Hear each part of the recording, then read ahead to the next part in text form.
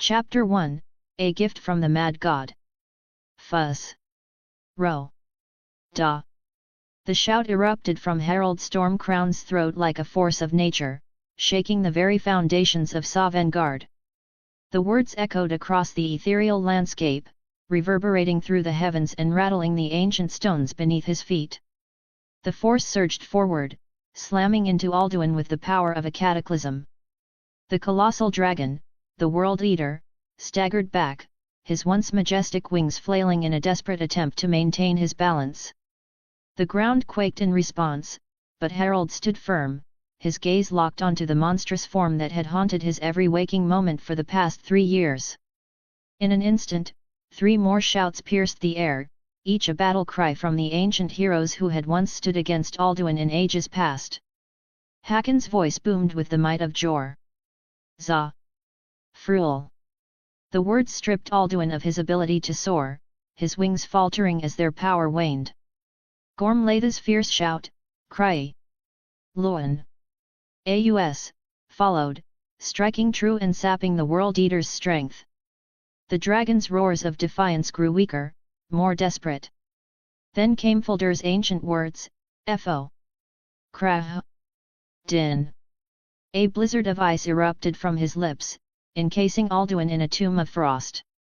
The once invincible dragon became a towering statue of ice, his scales coated in a thick layer of hoarfrost.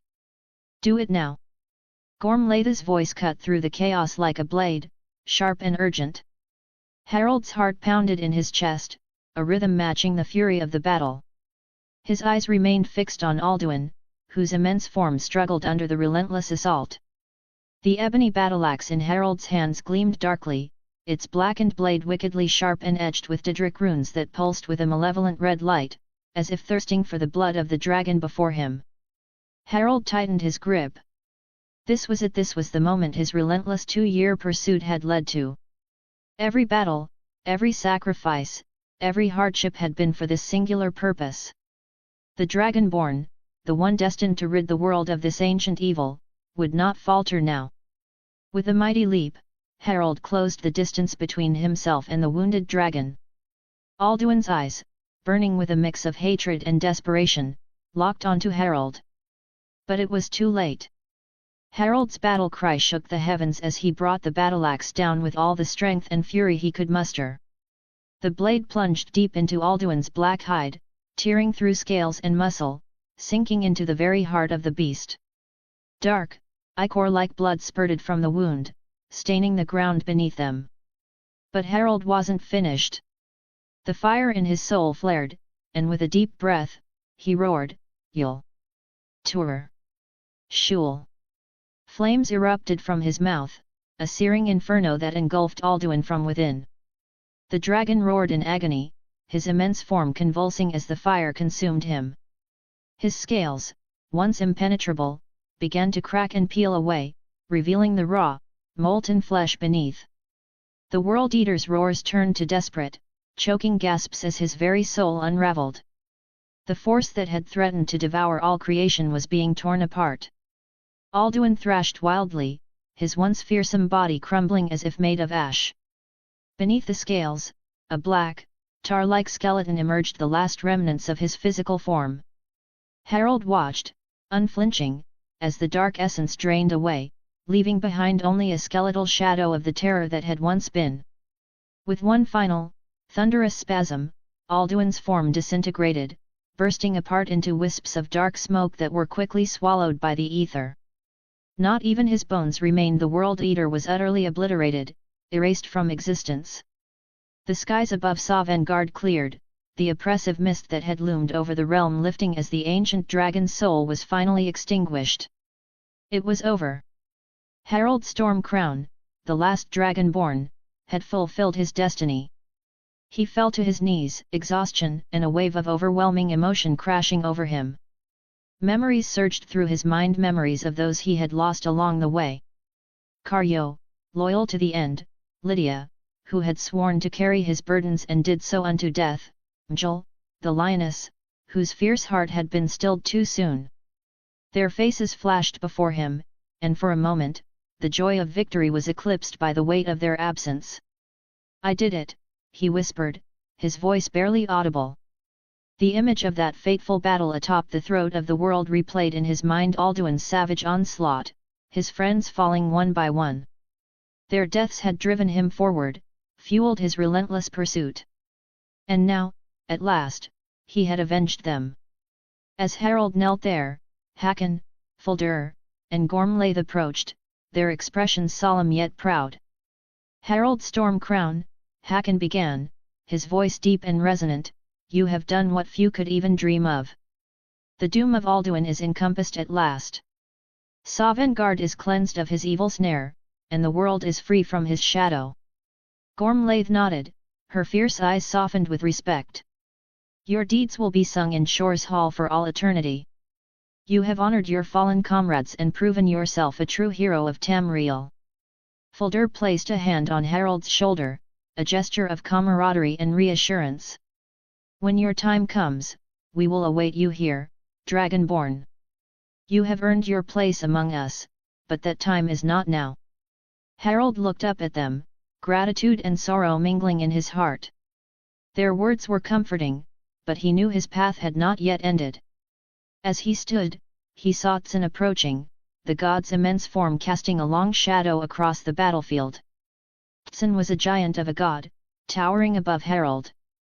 His skin was a deep bronze, gleaming with the strength of the mountains. His eyes were like burning coals, ancient and wise, and his voice, when he spoke, was as deep and resonant as the mountains themselves. That was a mighty deed. Tsin's voice echoed across the expanse. The doom of Alduin encompassed at last, and Sovngarde is cleansed of his evil snare. They will sing of this battle in Shore's Hall forever. You have done well since your arrival from your old world. Harald's brow furrowed in shock. You know. Tsin's stern expression softened slightly, a flicker of understanding in his eyes. Yes. I have watched you ever since your soul arrived in Mundus. Harald's shock was palpable.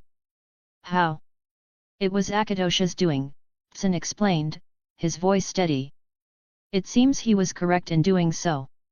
Whatever world or realm you came from before matters not now. Tamriel is your home. Harald took a deep breath, a flood of memories washing over him. I held that secret for a long time. I'm glad I could talk to someone about it. He recalled waking up as a child in Cyrodiil, the shock of finding himself in a world he once thought was mere fiction. The journey from that bewildering beginning to this moment had been long and arduous. When you are ready to rejoin the living, Tsin continued, his voice firm yet understanding, just bid me so, and I will send you back. Harald sighed deeply, his heart heavy. I have nothing to go back to. All the friends I have made, they're dead. The land of the dead is not meant for mortals to linger, Dragonborn, Tsin said, his tone firm but not unkind. Harald looked up at the towering god, resignation in his eyes. He gave a slow nod. Send me back. Tsin stepped back, his voice rising in a powerful chant. Return now to Nirn, with this rich boon from shore, my lord, a shout to bring a hero from Sovngarde in your hour of need. Nal. Tal. Vuz. As Tsin's words filled the air, Harald's vision began to blur, the world around him dissolving into a brilliant golden light. The light consumed everything, and for a moment, he felt weightless, as if falling through an endless void. Suddenly, a voice echoed in his mind, familiar yet laced with madness. Take this as a boon for helping me before, a place you can start over, well, start over again. The voice cackled with maniacal laughter. Harald's eyes widened in realization. Wait, what? He thought, but before he could react, the golden light intensified, blinding him completely. The sensation of falling became more intense, and as his vision slowly cleared, Harald looked down to see the ground rushing up to meet him at an alarming speed. Panic surged through him, but he forced himself to focus. Feme, he shouted, the words flowing instinctively from his lips. His body turned incorporeal, the world around him shimmering. The impact he had feared never came, instead, he drifted safely to the ground, landing softly on his feet. As the last echoes of the shout faded, Harald looked around, his heart pounding in his chest. This was not the Sovngarde he had just left, nor was it the familiar landscape of Skyrim. The air was different, the land unfamiliar. Where had Sheogorath sent him? Wherever Sheogorath had sent him, it definitely wasn't Tamriel. Harald knew this much as soon as he looked up at the evening sky and saw a single moon, stark and solitary, instead of the twin orbs of Massar and Secunda.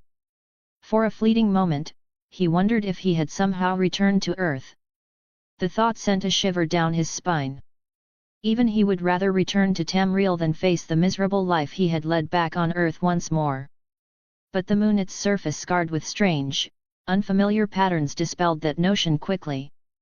This place was something else entirely, a new world. Harald's instincts urged him to move, to find shelter or signs of life before the twilight deepened into full darkness. Spying a river winding through the landscape, he set off toward it. The water shimmered under the fading light, a silver ribbon cutting through the darkening terrain. He decided to follow it north, its steady flow offering some semblance of direction in this strange land. As night descended, the world grew colder, the wind biting against his exposed face. Harald muttered a spell, and a pale, ethereal orb of mage light appeared, hovering just ahead of him. Its glow illuminated the path, casting shifting shadows among the trees and rocky outcrops. He kept his stride steady, his mind wandering despite the weariness pulling at his limbs. The Daedric Prince's words echoed in his mind, "A place you can start over, well, start over again." Was this new world meant to offer him peace after the storm that had been his life in Tamriel? Was this his reward? For a moment, the thought appealed to him. A patch of land by the river, a quiet farm to call his own. No wars, no dragons, no destinies binding him to some grand purpose. A life of solitude, free from the burdens of his past. He could be nobody. Just Harald, the farmer. But as soon as the thought took root, another part of him recoiled in disgust. His dragon soul, the essence of his very being, roared in defiance. "You are Dovahkian. You are meant for more." Harald clenched his fists, forcing the thoughts down. He always fought this nature to dominate. It had gotten worse when his dragonborn nature had been revealed, and his strength increased with every dragon he killed and every soul he absorbed. The landscape began to change as he moved further north. The river led him into a denser forest, the air thick with the scent of pine and damp earth. Trees loomed taller here, their darkened branches interwoven to create a canopy that only the faintest moonlight could penetrate. His mage light bobbed along, casting long, flickering shadows across the trunks. The path grew uneven, and Harald had to step carefully over gnarled roots and slick stones. After what felt like hours, the forest began to thin, the trees giving way to rocky outcroppings and open hills. He crested a gentle rise, and there, in the distance, he saw it, a ruin perched on a hilltop. It was unmistakable against the night sky, its crumbled walls and broken towers stark and lonely. The jagged remains jutted into the sky like the bones of a long-dead beast, broken and weathered by time. Moss clung to its crumbling walls, and the faint glow of his mage light revealed shattered stones scattered across the ground. He walked towards it, his body aching with every step. The battle with Alduin had pushed him to his limits, and the grueling gauntlet through Skuldafn to reach Sovngarde had nearly broken him. He knew he couldn't go much further tonight. The castle ruins would have to do. He approached cautiously, his hand resting on the hilt of his battleaxe out of habit more than fear. The silence was unnerving, but there was no immediate sense of danger. Inside the ruins, he found a sheltered corner where part of the wall still stood intact. He sank to the ground, his body protesting every movement. The stone beneath him felt almost welcoming compared to the weariness threatening to overwhelm him. As Harald leaned back, his head resting against the jagged wall, memories began to flood his mind. His friends, those he had left behind in Tamriel, their faces swam before him. The dead and the living. The ache in his chest grew, sharp and persistent. When he had first arrived in Tamriel from Earth, there had been relief. No ties, no responsibilities, he had no one he cared for on Earth. But now? Now he felt the weight of the absence of the friends and family he had made in Tamriel. His eyelids grew heavy as exhaustion claimed him. The flickering mage light dimmed and winked out, leaving only the quiet murmur of the wind and the distant sound of the river. Harald's breathing slowed, his mind drifting into the realm of dreams, where faces and voices from another life would keep him company through the night. Harald stood once more on the throat of the world, the icy winds biting at his skin as snow swirled around him in a blinding storm. Before him loomed Alduin, the World Eater, his immense black scales shimmering like obsidian in the dim light. The air was filled with the deafening roars of the ancient dragon. By his side, Lydia fought fiercely, her sword a blur of silver as she struck at Alduin's massive form. Karyo, his fur matted with blood, wielded his twin axes. But no matter how valiantly they fought, it wasn't enough. Harald tried to shout, to call upon the power of the voice, but no words would come. He swung his axe, but it felt like striking against an immovable wall. Alduin's laughter echoed through the chaos, a deep, malevolent rumble that shook the very ground. With a swift movement, the dragon's tail lashed out, sending Karyo flying into a jagged rock. The Khajiit's body crumpled, lifeless, his axes falling to the ground with a hollow clatter. No! Harald screamed, his voice breaking as he turned toward Lydia. She stood firm, her blade raised in defiance, but Alduin's jaws descended upon her, swallowing her whole in a flash of fire and darkness. No! No! Harald's cries echoed as the scene dissolved into ash, the storm consuming him. He was left alone, his axe slipping from his hands as Alduin's laughter faded into the void. Harald woke with a start, his breath coming in ragged gasps. He sat upright, his heart hammering in his chest as his eyes darted around the ruins. The cold, crumbling walls of the old castle loomed around him, and the faint sound of the river outside reminded him where he was. Right. Another world. He groaned and rubbed his temples, trying to banish the lingering images of the nightmare. It was a cruel reminder of the price he had paid during his time in Tamriel. He reached into his satchel, fumbling for a moment before pulling out a small vial. Uncorking it, he drank deeply, the warm, tingling sensation of the potion spreading through his body and easing his aches. For a moment, he closed his eyes, steadying his breath. He had faced Alduin too early, barely a year into discovering his destiny as Dragonborn. He had been unprepared, and it had cost him dearly. The years that followed had been a relentless pursuit of power, a journey fraught with bloodshed and sacrifice. He had fought and defeated many enemies, Harkon, Marek, and when he finally felt ready to challenge the World Eater again, he did, and he won. With a sigh, Harald pushed himself to his feet, his body protesting every movement. He wandered through the ruins, exploring what little remained. The castle held no treasures, no secrets, only the ghosts of its former grandeur. Eventually, Harald found himself seated on a fallen pillar, his mind drifting once again to thoughts of peace. A quiet life. A patch of land to call his own. No more dragons. No more gods.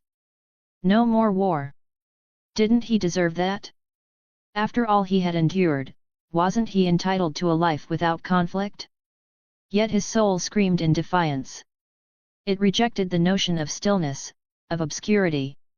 Harald clenched his jaw, suppressing the fiery roar within him. He had lived as a hero, a warrior, for too long. Perhaps now he could finally rest. Leaving the ruins behind, Harald descended the hill. The sun was rising, casting golden light across the landscape. As he walked, the terrain shifted once more, leading him to a clearing near the river. There, nestled between the trees and the water, was a perfect expanse of land. It was flat and fertile, with enough space for a homestead. Harald stopped and surveyed the area. Yes. This would do. He could see it already: a sturdy house, a garden, perhaps a small field for crops. He was no stranger to building and maintaining a home. He had done it before in Tamriel, and he could do it again here. Was this land owned by anyone? Did this world have any civilization, any humans? Or perhaps another race he had seen in Tamriel? Was this a fictional world he had known back on Earth? He pushed the thought aside for now, committing the location to memory as he set off again, determined to find signs of life. As he walked, his mind remained set on his goal. A life of peace. A place to call his own. He had earned that much. Here, in this new world, he would find his peace. Chapter 2, It's a Peaceful Life PT1. The early morning light spilled over the rolling hills near the ruins of old stones, bathing the dew-covered grasses in golden hues. Harald moved through the small patch of land he had claimed, his calloused hands brushing against the familiar leaves of the alchemical plants he had brought from Tamriel. Snowberries, lavender, blue mountain flower, and Yuzbe grapes thrived under his careful attention and subtle magical encouragement. Kneeling among the rows, Harald carefully plucked the ripe fruits and blossoms, placing them gently into a woven basket he had crafted. His large hands were surprisingly gentle as he handled the delicate plants. He hummed quietly to himself, a tune he couldn't quite place. Harald wore simple clothes, a loose tunic and trousers that hung lightly on his broad frame. His dark blonde hair was cut short, and his jaw bore a light stubble. His once battered body had healed in the year since his arrival, though pale scars remained, streaking his weathered skin like echoes of a past life. For the first time in years, he felt unburdened. As he finished gathering the ingredients, he straightened, the basket now brimming with materials. Harald turned toward his cottage, a simple structure nestled in the lee of a gentle hill. Built with his own hands and a touch of magic, it was modeled after Bree's home, his first true home in Tamriel. The walls were made of smooth river stones, carefully stacked and mortared, their natural hues of grey and brown blending seamlessly with the surrounding landscape. Carved wooden beams supported the overhang of the roof, etched with simple Nordic patterns, knots, wolves, and dragons that Harald had painstakingly chiseled during quiet evenings. A small chimney puffed a steady stream of smoke, the scent of burning oak mingling with the crisp morning air. Flowering vines, encouraged by his magic, climbed one side of the cottage, softening its rugged appearance and making it feel like a natural part of the landscape. Harald stepped inside, the warm interior welcoming him. The single large room served as both his living space and workshop. A stone hearth dominated one wall, its flickering fire casting dancing shadows across the room.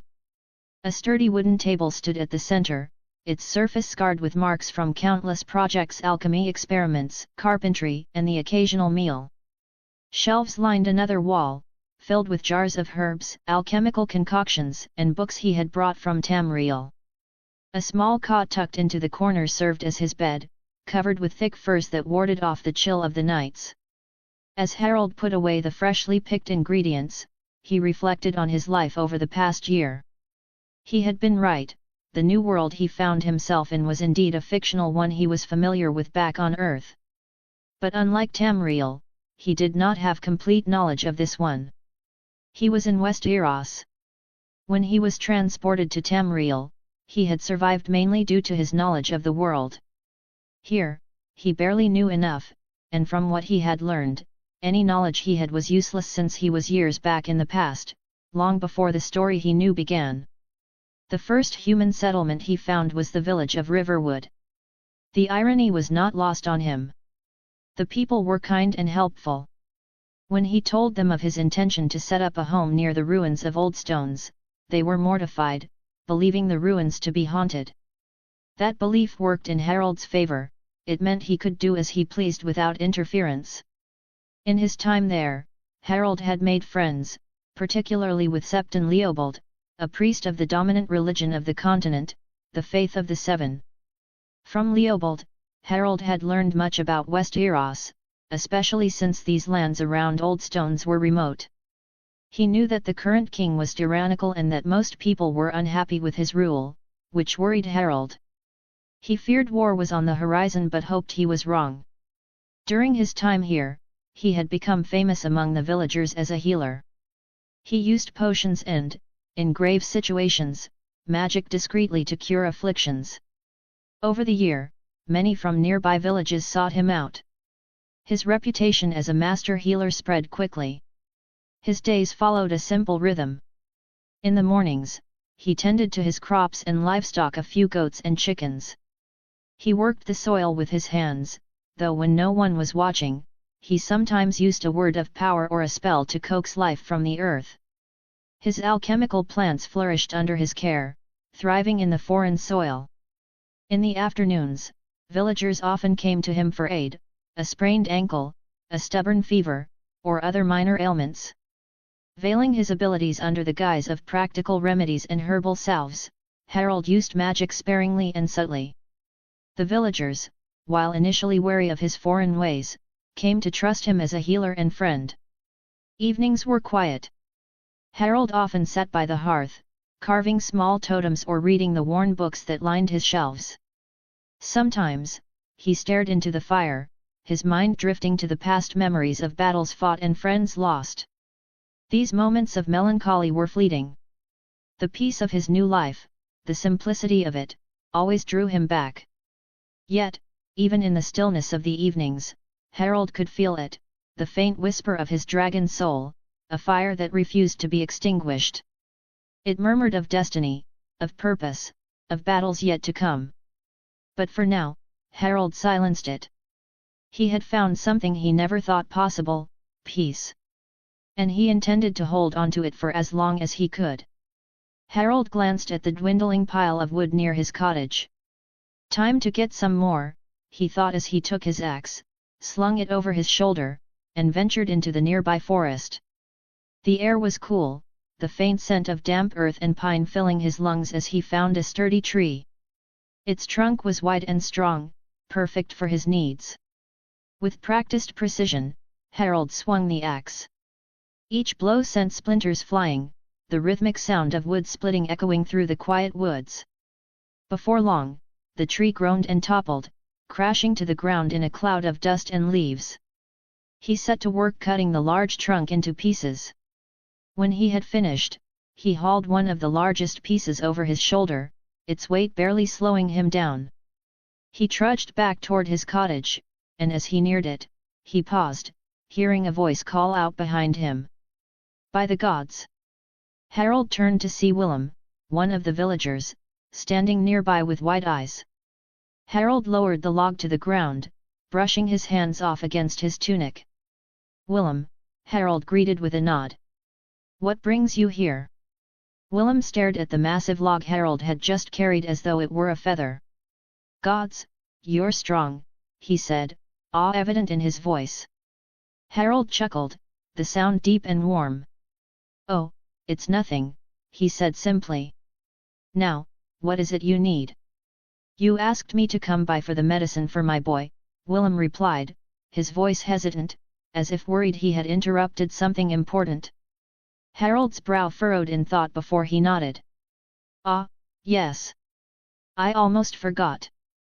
Willem's son had been gravely ill a few months ago, suffering from an affliction that would have claimed his life if not for Harald's intervention. Through a combination of potions and discreet magical aid, the boy had grown stronger. Harald was confident a few more treatments would see him fully cured. Harald walked into his cottage and looked for Vial. Magic here was different, fragmented, and weak compared to the rich flow of magicka in Tamriel. On Nirn, magic was like a river, sustained by the endless cycle between Mundus and Oblivion, fed by the ethereal energy of Aetherius. Here, magic felt forgotten, existing only in small, isolated places. He had sensed these hotspots of magic ever since he arrived, or nexuses of magic, as he had begun calling them. One was close. He had felt its presence from the moment he crossed into this land. He would later learn it was called the Isle of Faces, or the God's Eye. Another was further north, radiating power from what he assumed to be the wall. Then, far to the east, he had felt something darker, destructive chaotic energy he did not expect to find in this world. Beyond that, even further east, there was a place of immense magical power, stronger than any of the other spots. He didn't know what these places were, but he wanted to find out. He had also come to the realization that he himself had become one of these nexuses of magic. It was as if he had become a walking conduit of magicka in a world that was starved of it. He was a beacon, drawing in energy and releasing it in ways that felt natural to him but foreign to this world. This raised more questions. How would this world react to his presence? What kind of changes would he cause just by being here? He planned to visit the Isle of Faces eventually and experiment with the magic of this land, but that journey would have to wait for another time. He had been able to use all schools of magic except for one, conjuration. For some reason, he could not summon Atronax or other creatures from oblivion. The magic simply fizzled when he tried. Perhaps it was for the best. He had no idea how such beings would react in this world, and there was a chance they could cause more harm than good. Conjuration was volatile, and without the balance of Mundus and Oblivion, it was hard to predict how the fabric of this world would handle such entities. Breaking away from his thoughts, Harald filled the vial with the potion and stepped outside. Willem stood waiting, his hands clasped nervously in front of him. Harald handed him the vial with a small nod. "Here you go," Harald said. "Make sure he takes it this evening." Willem graciously accepted the vial, his face lighting up with gratitude. "Thank you, Harald. I don't know what we would do without you." Harald waved a hand dismissively, a small smile tugging at the corners of his mouth. "It's no trouble. Has Leopold returned yet?" Willem nodded. "Yes, I believe the good Septon plans to visit you this evening." Harald's smile widened at the thought of seeing his friend again. "Good. It'll be nice to catch up." Willem hesitated for a moment before adding, "Ah, Harald, my daughter Maze, her marriage has been arranged." Harald raised an eyebrow in surprise. "With that boy from Willowwood?" Willem sighed deeply, muttering under his breath. "Yes. I should have never let her visit her mother's family." Harald laughed, the sound warm and hearty. "Your daughter loves the boy, and he loves her. They'll be happy." Willem's expression softened, though his voice was tinged with a father's reluctance. "She's still my little girl." Willem then added, "The marriage is planned to take place this moon. Leopold will stay long enough to conduct the ceremony." Willem's voice grew steadier as he continued, "You're invited to the wedding, of course." Harald inclined his head in acceptance. "I'd be honored to attend." Willem smiled, his gratitude evident. "Thank you, Harald. For everything." With that, Willem turned and began walking back toward the village. Harald watched him leave, a fond smile lingering on his face. Once Willem was out of sight, Harald picked up his axe again and returned to the tree trunk he had brought in earlier. He set to work chopping it into smaller pieces, the rhythmic swing of the axe grounding him in the simplicity of the task. The sound of splitting wood echoed through the quiet morning as Harald lost himself in the steady, familiar work. Roderick Greyjoy stood in the courtyard of the modest castle of Honeytree, his dark eyes scanning the scene with cold disinterest. Before him knelt Lord Hickory, a man of advancing years, his voice trembling as he spoke. "My lord," Lord Hickory began, "Lord Blackwood has an agreement with your father. There are to be no raids in these lands." Roderick's lips curled into a smirk. "King Harren requires more thralls. My father has rescinded any such agreements." But, Hickory stammered, his voice faltering. Roderick rolled his eyes, his patience wearing thin. "Why am I even talking to you?" Lord Hickory straightened, attempting to assert himself. "These lands are under my protection." The sentence was left unfinished as Roderick drew his sword in a fluid motion and struck. The blade cleaved cleanly through Hickory's neck, sending his head tumbling to the ground. Blood spurted in a crimson arc, staining the stones beneath them. Lady Hickory, who had stood at her husband's side, screamed in horror. Roderick laughed, a sound devoid of humor, his voice echoing through the courtyard. Hickory's men-at-arms, enraged by their lord's death, charged at Roderick. With a dismissive wave, Roderick motioned to his own men, who surged forward to intercept the attackers. Steel clashed against steel, and cries of pain filled the air as Roderick's forces overwhelmed the modest garrison of the castle. Roderick turned his attention to the scene unfolding before him. The castle would serve him well as a temporary base during his exile, though he needed some distractions. His thoughts were interrupted by a piercing scream. "Father!" cried a young woman as she rushed toward the fallen Lord Hickory. Roderick's gaze snapped to her, his interest piqued. The girl was beautiful, her features striking even in the throes of grief. "Gwen, no!" Lady Hickory cried, motioning desperately for her daughter to retreat. Roderick's grin widened. "Well, well, my lady. It seems you were hiding this beauty away in the castle. Please, I beg you," Lady Hickory pleaded. Roderick ignored her, his attention fixed on Gwen. "She will make a fine salt wife." He motioned to his men, commanding them to seize Lady Hickory. "Do with her as you please," he said coldly, dismissing her with a wave. Gwen's pleas grew louder as she begged for her mother's release. "My lord, please have mercy. Let her go." Roderick's expression darkened. He struck Gwen across the face with the back of his hand, the force of the blow silencing her cries. "Enough! Take her to the Lord's chamber. No one is to touch her." His men moved quickly to secure the castle, subduing the remaining defenders with ruthless efficiency. One of his captains approached, his face grim. "My lord, the boy is not here." Roderick's brow furrowed. "His son?" The captain nodded. "It seems he has fled." Roderick dismissed the concern with a shrug. "It doesn't matter. Begin the raids.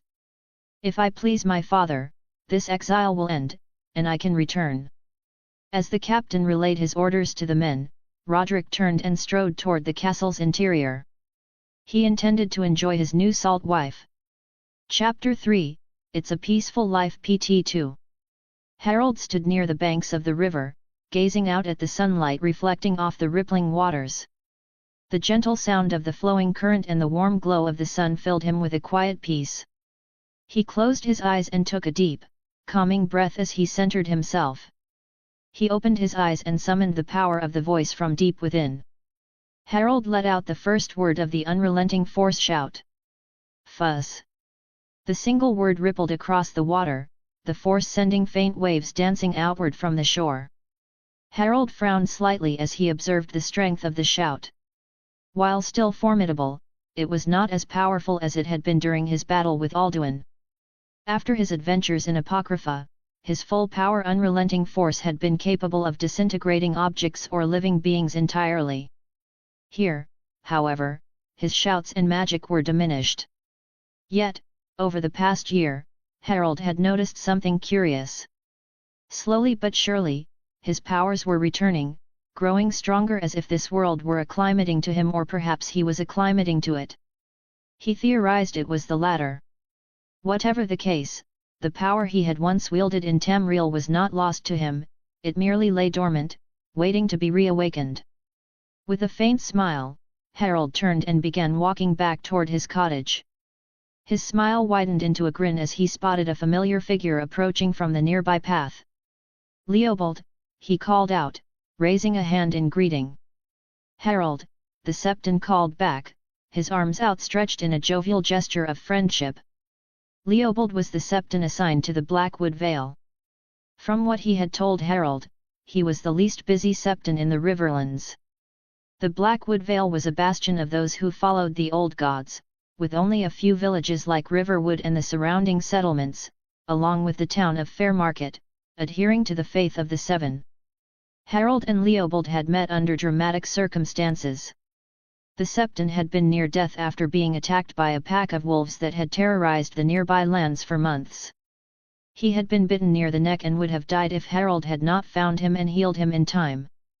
To this day, Leopold thought he had simply fainted and that Harald had saved him before the beasts could get to him. The wolves of course never troubled the villagers again. Harald had ensured that personally. How was Willowwood? Harald asked as they came closer. Leopold shrugged with a good-natured smile. Oh, same old, same old. I came with the wedding party. Harald chuckled. Ah. The wedding's tomorrow. I almost forgot. Leopold pointed a finger at him, his expression suddenly animated. And we need to finish our debate. I've been thinking about it for some time now. Harald laughed heartily. Leopold, my friend, know when you have lost. The two of them had spent countless hours over the past year debating faith and religion. It had all begun when Leopold, upon learning that Harald followed no particular faith, took it upon himself to try converting him to the faith of the Seven. What started as an impassioned attempt at persuasion soon turned into an ongoing intellectual exchange. Harald had learned much about the religions of Westeros, while Leopold had gained insights into the faiths of Tamriel and even Earth. Harald, of course, had been careful to omit the detail that he and his ideas hailed from another world. Leopold chuckled as they walked toward the cottage. They found themselves sitting in front of the flickering fire. Harald poured 2 cups of ale, the golden liquid reflecting the light of the hearth. He passed one to Leopold, who accepted it with a nod of thanks. Leopold leaned back in his chair, holding the cup of ale as he regarded Harald with a curious glint in his eye. You still haven't told me where you get this marvelous drink, he said, swirling the liquid in the cup. Harald smirked faintly. I brought it from my home. Leopold raised an eyebrow. You haven't told me where you hail from, either. Harald's smirk deepened as he leaned back in his own chair. People are allowed to have their secrets, my friend. Leopold chuckled softly and took another sip, but his face quickly shifted to one of concern. Harald noticed the change immediately. What troubles you? Harald asked, his tone measured. Leopold sighed, setting the cup down on the table. I am worried, Harald, about what's happening in the kingdom. Harald leaned forward, resting his elbows on the sturdy wooden table. Has King Harren increased taxes again? Leopold's shoulders sagged as he nodded. Well, he's been doing it every year. He paused, shaking his head. Here in the lands of the Blackwoods, we are fortunate. Lord Blackwood's clever diplomacy keeps the worst at bay. But the rest of the Riverlands are not so lucky. Harren's monstrous castle claims more lives every day. Thralls are taken to work on it, their lives spent like coin for his vanity. Harald frowned deeply. Why haven't the river lords risen up against him? Surely they must see the suffering he causes. Leopold shook his head, his expression weary. The Riverlands have always been like this. The other kingdoms have powerful houses: the Durandons, the Lannisters, the Gardeners, the Starks, and the Arryns. Families with deep roots and the strength to unify their lands. But the Riverlands? We had the Mudds once, but their power diminished when the Andals invaded. Before the Ironborn and the Storm Kings, we had the Justmen Kings. But their line ended with an assassin's blade, leaving a century of anarchy in their wake.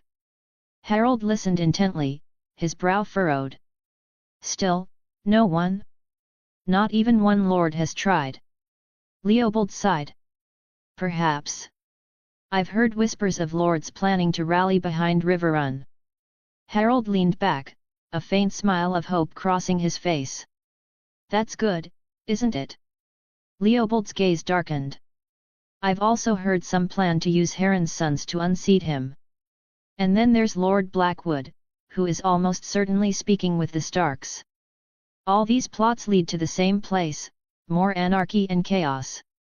The Riverlands are doomed no matter what path is taken. Harald remained silent as Leopold continued. I am beginning to wonder, Harald, if the gods are truly as merciful as I've been taught. How can they allow such misery? The faith teaches us to accept their will, but I cannot. Not when children starve and tyrants like Harren thrive. You think the gods allow it? Or is it the men who claim to know their will, the leaders of your faith, the lords of your lands, who fail to act? Harald asked, realizing their conversation had returned to their long-held debate. Leopold hesitated, his gaze dropping to his cup. Perhaps the gods are angry. Perhaps we've brought this upon ourselves, letting an unbeliever like Harren rule us. He paused, his expression shifting as if a realization was dawning on him. Old Town has abandoned us, he added sadly. The leader of your faith? Harald asked. Leopold nodded reluctantly. Yes. The High Septon in Old Town sits on his throne, surrounded by gold and incense, while we starve and suffer, he said bitterly. When I was in Old Town, I saw how little they cared for the Riverlands. They blamed us for the Ironborn rule, spoke of us as though we had been abandoned by the gods. Harald snorted. Sounds like right cunts to me. Leopold couldn't help but laugh. That is blasphemy, he said, though his voice held no real reprimand. Calling the High Septon a cunt? Harald asked with a crooked smile. Leopold sighed, his mood lightening for a moment. I will look the other way, he replied jokingly. But the levity didn't last long. They say the seven guide us, but I grow weary of it all, Harald. The prayers, the sermons, they feel empty now. It's fine to feel conflicted, Leopold. Doubt is not a sin, Harald said firmly. Leopold's tone rose in frustration. No, no, I should not be. I am a Septon. I swore to serve the seven and their will. To bring their light to the people. I promised I would not be like those in Old Town. I vowed to help my fellow Riverlanders. And yet, here I am, losing faith, becoming what I hated and saw in. Harald interrupted gently. It's fine to feel how you feel. Do you think the gods fear your questions? If they are just, they will endure your doubt. And if they are not? He paused, his gaze piercing, then perhaps your doubt is a mercy of its own. Leopold looked at him, his expression vulnerable. But what am I without my faith, Harald? It's what gives me purpose, what guides me. If I lose it, what's left? Faith doesn't have to mean blind obedience, Leopold. Perhaps your faith is not gone, perhaps it's changing. Evolving into something stronger. You don't have to abandon the seven, but you can demand better from those who claim to speak for them. Demand better of yourself. You think that's possible? To serve the gods, but question their servants. If the gods are just, they would expect nothing less. Any faith so brittle it cannot handle a bit of scrutiny may not be worth holding at all.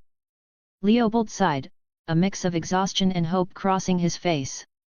You make it sound so simple. It's not simple. But then, nothing worth having ever is, Harald concluded, his voice steady and sure. The room fell into contemplative silence, the crackling fire the only sound between them as Leopold pondered his friend's words. Harald stood watching the ceremony unfold before him. Willem's daughter was getting married, and the village had come alive with celebration. The wedding took place in a small clearing at the edge of the village. Flowers, gathered from the fields and woven into garlands, hung between wooden poles that marked the ceremonial area. The villagers had donned their best attire, their faces alight with joy. Children darted between the adults, their laughter adding to the festive atmosphere. The bride wore a simple dress of pale linen, her hair crowned with wild flowers that had been carefully woven together. Her face shone with a mixture of nervousness and excitement. The groom, though clad in patched and mended clothes, stood tall with pride. His calloused hands clasped hers tightly. They were young and in love. Leopold stood before them in his white robes. The seven-pointed star, carved from wood, was held in one hand, while the other cradled a small bowl of river water. His voice carried over the gathering, steady and clear, as he spoke the words of the ceremony. In the light of the seven, we gather to unite these two souls. The father, to guide them with justice, the mother, to bless them with compassion, the warrior, to grant them strength, the maiden, to preserve their love, the smith, to help them build a life together, the crone, to grant them wisdom, and the stranger, to remind them that all things must end, and so, too, must they cherish every moment they are given. Leopold dipped his fingers into the bowl of water, marking the foreheads of the bride and groom. Do you swear, by the light of the seven, to honor and cherish one another, in all your days, as long as you both shall live? The bride and groom spoke their vows. We swear it. Leopold smiled softly, his expression warm and genuine as he stepped back, giving the couple space. The bride and groom leaned into one another, their first kiss as husband and wife sealing the union. The villagers erupted into cheers and applause, a joyful noise that echoed through the surrounding trees. The feast afterward was lively and filled with cheer. Harald made his rounds, congratulating the bride and groom, sharing kind words and toasts with the other villagers. He laughed, he drank, and even joined in the dancing. For one night, the villagers' worries about increased taxes or poor harvests seemed to vanish. They were united in joy at this event. As the sun set, Harald found himself standing with Leopold at the edge of the clearing.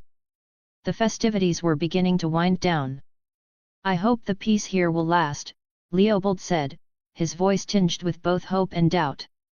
Harald nodded, his gaze drifting over the scene before them. It's a rare thing, peace. Harder still to keep. His voice was quieter, almost a murmur. I hope it stays like this. He didn't add the rest of his thought that he feared the troubles outside this little slice of heaven he had found would intrude, bringing with them the chaos and pain he had seen so often before. The villagers of Willowwood were awakened by the sound of thundering hooves. Their peaceful night's sleep was shattered by the cacophony of doom descending upon them. The Ironborn raiders swept into the village like a storm, their torches blazing against the night sky. The captain of the raiders, a sharp-featured man with a patch over one eye, sat tall on his horse, barking commands to his men. Leave the children and the old, they're no use to us. His voice carried over the panicked screams of the villagers. Chaos erupted as the Ironborn dismounted and began their grim work. Some villagers tried to resist, wielding pitchforks or whatever tools they could grab. They were cut down swiftly, their bravery no match for the seasoned brutality of the raiders. Women screamed as they were dragged from their homes, their struggles met with cruel laughter. The captain stood amidst the chaos, his one good eye scanning the village. He nodded in grim satisfaction as his men rounded up the captives. Men and women, shackled and chained, were herded like cattle into crude prison carts. By the time dawn began to break, the Ironborn had what they came for. The captain stood near the carts, inspecting their cargo. He gestured to his men. Take them to Honeytree, he commanded. As his men moved to obey, the captain's gaze landed on a wiry, nervous man who stood trembling. The captain strode over, grabbing the man by the collar and yanking him close. You said there were no other villages nearby, the captain snarled, his voice low and menacing. Was that a lie? The man stammered, his words tumbling out in a panicked rush. And no, Lord. I mean, there's one, a small one. Riverwood, they call it. Barely worth the trouble. The captain's single eye narrowed, his grip tightening. Small or not? Lead us there. The man hesitated, his lips trembling.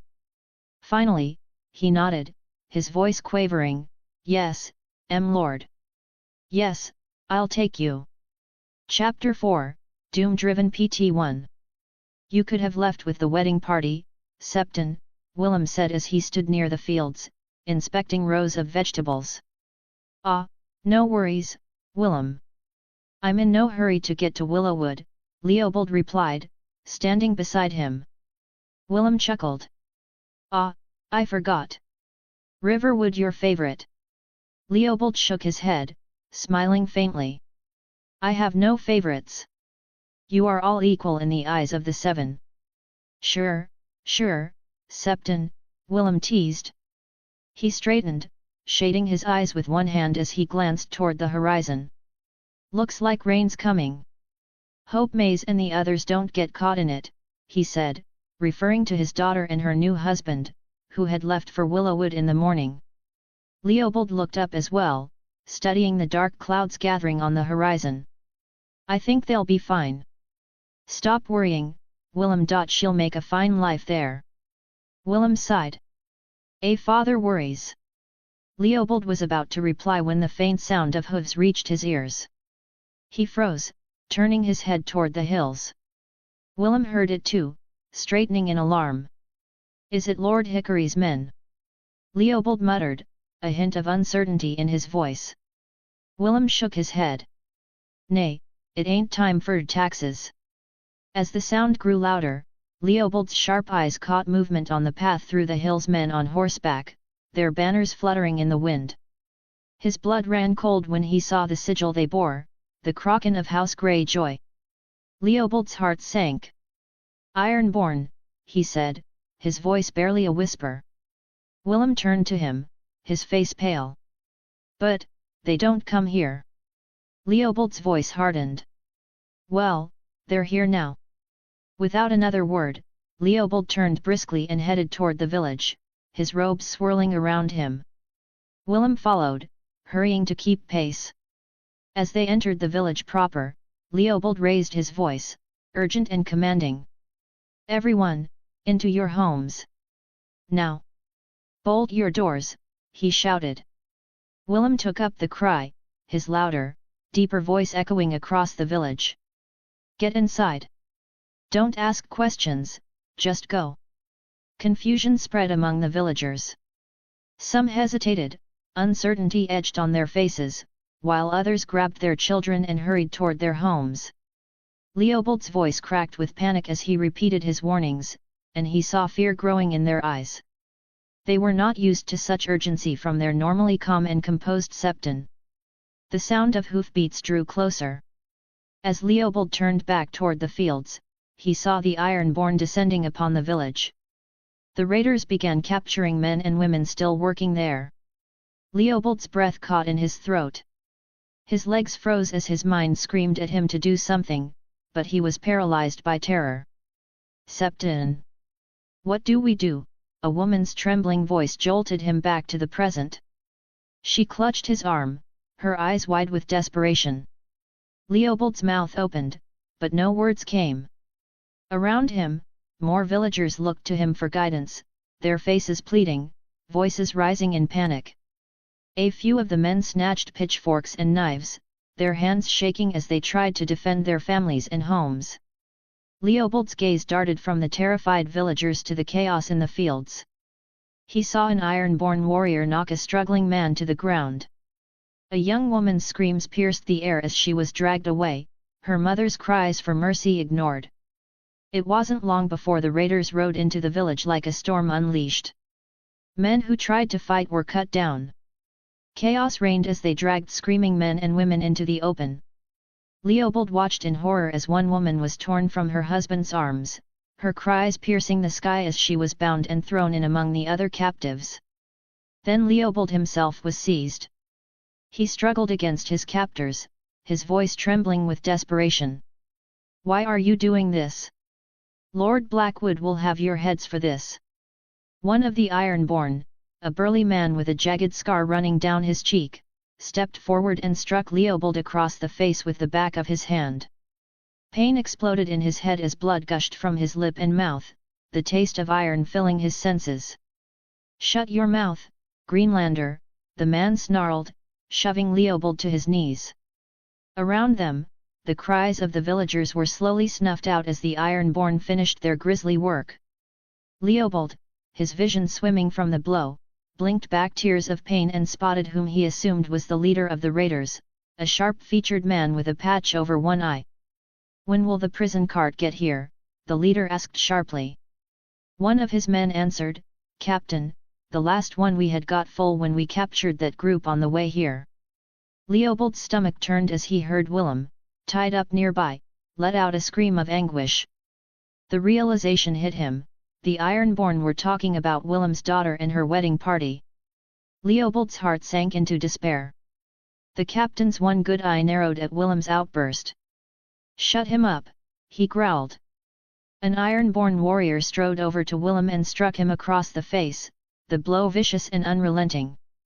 When Willem continued to cry out, the man hit him again and again. "Stop! Please stop!" Leopold begged. But his pleas fell on deaf ears. Willem slumped unconscious, blood dripping from his battered face.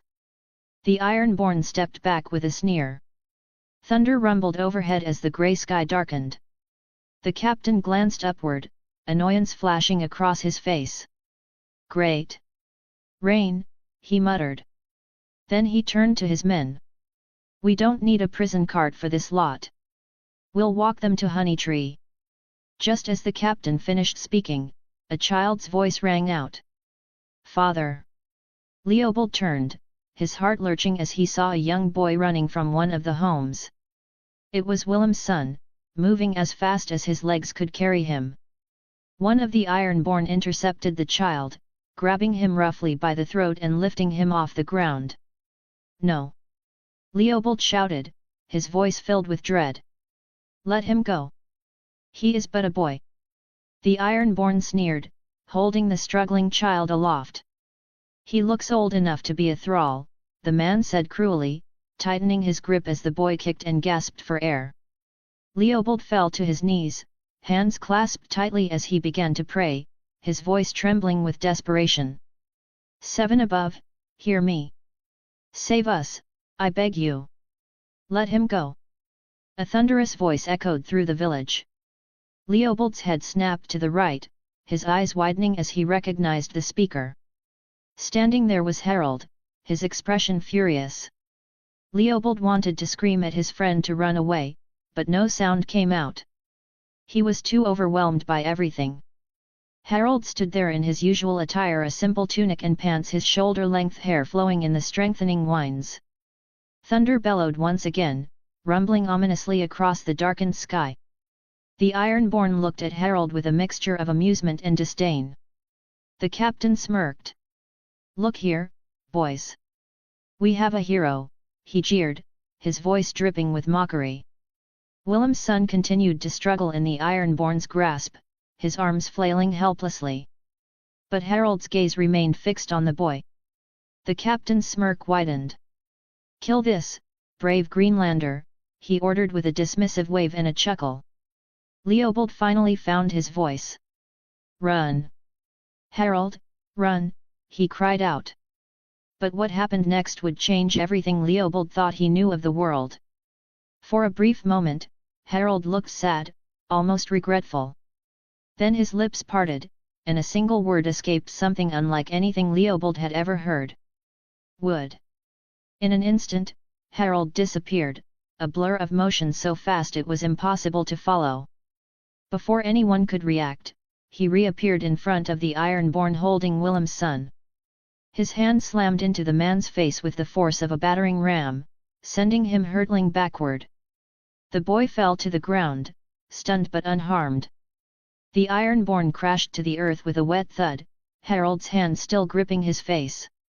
The raider groaned in pain, but his cries were cut short as Harald's hands ignited with fire. Flames roared to life, crackling and hissing as Harald pressed his burning palm against the raider's face. Flesh sizzled, blackening and sloughing away as the man's screams pierced the air. The acrid stench of burning flesh filled Leopold's nostrils, making him gag, yet he couldn't tear his eyes away. The Ironborn's thrashing grew weaker and weaker until his body fell limp, his face an unrecognizable mass of charred flesh. A stunned silence fell over the village. The remaining Ironborn and the villagers alike stood frozen in disbelief, their eyes wide with shock and horror. Even the thunder above seemed to pause, as if the storm itself were taken aback by what it had just witnessed. Leopold's mind raced. What in the seven hells, he thought, his heart pounding in his chest. Harald straightened, his gaze sweeping over the Ironborn, fury unmistakable in his eyes. One of the Ironborn broke the silence, roaring as he charged at Harald with an axe raised high. Harald turned toward him, and a single word escaped his lips. "Zun!" The raider's axe flew from his hands as if torn away by an invisible force. Harald caught it mid-air, spinning it with practiced ease before driving the blade into the man's neck. Blood sprayed, and the Ironborn crumpled to the ground, gurgling as life fled his body. Another raider lunged at him, swinging a sword toward Harald's side. Harald ducked beneath the blade, his hand snapping up to grab the man's wrist. Lightning crackled along Harald's arm, surging into the raider with a blinding flash. The man convulsed, his screams filling the air as Harald twisted the sword free from his grasp and drove it through his neck, pinning him to the ground. The remaining Ironborn hesitated, their courage faltering as they stared at the carnage. Their captain barked out orders. Attack! Kill the monster! Kill the witch! The Ironborn roared as they charged, their war cries echoing through the village. Harald met them head-on, moving like a storm unleashed. He grabbed one raider by the throat and slammed him into the ground. Another swung a mace at his back, but Harald spun with impossible speed, his hand crackling with lightning. The bolt struck the attacker square in the chest, throwing him backward into a house. Harald picked up a discarded axe and hurled it with deadly precision. The blade embedded itself in the skull of a raider trying to flee. Blood sprayed as the man crumpled to the ground, lifeless. Leopold could only watch in horror and awe as Harald killed the raiders.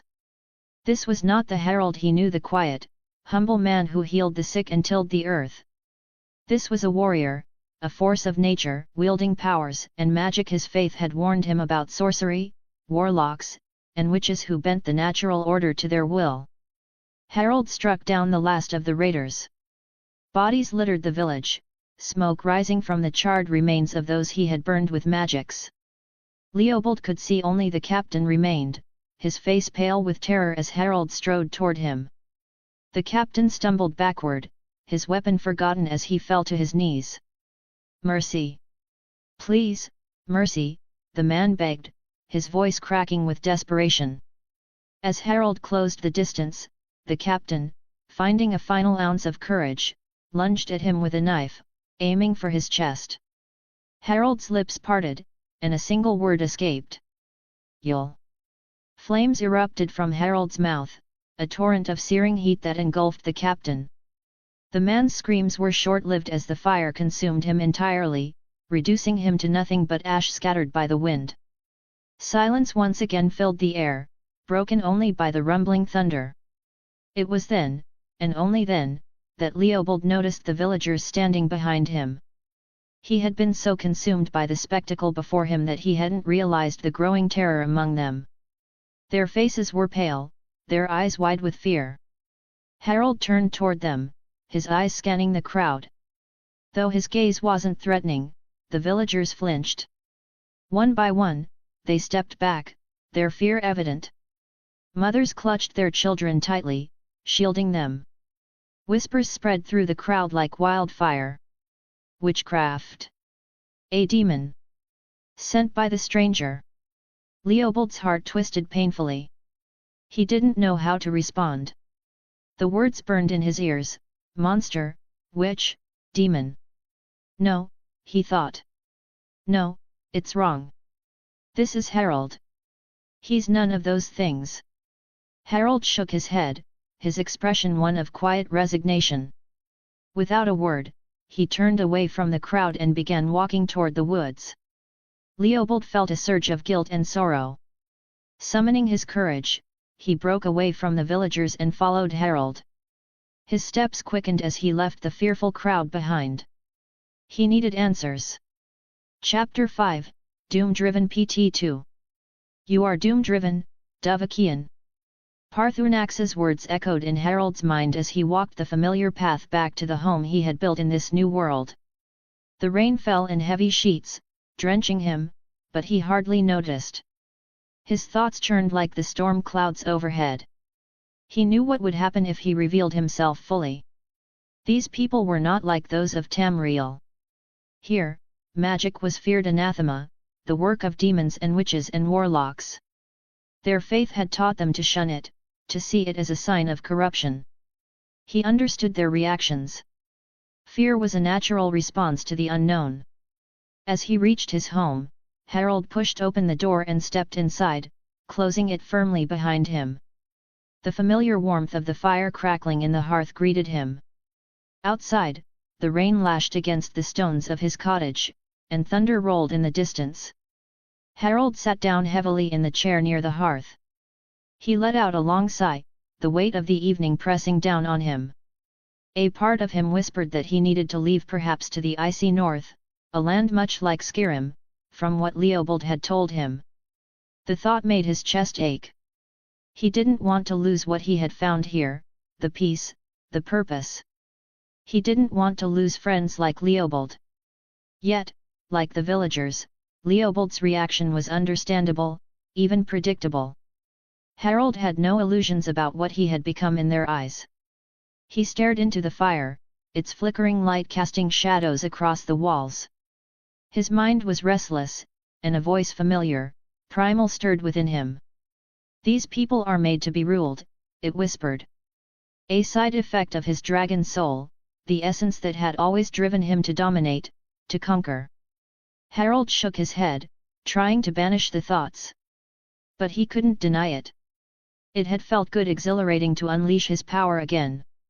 To feel the rush of battle, the surge of victory. His hands clenched into fists, his breathing uneven as he clasped his head in his hands. No, he thought. Not again. He refused to let that part of himself take control. Thunder cracked outside, followed by a flash of lightning that illuminated the room for a brief moment. Over the din of the storm, a voice called out, faint at first but growing louder. "Harald! Harald!" His head snapped up. It was Leopold. Harald rose from his chair, moving quickly to the door. When he stepped outside, the rain struck him like icy needles, but his focus was on the figure approaching through the downpour. Leopold was drenched, his robes clinging to him as he walked briskly toward the cottage. He stopped a few paces away, his eyes locking onto Harald's. Harald motioned for him to come inside, stepping back to allow him entry. Leopold hesitated only for a moment before stepping into the warmth of the cottage. Inside, Harald handed him a cloth to dry himself. "You shouldn't have come," Harald said quietly. "You can't expect me not after what you did," Leopold said, his voice trembling. Harald couldn't tell if it was from the cold rain or the emotions roiling within him. Harald turned toward the fire, his face grim. "I'm leaving, Leopold." "No, no, Harald, you cannot." Leopold's voice was firm, almost desperate. Harald looked at him, surprised. "Are you not afraid, like the rest of them?" "No," Leopold said, shaking his head. "Even though I've known you for only a year, I trust you, Harald. Whatever magic you possess, you used it to protect us." Harald gave a wry smile. "And your faith? Doesn't it tell you to fear me?" Leopold hesitated, then met Harald's gaze. "You already know my faith has been waning. Perhaps this, too, is something I was taught incorrectly. Perhaps not all those who possess magic are evil." Harald sighed heavily and sank into his chair. "I'm still leaving, my friend." Leopold took a step closer, his expression softening. "What are you, Harald? Truly?" Harald was silent for a long moment, the crackling fire filling the space between them. Finally, he spoke. "I am human, just like you. But I am not of this world." "Not of this world?" Leopold repeated, his voice barely above a whisper. Harald nodded, his gaze distant. "In the world I'm from, magic was common. Not like here, where it's almost faded and dead, remembered only in myths and stories. I was sent here." Harald paused, his jaw tightening at the memory of a maddened voice echoing in his mind, "I think as a gift from a god." "A gift?" Leopold asked, brow furrowing. Harald leaned forward, resting his elbows on his knees. "I was tasked with defeating a great evil, one that threatened to destroy everything.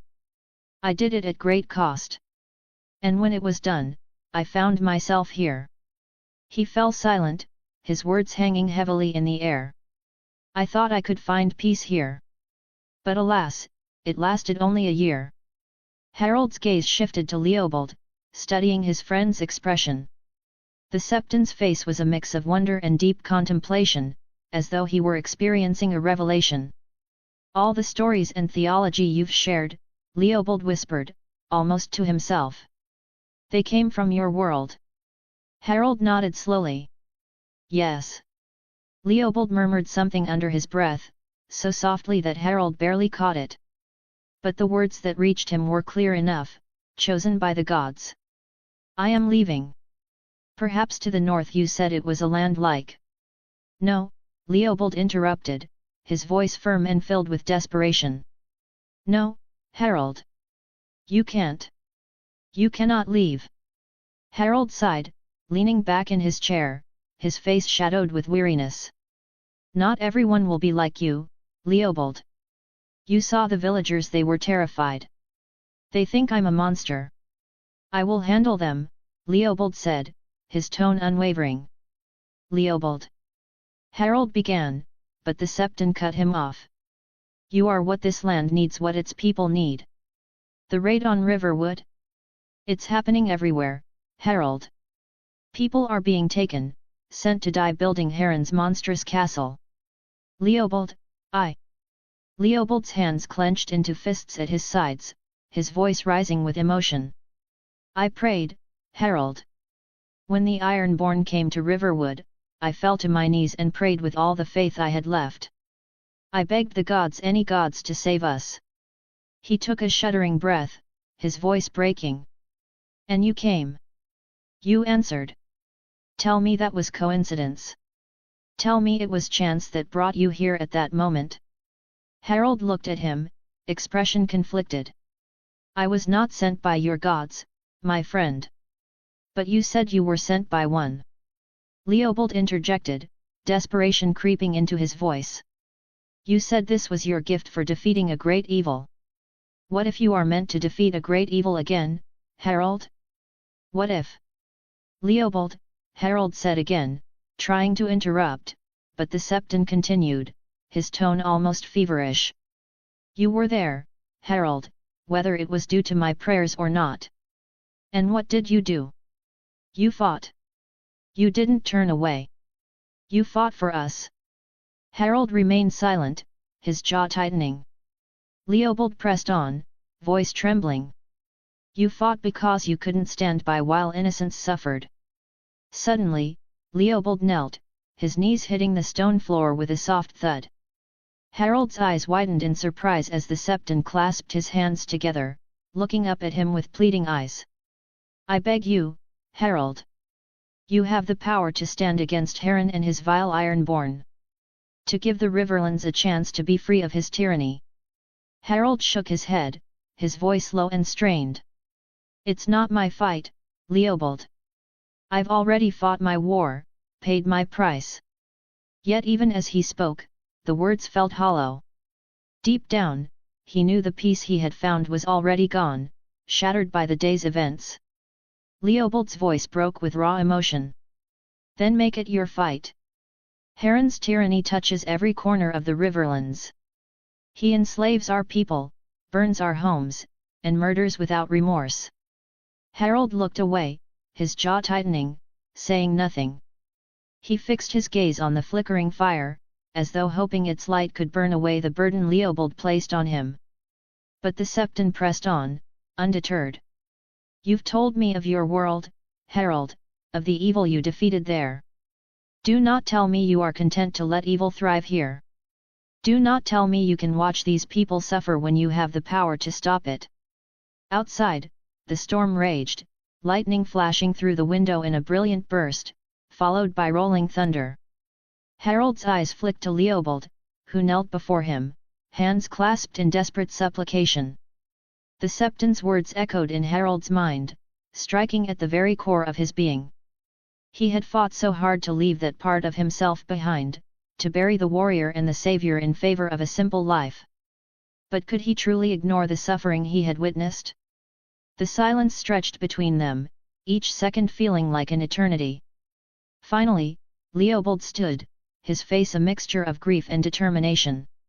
He turned toward the door, resting his hand on the latch.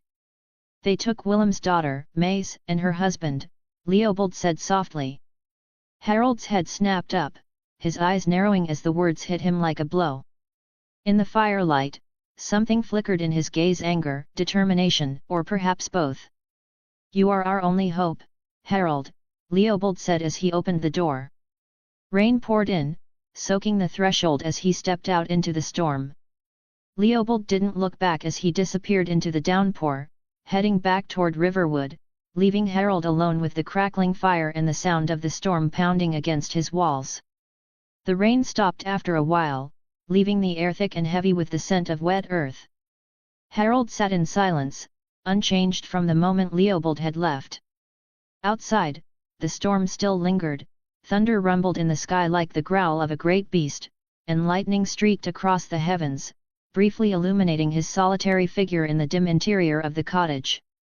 Leopold's words refused to fade, echoing in Harald's mind with relentless persistence. Peace, it seemed, eluded him once more. The fire within, the call of the dragon soul, demanded more, and the quiet he craved hovered forever beyond his grasp. What am I even doing? I can't just leave, not after that, Harald thought, his hands tightening into fists. I'll just have to find my peace another way. He exhaled slowly, his breath steadying as his resolve hardened.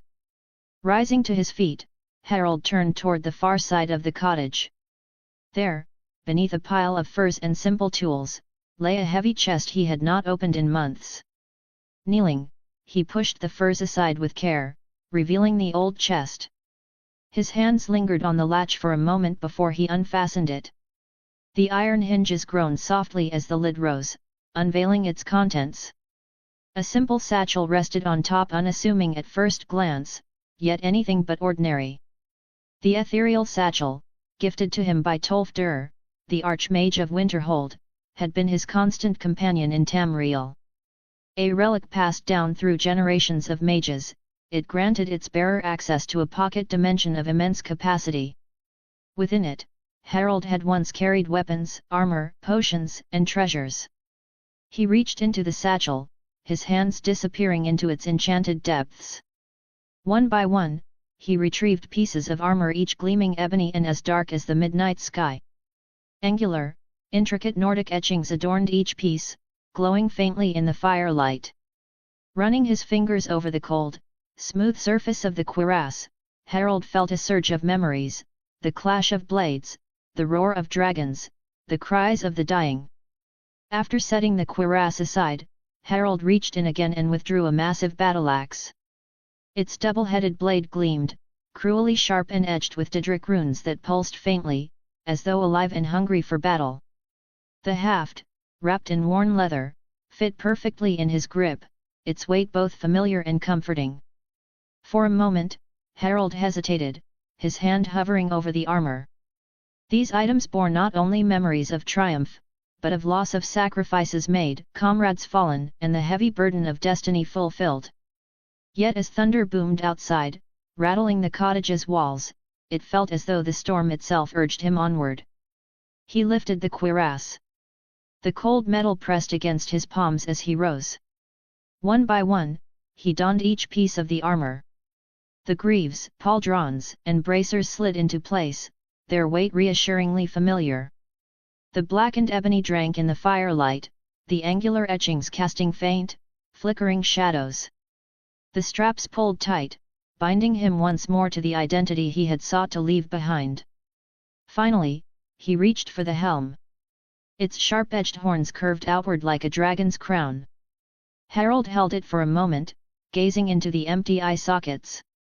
The helm seemed to stare back, an old companion welcoming him home. Lightning flared outside, illuminating the room in stark relief. Thunder rolled like the distant drumbeat of war. Harald set the helm on his head, the familiar weight settling into place. At once, he felt whole again, the long-buried pieces of himself clicking together seamlessly. He leaned down and gripped the battle-axe's haft, the weapon's heft both resolute and unyielding. The runes etched into the ebony blade glowed brighter, as if recognizing its master's renewed purpose. With steady breath, Harald fixed the satchel on his belt and strode to the door. He threw it open, the wooden frame creaking as it swung wide. The storm had passed. The rain clouds retreated across the horizon, and faint light filtered through, casting a gentle glow over the landscape. His ebony armor gleamed in the emerging light, reflecting the quiet stillness that followed the storm's fury. Harald stepped out into the open air, his boots sinking slightly into the damp earth. Within him, his dragon soul stirred. The fire burned brighter than it had in a year, roaring through his veins. Parthunax's voice echoed in his mind. You are doom-driven, Dovahkian. The very bones of the earth are at your beck and call. To deny your destiny is to deny yourself. The last Dragonborn had risen once more. Chapter 6, The Seven Who Are One. When Leopold returned, he found the villagers gathered in the center of Riverwood, their voices rising and falling in a cacophony of whispers and worried murmurs. The crowd had assembled beneath the shadow of the old oak tree, their faces a mix of fear, confusion, and anger. Mothers clutched their children tightly, elders leaned on canes, and the men, some armed with farming tools, stood grim-faced, their eyes darting toward the distant woods where Harald's home lay. Magics, one woman whispered, her voice trembling. I saw it. Flames from his mouth, lightning from his hands. What else could that be but sorcery? It was unnatural, muttered another, shaking her head. Maybe that's why he was so good at healing. An older man, his weathered face creased with thought, spoke up. I remember the harvest last season. The soil was dry, and we feared famine. Harald came to the fields, and the rains followed. The crops grew taller than I've seen in all my years. A murmur of agreement rippled through the crowd, but it was quickly drowned out by dissenting voices. He's dangerous, someone shouted. Leopold's heart sank as he took in the scene. His eyes landed on Willem, sitting near the edge of the gathering. His face was beaten and swollen. His son hovered nearby, tending to his father's injuries. I need to do something, Leopold thought, quickening his pace. As he approached, he could feel their eyes on him, searching for guidance, for answers. Enough! Leopold's voice rang out, cutting through the noise like a blade. The crowd turned to him, their murmurs fading into silence. Leopold walked to the center of the gathering, his robes still damp from the rain and dirted by the journey back. He raised his hands, commanding their attention. You all know Harald, Leopold began, his voice steady and firm. For over a year, he has lived among us. He has healed your wounds, tended to your sick, and even shared in your labors.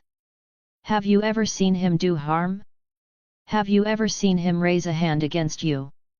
The villagers exchanged uncertain glances, some nodding reluctantly. But he used magics, a man muttered, his voice wary. It ain't natural.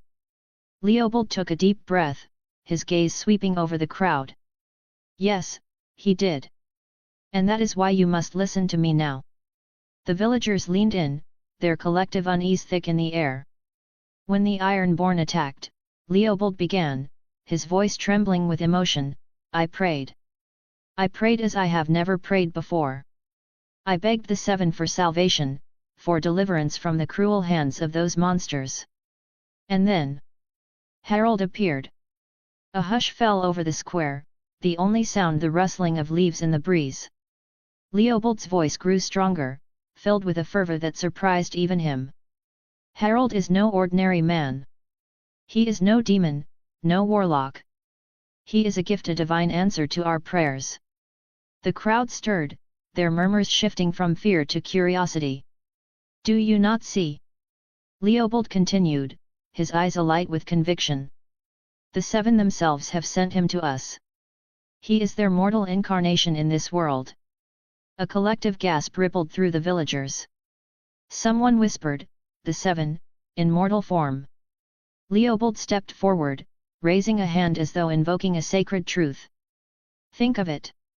The Father, in his justice, lives in Harald's unwavering resolve that protected us from evil. The Mother, in her mercy, is reflected in the way he healed our sick and mended our wounded. He gestured to the sky. The warrior resides in his strength, his courage. You saw how he fought with the might of 100 men. The maiden is in his honor, his purity of heart that has guided him to protect the innocent. Leopold's voice rose, carrying over the crowd like a sermon.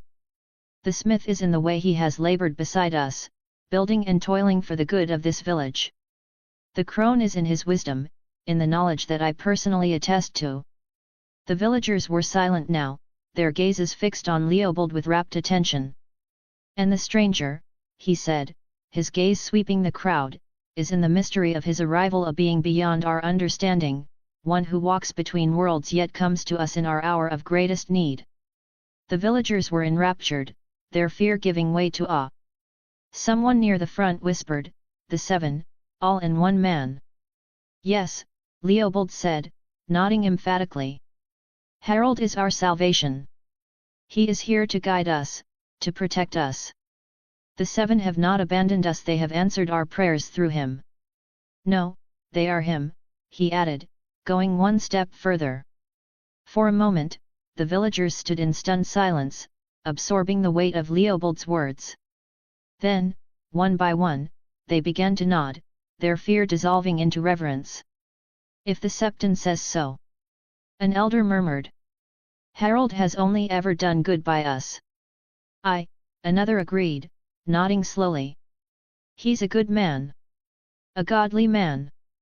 Leopold let out a breath he hadn't realized he was holding, his shoulders sagging with relief. But the moment was short-lived. Willem's voice, hoarse and filled with pain, cut through the murmurs. "Will he save my Maze? They took her, Septon." His words came with great effort, his battered face contorted in anguish. Leopold hesitated, the weight of Willem's question bearing down on him. He had no answer. Would Harald come?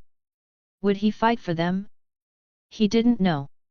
His gaze lifted toward the sky, where the storm was retreating, the clouds giving way to faint streaks of light.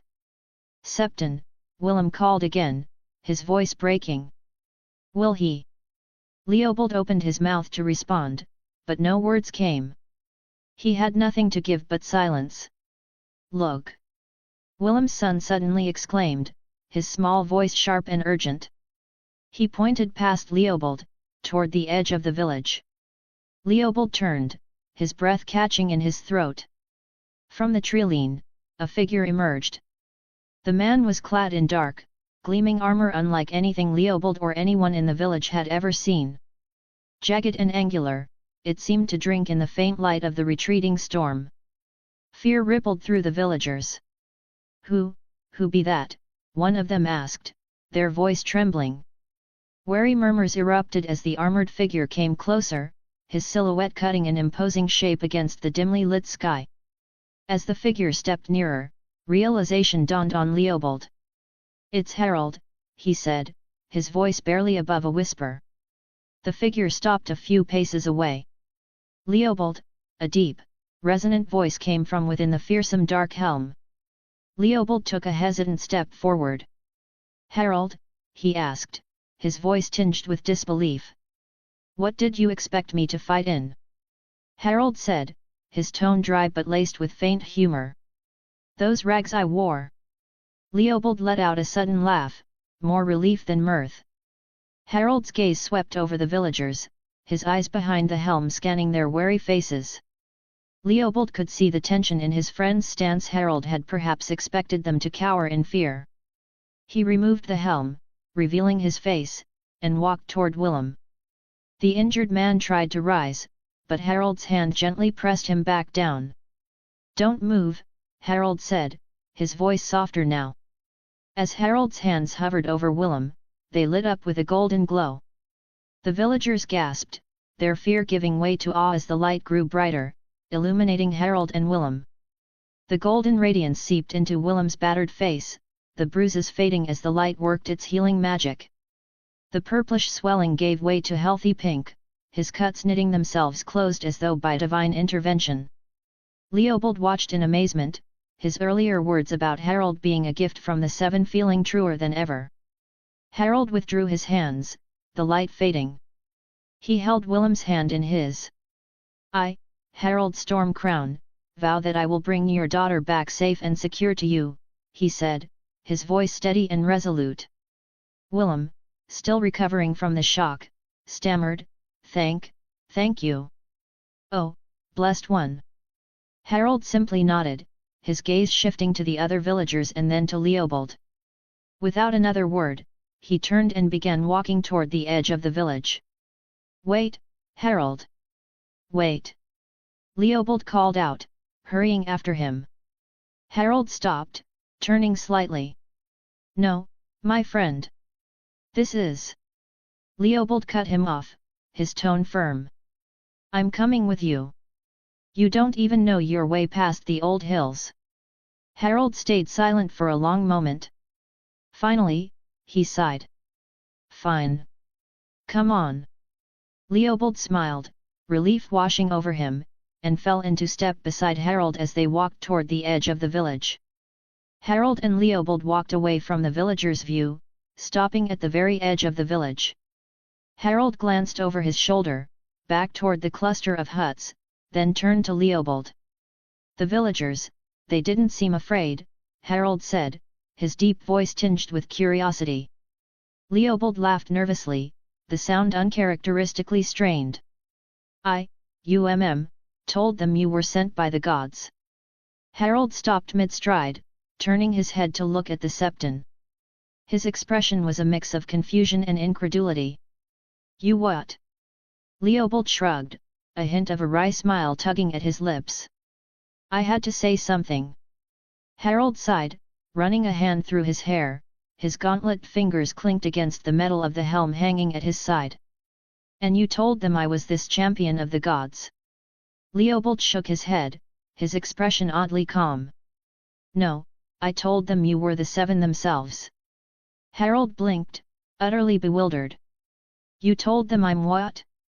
Leopold, you could have just... Leopold interrupted, his voice firm but measured. Because you told me the truth about where you came from. Were you lying to me, Harald? About being sent here by a god? For a moment, Harald said nothing, his piercing blue eyes scanning Leopold's face, searching for judgment or ridicule. He found neither. Then, with a slow shake of his head, his voice came out quiet. No, I wasn't lying. Leopold smiled faintly, resuming his walk and beckoning Harald to follow. Then it's not a lie. You said yourself you were brought here by a god. Whether it's the seven or some other power, they needed something to assuage their fears. Harald sighed again, falling into step beside him. His tone turned dry as he muttered, Oh, great! I'm a divine champion, again. Leopold raised an eyebrow, his lips quirking in amusement. Well, from what you told me, you already have experience being a champion of the gods. Harald huffed, the faintest smirk curling his lips. More like fighting gods. Leopold's steps faltered for a moment as he processed the words. He turned his head toward Harald, brows furrowing in disbelief. Fighting gods? Yet, Harald said casually, as though it were the most natural thing in the world.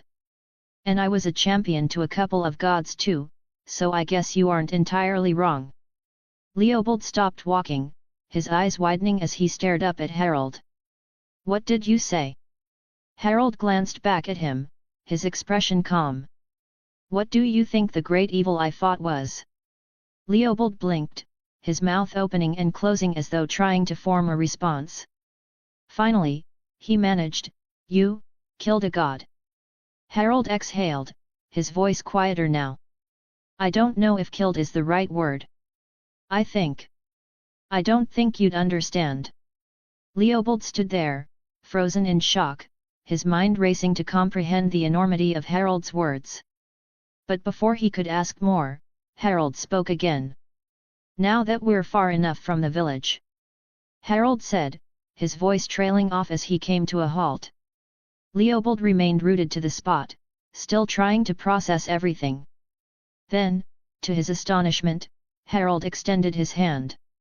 A surge of mystical energy radiated outward, a deep hum resonating in the air as a horse materialized before him. The horse shimmered with a violet glow, its translucent form otherworldly and majestic, its hooves leaving faint traces of light as they touched the ground. Leopold's jaw dropped. Where did that come from? Harald stepped closer to the steed, placing a hand on its neck as if greeting an old friend. Aetherius, he said simply. What is Aetherius? Leopold asked, his voice rising in incredulity. Harald gave him a faint smirk and, with a twist of his fingers, cast a subtle illusion over the horse. The spectral glow faded, and its appearance shifted to that of a normal, albeit striking, black steed. Just so it doesn't scare anyone on the road, he said with a grin. Right, Leopold muttered, his gaze flicking from Harald to the horse and back again. He was clearly struggling to reconcile what he'd just witnessed. Harald walked to the side of the horse, retrieving his battle-axe from where it had rested on his shoulder and securing it to the steed's side. Then he turned to Leopold, gesturing for him to come closer. Let's get you up there. Leopold blinked. Me? On that thing? It's just a horse now, Harald said with a faint chuckle. Come on, Septon. You're not going to walk the whole way, are you? With surprising ease, Harald gripped Leopold under his arms and lifted him as though he weighed no more than a sack of grain. The Septon sputtered in protest but didn't resist as Harald settled him gently onto the horse's back. There. Comfortable? Harald asked. Leopold adjusted his robes awkwardly, gripping the horse's sides. As comfortable as I can be. Harald smirked, mounted the horse in one fluid motion, and took the reins. Which way? He asked, turning his head back. South, Leopold replied. South it is, Harald said, giving the reins a subtle flick. The horse surged forward, moving faster than any steed Leopold had ever ridden. The wind whipped past them, and the trees blurred as the horse's powerful strides devoured the distance. Leopold clung to Harald's back for dear life. Chapter 7, First Strike PT1. Harald knelt, his gloved fingers brushing lightly against the ground. The tracks were fresh, pressed into the damp earth. He studied them in silence, his piercing blue eyes scanning the faint impressions left by horses. Leopold sat astride the spectral steed a few paces back, watching him. Those tracks, they're not leading toward Honeytree, the Septon said, his voice uncertain. Harald stood slowly, brushing the dirt off his hands. Is there a village nearby? He asked, his tone sharp with concern. Leopold shook his head. No, there's nothing for miles, only Honeytree, which is in the opposite direction. Harald's brow furrowed as he looked back at the tracks. Then we follow anyway. Mount up. Leopold nodded. Harald swung himself onto his mount and urged the horse forward. Breaking the silence, Harald spoke. You were talking about King Halleck before we stopped. Leopold straightened slightly, holding on to Harald. Ah, yes. Where did I leave off? Ah, Harwin Hard Hand. He defeated Storm King Erector Undin. Many river lords flocked to Harwin's side, believing he would free them from the Storm King's rule.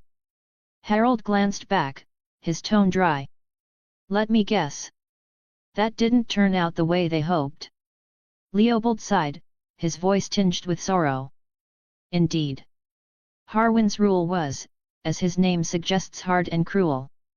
There were rebellions, many of them. And with each uprising, more houses were extinguished, their lineages erased. It was a dark time for the Riverlands. Darker than this? Harald asked, his voice laced with bitter humor. Leopold ignored the comment and continued. Halleck became king after Harwin's passing. Unlike his father, Halleck sought a different path. Where Harwin ruled through fear and brute strength, Halleck understood the value of peace and consolidating his father's conquests. He governed not from the Iron Islands but from Fair Market. Fair Market, Harald echoed, glancing over his shoulder. Where the Greyjoys now rule from. Yes, Leopold confirmed. He ruled from a modest tower, a far cry from the monstrosity that Harren is building near the God's Eye. Halleck spent his reign mending the wounds Harwin had inflicted, focusing on recovery rather than expansion. Under his rule, the Riverlands began to flourish again. The lords paid their taxes without rebellion, and the Ironborn respected his leadership because he kept them content with steady tribute and occasional raids far from home. Leopold continued, his voice calm but tinged with admiration. Halleck was no saint, he admitted, but he understood that ruling a kingdom as vast and diverse as the Isles and Rivers required more than an iron fist. He ensured that both the River Lords and the Ironborn saw the benefits of his reign. My grandfather spoke fondly of King Halleck. He believed that, for all his flaws, Halleck understood what it meant to lead. And Harren? Harold prompted, his voice edged with curiosity. Leopold's smile faded. When Halleck passed, his son inherited a stable kingdom, one on the path to recovery. But Harren, he was nothing like his father. Where Halleck sought stability, Harren craved power. He expanded the kingdom southward, subjugating petty kings around Blackwater Bay, the Dark Linns, Hayfords, Stantons, Stokeworths. He even launched campaigns against the lords of Crackclaw Point, though they never fully submitted. Leopold's tone darkened as he continued. Harren is vain, greedy, and cruel, much like his grandfather, Harwin. When he realized he could not expand his kingdom further, he turned his attention inward. Instead of glory through conquest, he sought it through legacy. He began to build his grand castle. Harrenhal, Harold said, his voice flat. Yes, Harrenhal, Leopold confirmed. A castle so vast, so grand, it is said that even the old Valyrians would be jealous. But that monstrosity has caused untold misery to these lands, Harold. Maze was taken so she could die building that nightmare. Harold's jaw tightened, his gaze fixed ahead. Note to self, he thought grimly, shout the castle down. I've not seen it myself, Leopold admitted. But I've heard. Harold, Leopold said quickly, spotting something in the distance. Yeah, I see it, Harold replied. Leopold squinted. In the distance, he saw them, 7 riders, their banners barely visible but unmistakable. Those are House Hickory's colors, Harold, men sworn to Lord Hickory, he said, his voice rising with alarm. They're being chased by Ironborn, Harold finished grimly, his gaze narrowing as he counted at least 10 riders pursuing the group. Without another word, Harold spurred his horse forward. Hold on, he barked over his shoulder. Sear Aryan white flame stared into the flickering fire before him, the flames dancing and crackling as if alive. His mother's voice echoed faintly in his mind, a memory from his boyhood on Dragonstone. She had told him stories of their ancestors, the old dragon lords of Valyria, who could gaze into the future through fire. When he was young, he had tried sitting by the hearth, staring into the flames, willing them to reveal some great secret. He was a dragon seed, after all. Bastard though he might be, the blood of the dragon flowed through his veins. But the fire had never spoken to him, and as he grew older, he stopped trying. His gaze shifted to the young boy sleeping nearby, his small frame wrapped in a threadbare cloak. Robard Hickory, now the new Lord Hickory, slumbered fitfully, his face pale and gaunt. Arian's chest tightened at the sight. He had served the boy's father for 10 years as master-at-arms and head of the household guard. In that time, he had found a sense of purpose he had never known during his years wandering the kingdoms as a hedge knight.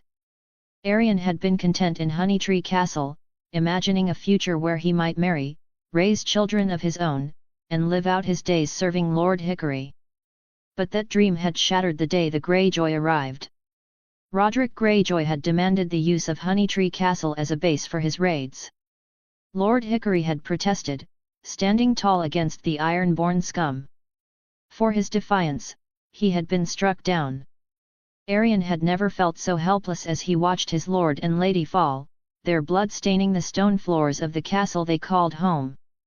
The memory burned in his mind.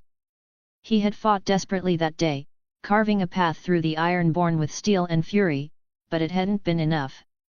Gwen, the Lord's daughter, had been captured. He had taken young Robard and fled into the night, his men following him into the wilds. They had been on the run ever since. Ser. A quiet voice broke through his thoughts. One of his men stood at the edge of the firelight. You should get some rest, sire. I'll take the next watch. Arion nodded, his expression weary. Very well. He stood, his armor clinking softly, and moved to a patch of ground nearby. He lay down and closed his eyes, but sleep eluded him. The images came unbidden: Lord Hickory falling to his knees, Lady Hickory's anguished cries, Gwen's terrified face as she was dragged away by laughing Ironborn. Arion clenched his jaw, his hands tightening into fists. He had failed them. He had failed them all. Morning came quickly, the pale light of dawn filtering through the trees. Arion rose early, his sleep restless and filled with fragmented nightmares. He wasted no time, issuing orders for the camp to be broken down. The 6 men under his command moved swiftly, packing supplies and saddling horses. Robard, just 10 years old, watched wide-eyed as the preparations unfolded around him. We've stayed hidden for too long. We need to make for Raventree Castle, Arion said firmly, addressing his men and the boy. The men nodded in agreement. They knew the dangers of the journey ahead but also the futility of remaining in hiding. As Arion turned to prepare his horse, Robard stepped forward. We need to go back to our home, Sir Arion, the boy said, his voice trembling but his eyes fierce. We need to save Gwen. Arion paused, his heart twisting at the boy's plea. Young lord, he began carefully, we must go to Lord Blackwood. Only he has the strength to help us. No. Robard shouted, his voice cracking. Gwen. I need to save my sister. She is my duty to protect. Father always said so. Tears welled in his eyes as he struggled to contain his emotions, his small fists clenched tightly. Arion knelt before Robard, pulling the boy into a protective embrace. We will save your sister, my lord, he said softly, his voice steady but filled with unspoken anger. The thought of what Roderick Greyjoy might be doing to Gwen made his blood boil. I promise you, we will save her. The boy nodded against Arion's chest, his small frame shaking with quiet sobs. Arion stood, his resolve hardening.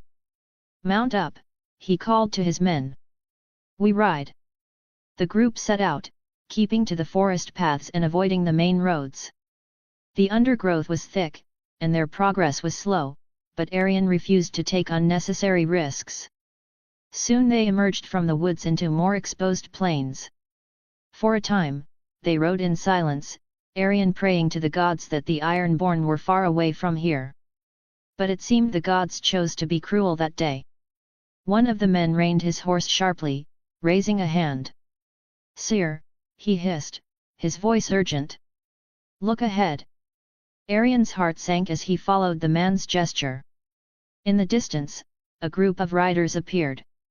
The glint of mail and axes was unmistakable. Ironborn 15, maybe more. Fuck, Arion cursed under his breath, his hand instinctively gripping the hilt of his sword. Back to the woods. Arion barked, his voice sharp with urgency. But it was too late. A shout rose from the Ironborn, and their riders surged forward, axes gleaming in the sunlight. The chase was on. Arion spurred his horse onward, Robard clinging tightly to him. The land blurred around them as they rode hard, the Ironborn closing the distance. The sound of hooves thundered through the nearby trees, accompanied by the shrill whistle of arrows. The first arrow struck one of Arion's men square in the back. He toppled from his saddle with a choked cry, his body crashing to the ground. Another arrow found its mark moments later, felling a second man, his horse reared wildly before bolting away. Keep riding! Arion shouted, his voice raw. Stay together! The remaining men pushed their horses harder, but the iron-born archers were relentless. A third man fell, an arrow piercing his neck. Blood sprayed in a gruesome arc as his lifeless body slumped sideways, his horse galloping off without a rider. The fourth man barely had time to react as an arrow struck his horse. The beast stumbled, its legs giving out, sending both horse and rider tumbling violently to the ground. The Ironborn swept over him, axes flashing in the sun. Arian's horse carried him and Robard valiantly, but an arrow struck its flank. The animal let out a pained scream, its legs faltering. Arian barely had time to brace himself as the horse collapsed, throwing him and Robard to the ground. "Get behind me!" Arian shouted, his sword flashing as he rose to his feet. He pulled Robard close, his gaze darting to his two remaining men, who had dismounted and moved to his side. The Ironborn surrounded them, their grim faces twisted with cruel glee. The leader dismounted, a tall, scarred man with a wicked grin. His axe rested on his shoulder as he eyed Arian and Robard.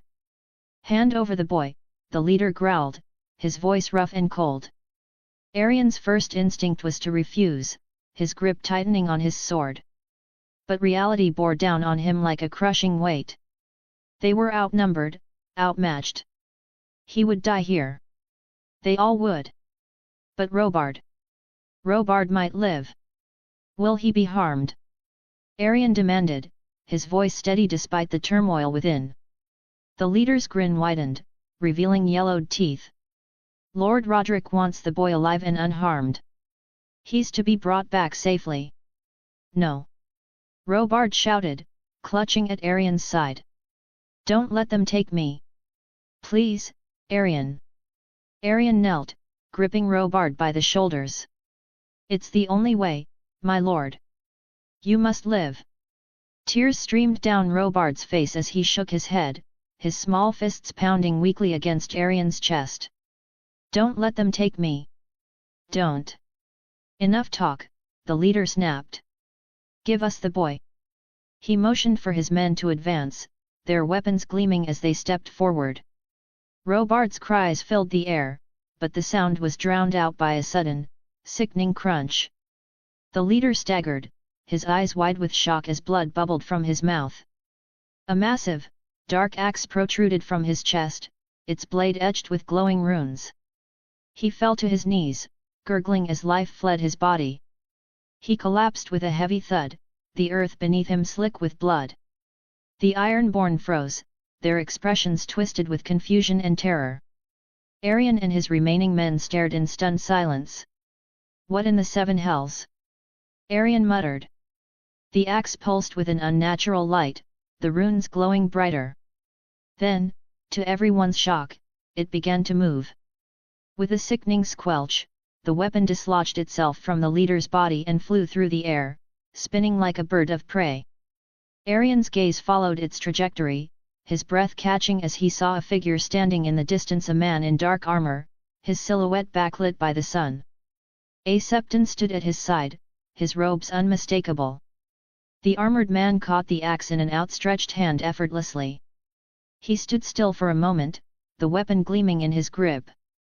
Arian's heart pounded in his chest as the figure began to walk forward, his steps deliberate, his presence overwhelming. "What the fuck?" Arian breathed. Chapter 8, First Strike PT2. "Shit, there are only 3 left," Harald muttered as they rode closer to the scene. The Ironborn had cornered a group of riders, men whom Leopold had identified as sworn to Lord Hickory. 4, Leopold corrected, pointing to a boy clutching one of the lead riders. The horse they rode tumbled to the ground, throwing them both off. "Fuck," Harald hissed. He pulled his horse to a halt and dismounted in one fluid motion. His sharp gaze swept over the scene as he quickly assessed the situation. The Ironborn had surrounded the men and the boy. Their leader appeared to be speaking, perhaps negotiating or more likely issuing threats. "Harald," Leopold said, his voice trembling. "I think that's Robard Hickory, the Lord's son and heir." Harald's jaw tightened as he focused on the group. The Ironborn hadn't noticed them yet. Their leader seemed willing to talk, suggesting he had orders to take the boy alive. Good, Harald thought grimly. That gives me time. He strode back to his horse and yanked his massive battle-axe free from its harness. The dark weapon gleamed ominously in the light, its etched runes pulsing faintly as though thirsting for blood. Quickly, Harald! Leopold urged, his voice cracking as the Ironborn leader's tone shifted, signaling the talking was about to end. Hope it still works, Harald muttered under his breath, a faint smirk tugging at his lips. In one swift motion, he raised the battle-axe, his muscles coiling like a spring. Then, with practiced precision, he hurled the weapon through the air. The axe spun rapidly, its edges catching the sunlight as it whirled toward its target. The Ironborn leader barely had time to react. The axe struck him squarely in the chest with a sickening crunch, the force of the impact staggering him backward. Blood sprayed in a gruesome arc as the man collapsed in a lifeless heap. The suddenness of the attack froze everyone. The Ironborn stood rooted in place, their faces contorted in shock. The Hickory men, cornered and battered, stared in disbelief. Even Leopold, seated on his horse behind Harald, seemed stunned into silence. Leopold blinked. "You threw that far?" Harald shot him a dry glance. "Magic, Leopold, magic." "Oh," Leopold muttered sheepishly, as though he'd momentarily forgotten just whom he was dealing with. Harald smirked beneath his helm. "Now watch this," he said, stretching out his hand. The runes on the battle-axe began to glow brighter, their faint pulse intensifying with a low, resonant hum. The weapon twitched where it lay, embedded in the Ironborn leader's corpse. Then, with a sharp, violent movement, it tore itself free, ripping through flesh and bone. It spun through the air, hurtling back toward Harald's outstretched hand. The Ironborn and the Hickory men alike watched wide-eyed as it came to a halt in Harald's grip, the force of its return doing nothing to stagger him. He hefted it onto his shoulder, the dark blade gleaming in the light. A faint smile crossed his face as a memory stirred. All those months with Brelina enchanting this beauty worth every second, he thought, a rare moment of fondness flickering through him for his time at the College of Winterhold. "I suggest you leave those fine gentlemen alone," Harald called out. The Ironborn hesitated, their eyes darting between Harald and one another, disbelief etched into their faces. Harald tilted his head slightly, his voice taking on a faint note of mockery. "No? You're just going to stand there? That's fine."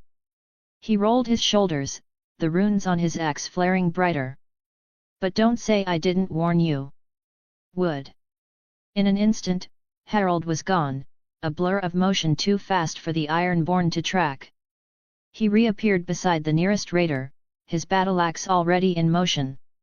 The weapon sliced through the air in a deadly arc, cleaving effortlessly through the Ironborn's neck.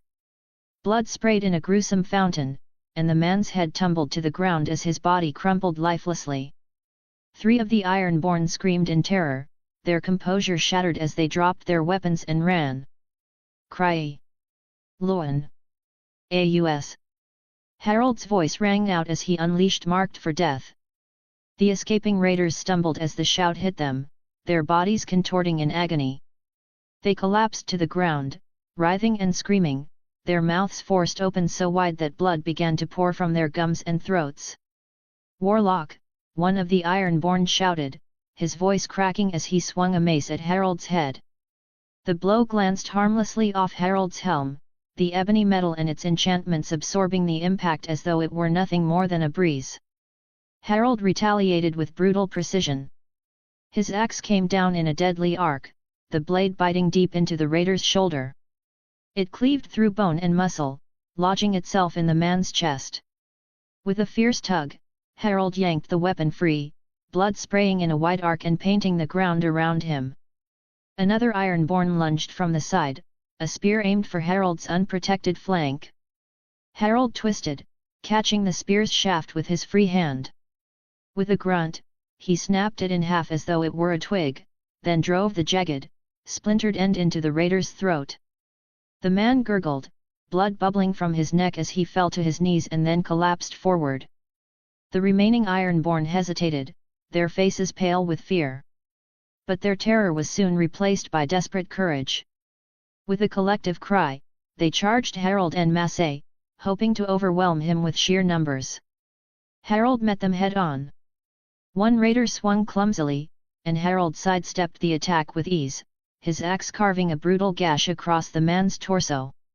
The Ironborn's entrails spilled from the wound, and he collapsed with a choking cry, his lifeblood pooling at Harald's feet. Another raider raised his sword high, but Harald was faster. He buried his axe in the man's chest, and the runes along the blade flared to life. Flames erupted from the weapon, engulfing the raider in a fiery inferno. His screams were short-lived as his body was consumed by fire, collapsing into a smoldering heap. Two more attackers came at Harald from either side, their weapons poised to strike. Harald ducked beneath their swings, his axe whirling in a wide, deadly arc. The blade caught one raider at the waist, cutting him cleanly in half. The other raider screamed as his leg was severed at the thigh, a geyser of blood erupting from the stump. The man fell to the ground, clutching at his ruined leg, his cries filled with agony. Harald ended his suffering with a swift downward strike, the blade cleaving through his skull. As he lifted his axe, Harald saw from the corner of his eye the knights scrambling to their feet, taking young Robard Hickory with them as they fled into the woods, with Leopold chasing after them. Harald's attention snapped back to the remaining Ironborn as a burly raider lunged at him, a massive axe aimed directly at Harald's chest. The blow landed with a deafening clang, but the enchanted ebony armor absorbed the impact effortlessly, the runes flickering faintly as if mocking the attempt. Harald countered with a vicious uppercut, his gauntlet fist connecting with the raider's jaw. The man staggered backward, dazed, just as Harald brought his battle-axe down. The weapon tore through the raider's chest, nearly splitting him in two. Only one Ironborn remained. Seeing the carnage around him, he turned and fled. "Not so fast," Harald muttered, hefting his axe. He hurled it, and the weapon spun through the air in a blur of black and silver. It struck the fleeing raider square in the back, the force sending him sprawling face first into the dirt, lifeless. Harald called the axe back and then glanced toward where he'd left Leopold, recalling that the knights had run into the woods and that his friend had followed. "Oh, right," he muttered, hefting his axe onto his shoulder. Without further hesitation, he broke into a run, following the path they had taken into the woods. It did not take long for Harald to find them. His pace slowed when he heard voices, both Leopold's and the knights. "Please, listen to me. Harald's no danger to us." A gruff voice, trembling with fear, replied, "You're with that demon." Another voice, steadier but no less urgent, cut in. "Sir White Flame, we need to go.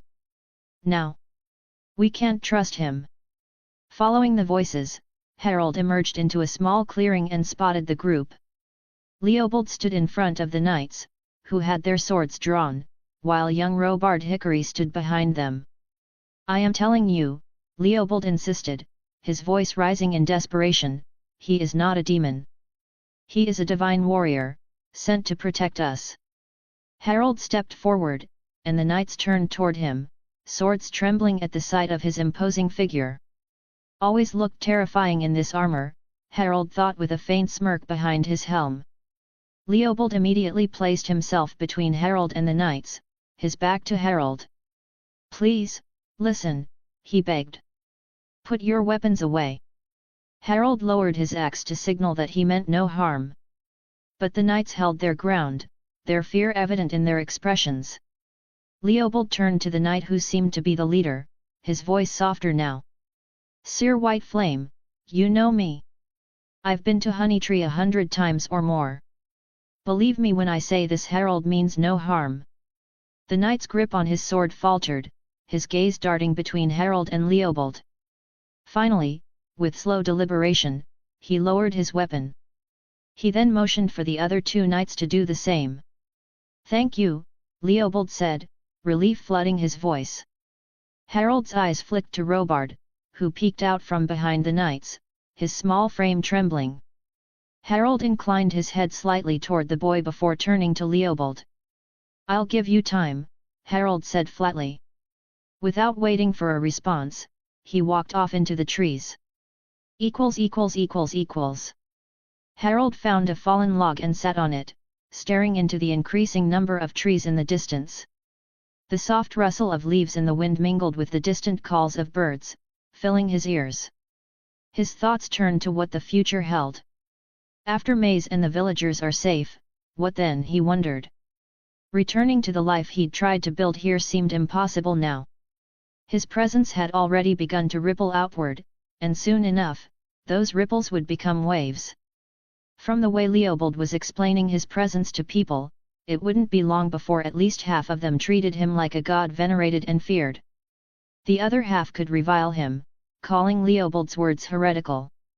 Harald grimaced. Not exactly looking forward to either of those. And yet, another part of him stirred with anticipation. The thought of domination and conquest flared briefly in his mind. He sighed. One thing at a time, he told himself. His thoughts were interrupted by footsteps from behind him, and he turned sharply, his hand instinctively brushing the haft of his battle-axe. But he relaxed when he saw Leopold emerging from the trees, smiling. Beside him was the knight Sir White Flame, his helm now removed. Harald stood, his gaze locking onto the knight. Sir White Flame's appearance was striking. His pale, almost albino complexion, silver hair, and piercing violet eyes made him look strange in Harald's eyes. The knight's face was stern but betrayed hints of uncertainty as he studied Harald. "The Septon, he tells me you are." Sir White Flame began, his voice hesitant. Harald decided to cut through the pleasantries, having little patience for drawn-out conversations. "I want to free the villagers taken by the Ironborn," he said bluntly. "Leopold tells me they're being taken to Honey Tree. Is that correct?" Sir White Flame exchanged a glance with Leopold before nodding. "Yes. Roderick Greyjoy came to Honey Tree. He demanded that Lord Hickory assist him in taking thralls. When my lord refused, he murdered him and his lady, and took his daughter." His voice wavered, anger and despair etched deeply into his pale features. "You escaped with his son," Harald said, filling in the gaps. The knight nodded again. "Barely." Harald's sharp eyes met Sir White Flame's once more. The knight opened his mouth to speak, but Harald cut him off. "Tell me. How would you like to take your castle back in less than a day or so?" Sir White Flame froze, his mouth hanging open in shock. The silence stretched for a moment. "I'll take your silence as a yes," Harald said with a faint smirk. He stepped forward, clapping the knight on the back. "Now, come. Draw me the layout of the castle, let's see what we're up against." Sir White Flame blinked. "What? Happy New Year!" Chapter 9, Saving Lady Gwen. Roderick Greyjoy sat up in bed, his head aching from last night. How low the heir of House Greyjoy has been reduced, he thought bitterly, sent to take thralls, of all things. The fury inside him flared hotter as he reflected on his exile to this forsaken land. His father had banished him here all because he had taken what he believed was rightfully his brother's Lannister salt wife. She had been meant for him, but his ambitious, grasping brother had stolen her away. Roderick sneered, throwing the covers aside and rising from the bed. At least, in this miserable place, he could still have some fun. His eyes flicked to the other side of the bed, noticing that his new salt wife had left early. A pity, he had half a mind to make her scream again. He dressed quickly, fastening his sword belt before leaving the chamber, the familiar weight of his blade at his side giving him some solace. Soon, he thought, this exile will end, and I'll have my revenge on Viken. Enjoy the Lannister girl, brother, I'll see you dead before long. Roderick strode through the halls of Honeytree Castle, his mood darkening with every step. The stone walls felt suffocating compared to the open expanse of the sea he longed for. The castle was acceptable, he thought grudgingly as his boots echoed against the stone floor. Honeytree Castle was a serviceable base, better than the ramshackle tower his father ruled from, one of the reasons he spent most of his time at Greyholt. Servants moved quickly out of his way, their heads down and eyes averted, fearful of drawing his attention. Their fear was a small balm to his simmering frustration, but even that satisfaction grew tiresome. When he reached the courtyard, his blood boiled at the sight before him. His men lounged like slothful wretches. Some leaned against barrels, idly sipping from wineskins, while others sprawled on the ground, playing dice and laughing. Roderick strode forward, his anger boiling over. "Get off your arses and drill, you lazy scum," he bellowed, his voice slicing through the air like a whip crack. It echoed across the courtyard, startling the lounging men into action. They scrambled to obey, their drunken stupor replaced by hurried movements. Swords clattered as they snatched up weapons, and shields banged together as they hastily formed into ragged lines. Roderick's sharp eyes fixed on one of his captains, a burly man with a scarred face. "You," Roderick barked, pointing a gloved finger at him. "Take a party east. If we don't gather enough thralls by week's end, it'll be your hide I strip. Understand?" The captain saluted quickly, his face paling. "Aye, my lord. It'll be done." "Lazy fucks," Roderick sneered as the captain moved to gather men. He descended into the courtyard, his heavy boots crunching against the dirt. His gaze swept over his men as they drilled, their movements sloppy but improving under his withering glare. Yet, even as they obeyed, his dissatisfaction remained. He felt trapped in this castle, far from the freedom of the waves. "This isn't my home," he thought bitterly. "The sea is where I belong, not rotting on land." He longed for the salt spray on his face, the thrill of raiding the western shores, the clash of steel to crush the Greenlanders, and to hear the lamentations of their women. Perhaps another Lannister salt wife wasn't out of reach after all. Or maybe... His thoughts drifted further afield toward the Dragon Islands in Blackwater Bay. Valyrian women, he mused with a wicked grin, were said to be the most beautiful in the world. For a moment, his mind wandered, picturing the plunder and glory that awaited him beyond the confines of this dreary castle. But the clang of swords brought him back, his grin fading as he watched his men stumble through their drills. He sneered. Pathetic. He took up his own axe and decided to do some sparring. After soundly beating all who faced him, he grew bored. "Enough," Roderick growled, his tone dismissive. The man he faced stumbled back, clutching his arm, but dared not meet his lord's gaze. Wiping sweat from his brow, Roderick turned toward the castle and noticed a familiar figure making her way across the courtyard. His lips curled into a cruel smile. Gwen Hickory, his newest salt wife. Even from a distance, she was a vision of beauty, her long blonde hair cascading in soft waves over her shoulders and her sizable breasts.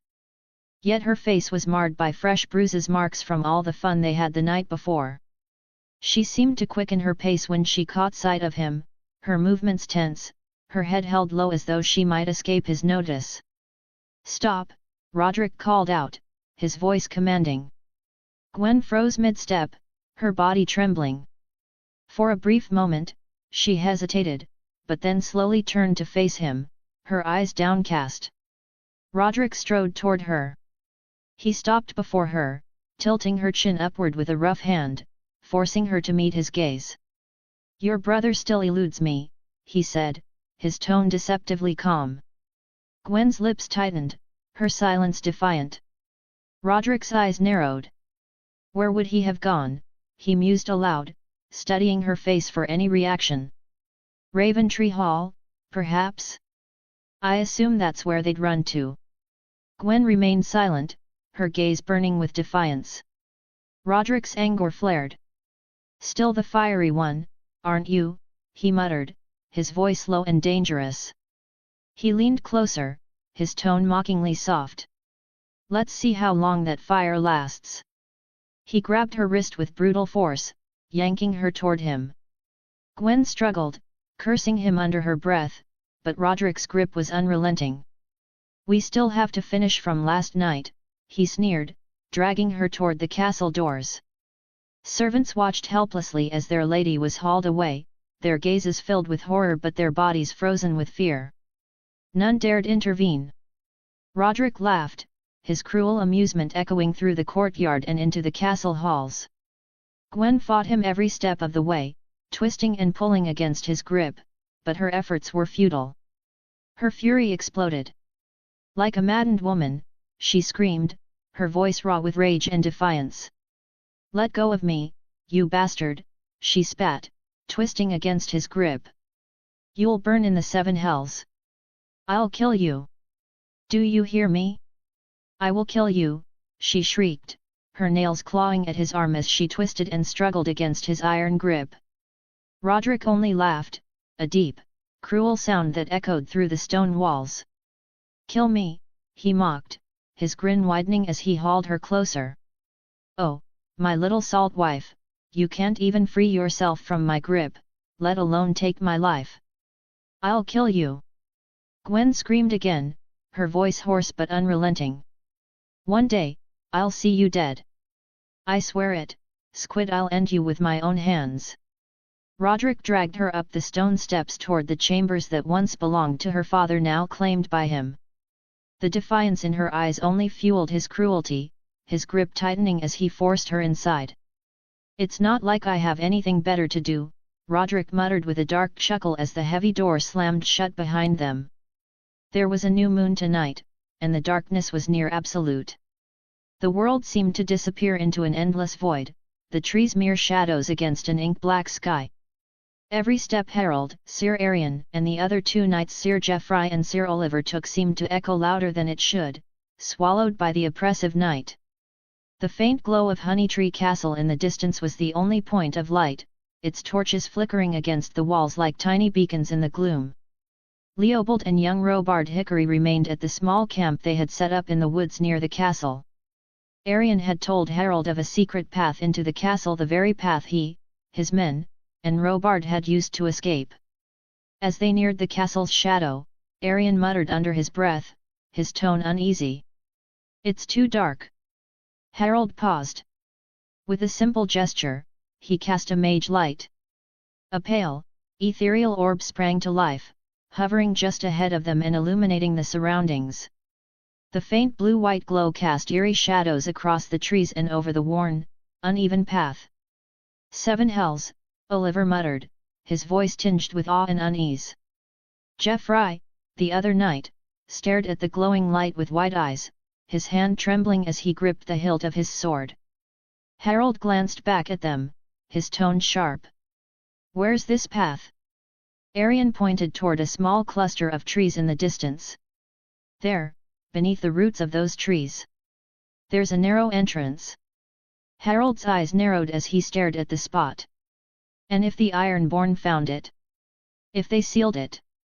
Arion hesitated, then shrugged grimly. "Then we're fucked." Harald smirked faintly. "Not really. It just means we'll need a more direct approach." They moved forward, the mage light illuminating the rough terrain as they made their way to the grove. The knights walked close together, their nerves evident in every hesitant step. When they reached the trees, Arion crouched low and brushed away some leaves and branches, revealing a small, hidden entrance beneath the gnarled roots. The faint smell of damp earth and mildew wafted from the opening. "There," Arion said, gesturing. "It's narrow, but it'll take us to the cellar." Harald peered into the dark hole, then nodded. "Where do you think they will be keeping the captured villagers?" Arion straightened. "The dungeons are too small. Perhaps they're in the servants' quarters." Harald's gaze locked on Arion. "When we're inside, secure the servants' quarters and look for the captives. I'll deal with the Ironborn." "You're mad," Geoffrey hissed, his voice trembling. "Mad, I tell you." Harald didn't respond. His silence was answer enough. One by one, they crawled into the tunnel. The walls were damp and narrow, the air heavy with the scent of wet stone and decaying roots. Harald's mage light floated ahead of them, lighting the way. The servants will be in their quarters, yes? Harald asked, hoping they would not be caught in the fight with the Ironborn. Arion nodded. Most likely. They don't stray far after nightfall. Good, Harald said. The tunnel twisted and turned, the rough walls brushing against their armor as they moved. Finally, the passage widened, and a faint light seeped through cracks in the stones ahead. Arion slowed and raised a hand, signaling for the group to stop. He gestured toward an entrance. There. The cellar. Harald stepped forward, his battle-axe shifting on his shoulder as he moved to the front. Without a word, he pushed open the creaking wooden door, and they stepped into the castle's cellar. The air was heavy with the smell of wine and aged wood. Barrels lined the walls, stacked high and pressed tightly together. Making their way out of the cellar, they stopped at a hallway, one leading to the servants' quarters and the other leading to the courtyard. Arion placed a hand on Harald's arm, his expression tense. "Find Lady Gwen," he said, his voice low. "She might be with Greyjoy." His expression was pained. Harald could see the sorrow in the man's eyes. He had seen the girl grow up. Harald nodded. "I'll find her," he replied simply, then turned and strode away, leaving the three knights to secure the servants and look for the captive villagers. The castle was eerily quiet as Harald made his way through the dimly lit corridors. His boots moved silently over the cold floor. His senses were heightened, ready for any sound or movement.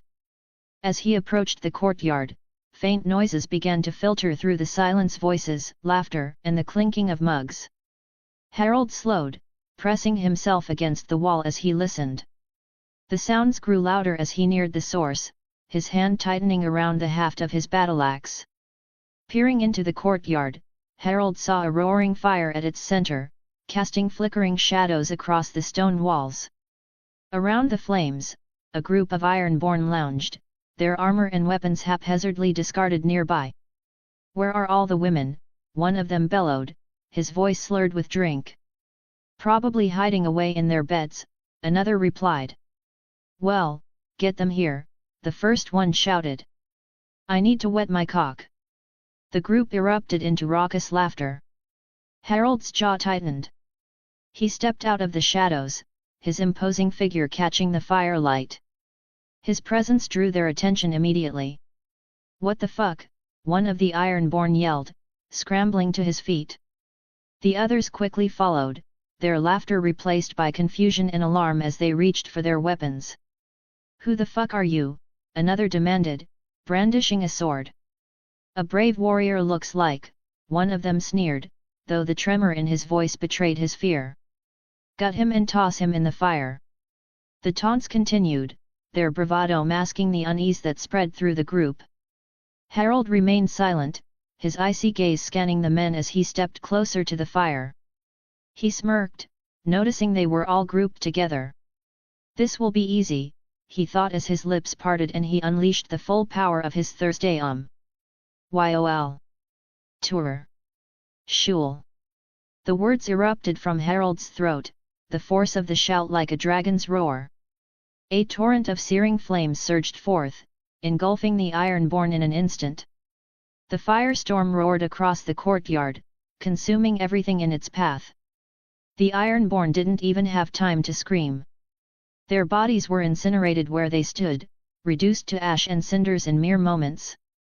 The intense heat cracked the stone beneath their feet, leaving only the charred remnants. As the flames subsided, the courtyard was silent once more. Smoke curled into the night sky, and the acrid smell of burnt flesh hung heavy in the air. Nothing remained of the Ironborn but blackened shadows etched into the ground where they had stood. Harald smirked, his breath steady as he surveyed the devastation. His shout was slowly regaining its full might. The castle was alive with movement now. Shouts rang out from the walls, and Ironborn began pouring into the courtyard, drawn by the chaos and destruction Harald had unleashed. Their weapons gleamed in the flickering torchlight as they moved with a mix of confusion and urgency. Harald reached for his battle-axe, the weapon humming faintly in his grip as if eager for the bloodshed to come. "Time to go to work," he muttered. The first Ironborn to reach him barely had time to swing his sword before Harald's axe cleaved through his chest, splitting him nearly in half. Blood sprayed across the courtyard as the man's lifeless body crumpled to the ground. Another one charged, roaring as he raised his mace. Harald sidestepped the blow and brought his axe around in a brutal arc, the blade smashing through the man's helm and crushing his skull. Ironborn poured into the courtyard from the walls and surrounding buildings, their numbers growing. Harald moved through them like a force of nature, his battle-axe a blur of death. He swung the weapon with devastating strength, severing limbs and spilling entrails. One man tried to strike from behind, but Harald spun, catching him in the stomach with the blunt end of the axe. The Ironborn doubled over in agony before Harald's blade came down, splitting him from shoulder to hip. The ground was now slick with blood as Harald advanced, the Ironborn's numbers thinning. Their bravery vanished, replaced by fear as they realized they were up against something far beyond their understanding. Harald stepped through the castle's main doors. Half-dressed Ironborn stumbled from their quarters, weapons in hand, their eyes widening in horror at the sight of the armored giant bearing down on them. Raising his free hand, Harald conjured lightning along his fingers. He cast chain lightning at the group, and the bolt leaped from one raider to another, electrical arcs ripping through their bodies. Their screams were short-lived as they collapsed in smoking heaps on the stone floor. Another group of Ironborn rushed him, but Harald's axe tore through them, the enchanted runes flaring with each strike, some bursting into flames. One man's sword clattered to the ground as Harald severed his arm at the elbow. Another tried to retreat, but Harald hurled his axe, the spinning blade embedding itself in the man's back. With a sharp gesture, the weapon flew back to Harald's hand. Noticing one Ironborn still alive, Harald grabbed him and pinned him against the wall with a single hand. The man's face was pale, his lips trembling as he stared into the dark void of Harald's helm. "Where is Roderick?" Harald demanded. The raider stammered, his words tumbling out in a rush. "To the Lord's chambers. The keep. Please, I told you." Harald didn't wait for him to finish. He threw him down, raised his axe, and ended the man with a swift, brutal strike. Then he ran toward the Lord's chambers. When he reached the heavy wooden doors, his steps faltered for the first time as he heard a woman's screams from inside. Without hesitation, Harald stepped back and kicked the door with all his might. The wood splintered and cracked, the door flying inward with a deafening crash that echoed through the stone halls. Inside, the scene made his blood boil. Roderick Greyjoy was atop Gwen, her body writhing in resistance as she fought him, her cries desperate. The bruises on her face and arms told the story of her torment at Greyjoy's hands. The crashing door made Roderick freeze. He turned sharply to Harald, his expression shifting from surprise to disdain. Gwen seized the moment, shoving Roderick off her with all her strength. She scrambled to the corner of the bed, clutching a sheet around herself, her wide, tear-filled eyes locking on Harald in shock and disbelief. Roderick stood, his body bare save for the trousers he hastily pulled on. His sneer was cruel and condescending. "Who the fuck are you?" he snarled, grabbing a nearby dagger. "Guards. Alran. Grimy. Get in here," he barked, shouting for the Ironborn he thought were still alive. Harald's gaze flicked briefly to Gwen. Her face was bruised and swollen, her lips split, and she trembled as she clutched the sheet tighter around herself. "Guards!" Roderick shouted again, his voice edged with desperation. "Alran. I said get in here."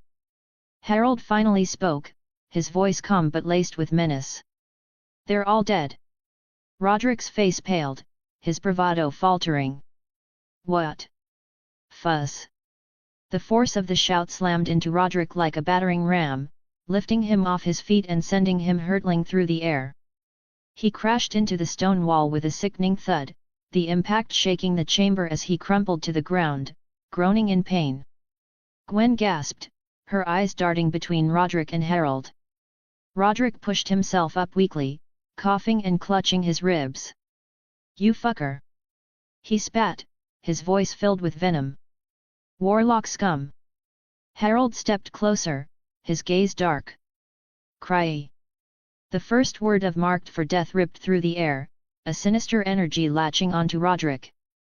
The Ironborn's body convulsed as an unnatural agony coursed through him, his screams echoing off the stone walls.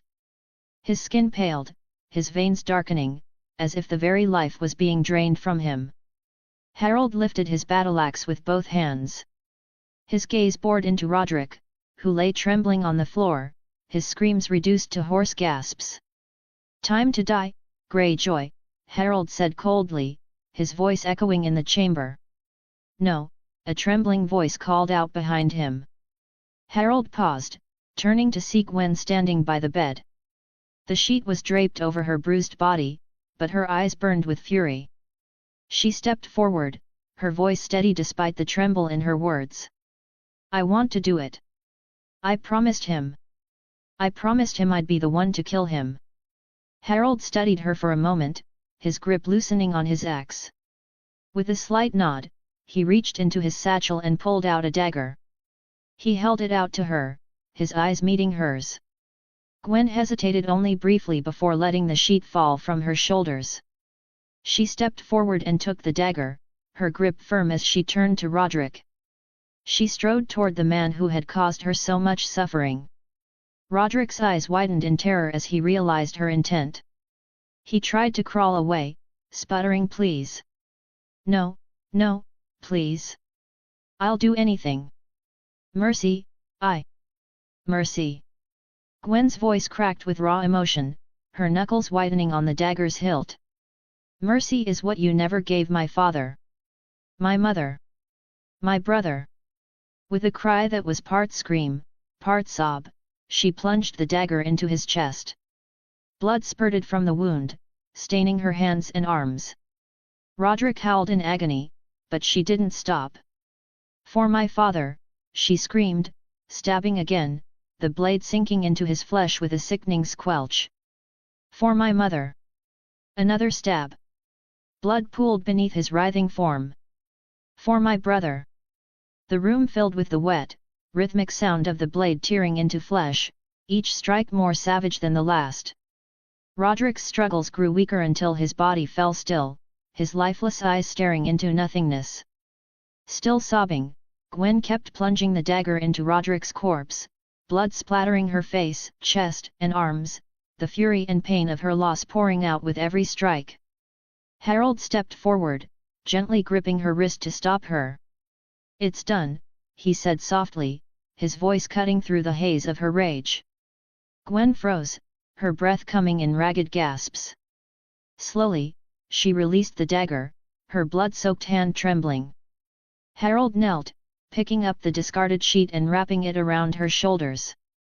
As the adrenaline ebbed, Gwen's body began to shake. She clung to Harald, burying her face in his chest as the sobs came uncontrollably. He. I had to," she stammered through her tears. He. Harald placed a steady hand on her head, his voice calm and soothing. "I understand. It's over now. You're safe. Your brother is safe."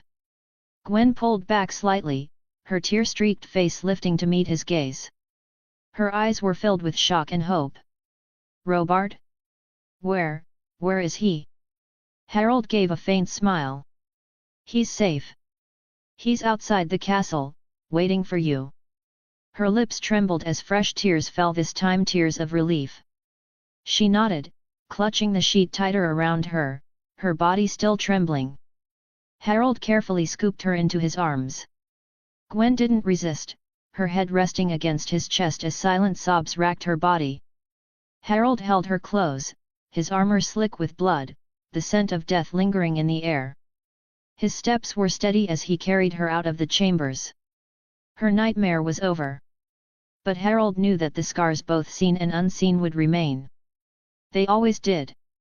Chapter 10, The Kraken Lord. Fairmarket was a town that should have been a grand city. Nestled along the blue fork of the Trident, its position was ideal, perfect for bustling trade routes and a thriving marketplace. But the town never reached the heights it could have. The old river kings had refused to grant it the charters that would have allowed it to expand and grow, as they had done for many would-be cities in the riverlands. Instead, Fairmarket remained humble, its cobbled streets winding between narrow stone buildings, and its market stalls alive with merchants, farmers, and traders, yet lacking the grandeur its location could have promised. Despite its modest size, Fairmarket had carved out a place in history. It was here that King Harwin Hardhand defeated the Storm King, Erector Undin, marking the conquest of the kingdoms of the rivers and hills by the Ironborn. Since then, the town had gained prominence, as Harwin used it for his mainland capital. His son, Halak ruled from a modest tower in the town a far cry from the grandiose fortresses of other kingdoms. That same tower now housed Haldan Greyjoy, the governor appointed by King Harren to oversee the lands of the Freys, Blackwoods, and Mulisters. Haldan stood at the window of the tower, his tall frame silhouetted against the light. He looked out over the busy streets of the town, watching as the people went about their day. His face was set in a mask of frustration. This was not where he wanted to be. Far from the salt-scented wines of his home, he found himself playing lord over landlubbers. The Ironborn did not belong on the mainland, surrounded by fields and rivers. They belonged on the sea, their longships cutting through waves, taking what they needed by force. But his king had commanded it, and so he had to obey and stay here to rot. He had ruled over Fairmarket and the surrounding lands for years without much trouble. The town had accepted its lot under the Ironborn, begrudgingly paying its taxes and tributes. But those days were far behind him now. Unrest simmered beneath the surface of Fairmarket, threatening to boil over. Harren's demands had grown insatiable. His monstrous castle, Harrenhal, consumed resources and lives at an alarming rate. Stone, timber, and metal were not enough to meet his insidious vision. He demanded thralls, men and women, to labor on his grand project until they dropped dead. When the quotas for thralls weren't met by the outlying lands this year, Haldan had no choice but to take from the town itself. Farmers, craftsmen, merchants, even the town's children were not spared. He had been forced to increase taxes to impossible levels, and when the coin fell short, he sent his men to drag townsfolk from their homes to fill the king's demands. The people of Fairmarket endured, but barely. Anger and desperation were written across their faces as they moved through town. Those who dared speak too loudly against his rule often disappeared overnight, their absence marked only by the silence of their empty homes. It was something he had to do to keep them in line, otherwise, if they rebelled, Harren's wrath would fall on him. "My lord," came a voice from behind him, pulling Haldan Greyjoy's attention away from the window. He turned to see the man who had requested an audience with him, Septon Riam, one of the most prominent figures in Fairmarket. Though Haldan didn't follow the Greenlander's faith, his father had taught him the value of using it to control the people. "There is nothing I can do, Septon," Haldan said curtly, his voice edged with irritation. Riam stepped forward, his face lined with worry, dark circles under his eyes making him look as though he had aged 10 years since their last meeting. "But my lord," Riam began, his voice trembling, "the people, they are scared. Afraid. They fear for their families." Haldan's jaw tightened. "I said there is nothing I can do," he repeated more firmly, his tone final. The Septon's hands clasped together as if in prayer. "Families are being torn apart. The new men you've brought in, my lord, they are too." "Septon," Haldan interrupted sharply, his patience wearing thin. He fixed Riam with a steely gaze. "Do you think I want to be here? Do you think I enjoy this? I would rather be plundering and raiding in Essos than ruling this town and keeping your river lords in line. But our king demands it, and I obey. As should you." Riam opened his mouth to respond, but Haldan cut him off again. "Leave. Tell your flock to pray more. Perhaps if the gods are kind, our king will drop dead and free us all." The Septon's shoulders sagged, his expression one of quiet defeat. Before Riam could leave, the heavy oak doors creaked open, and Haldan's steward entered, his face pale with urgency. "My lord," he said quickly, "the king's envoy is here." Haldan's eyes widened, the words jolting him upright. "The envoy? Now?" The steward nodded. "Yes, my lord." Haldan waved a hand impatiently. "Leave us, Septon. We're done here." Septon Riam cast a glance toward the steward. He bowed briefly to Haldan and turned to leave, passing the approaching envoy as he exited the room. The envoy strode in, his black and gold surcoat marking him as a representative of Harren Hor. He gave Riam a disdainful glance as they passed, his lip curling in visible disgust. Riam hurried out, the door closing heavily behind him. Haldan composed himself as the envoy approached.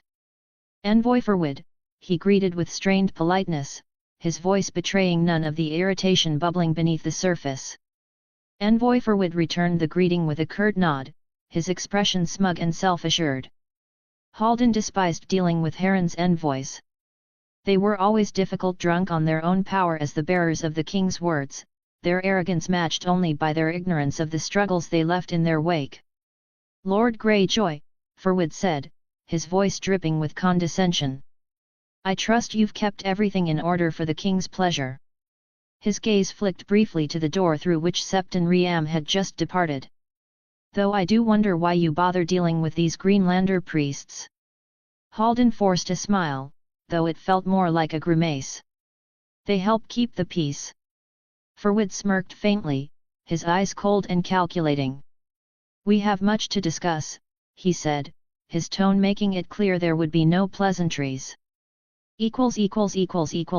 ====================================================================================================================================് After some time, Haldan found himself sitting on his modest throne, his elbows resting on his knees and his hands pressed against his brows.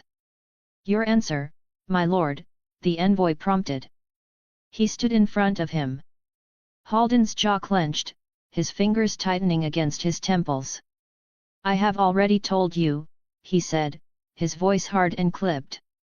"I have the gold, the iron, and the other minerals the king has demanded. But the grain, it will be late this year." The envoy arched an eyebrow, his displeasure evident in the slight downturn of his lips. "The king will not be pleased to hear this." "I care not for the king's pleasure or displeasure," Haldan growled, his voice low and simmering with barely restrained contempt. The words surprised even him, though he found no reason to take them back. He leaned forward, his eyes narrowing at the envoy. "Even I have come to pity these Greenlanders," he muttered, the admission leaving a bitter taste in his mouth. The envoy shifted uncomfortably, clearly unsettled by Haldan's growing agitation. "The king does not take well to excuses, my lord." Haldan's lips curled into a snarl, his frustration bubbling over. "Then tell him that his lands have been drained dry by his own taxes, and if he wants his grain, he'll have to wait." The envoy stiffened at the defiance, his expression tightening, though he kept his composure. "What of the thralls, my lord?" he asked after a moment, his voice softer but no less insistent. Haldan's hands clenched into fists at his sides, the frustration finally boiling over. "I cannot give him more thralls," he snapped, his voice rising in anger. "If I take more peasants from the fields, we won't have enough men to plant for next year. And if we pull more from the mines, the iron shipments will slow. We're stretched too thin as it is." The envoy regarded him with cold, calculating eyes, unflinching in the face of Haldan's outburst. "His Grace will not care for these excuses, Lord Greyjoy," he said icily. "You will find a way to meet his demands, or I fear the consequences will fall upon you." Haldan gritted his teeth, the muscles in his jaw twitching with barely restrained fury. He knew well enough what consequences from Harren meant, and none of them were pleasant. The envoy gave a slight nod, his expression calm. He turned on his heel to leave, the weight of his threat lingering in the air. But before exiting, he paused at the door, casting a final glance over his shoulder. "Remember, Lord Greyjoy. His Grace's patience is thin. Deliver what is due, or you will answer to him personally." The heavy wooden door creaked shut behind the envoy, the sound echoing in the now silent chamber. Halden was left alone, the weight of Harren's demands bearing down on him.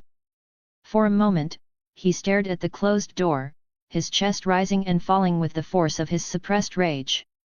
Then, with a growl of frustration, he slammed his fist onto the armrest of his throne. The impact echoed through the room, but it did little to alleviate his anger. "Damn Harren and his fucking castle," Halden muttered under his breath, his voice thick with disdain. He stood and began pacing, his mind a flurry of thoughts. His boots scuffed against the stone floor, the rhythmic sound doing little to quiet the storm within him. His eldest son, Roderick, came to mind, a constant source of frustration. Roderick had been sent to the Blackwood Vale to oversee the collection of taxes and the capture of thralls as punishment, a lesson in responsibility and consequence. "The boy has much to learn if he's ever to succeed me," Halden mused bitterly. The decision to send Roderick had not been easy. It had meant breaking his long-standing agreement with Lord Blackwood, one that had kept relative peace in the region. But what choice did he have? Harren's demands were absolute, and refusal meant ruin. "Harren will have his due, no matter the cost," he thought grimly. The door creaked open, interrupting his brooding. Halden turned, his gaze meeting that of his second-born son, Viken.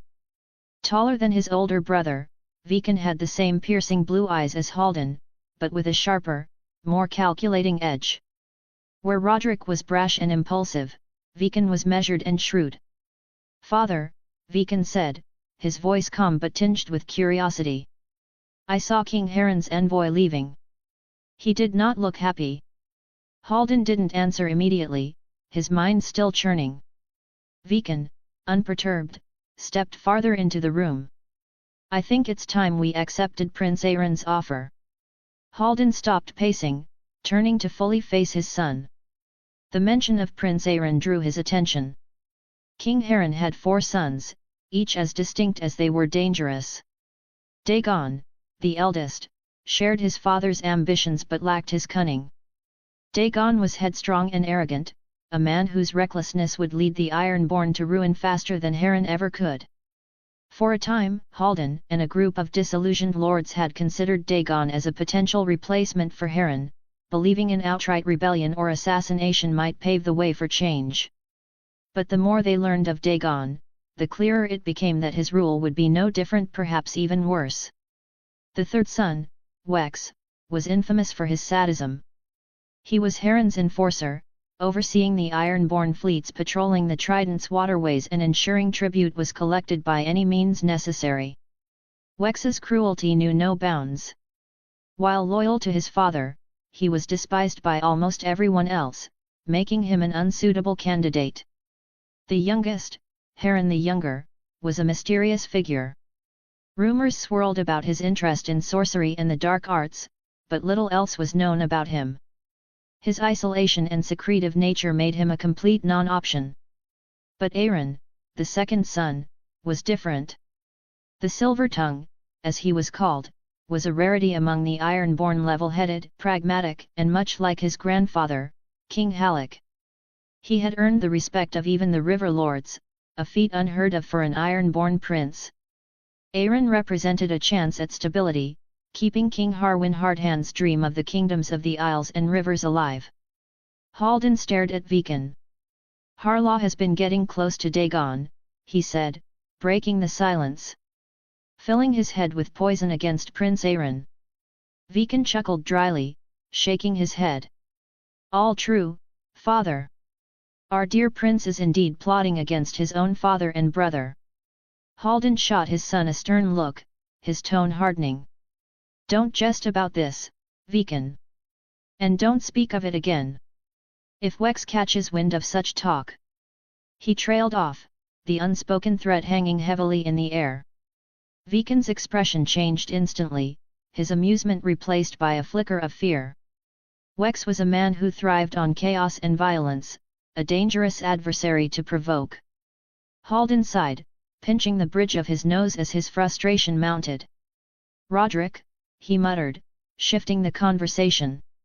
"Your brother was supposed to send thralls and grain from the northern Blackwood lands. It's late, and the king's patience is wearing thin. Viken's lips curled into a half-smirk, his eyes glinting with a mocking light. I told you, father. This punishment you gave him would only come back to bite you on your arse. Roderick is a fool, unfit for command. Haldan's temper flared, his voice booming as he slammed his fist against the wall. Roderick is my heir, he bellowed. Your older brother. My firstborn. Viken's smirk vanished, his expression darkening as anger flared in his own eyes. And where is he, father? He spat, his tone sharp and cutting. He's probably already sailing to Essos, raiding and plundering like he always wanted. Haldan clenched his jaw. Viken's words stung because they held a kernel of truth. Roderick's impulsiveness and recklessness had always been a problem, and the boy had shown little interest in the responsibilities of leadership. Enough, Haldan growled, his voice thick with frustration. Viken did not speak. He didn't press the matter further, but his silence spoke volumes. The tension between them simmered as Haldan walked closer, towering over his son. And don't let Prince Aaron's plots inspire you, my boy, Haldan warned, his voice low and dangerous. You are my second son, Viken. Remember your place. Viken said nothing, his lips pressed into a thin line. His glare remained fixed on Haldan. Haldan sat back on his throne. I want you to sail up to the Seven Streams. That is where Roderick said he was going. Search for your brother. If Roderick is there, bring him back alive. And if he's not there? Viken asked, his voice tinged with frustration. Haldan's expression darkened, his jaw tightening. Then find him, he snapped, his voice rising. His fists clenched on the armrests of his throne, knuckles white.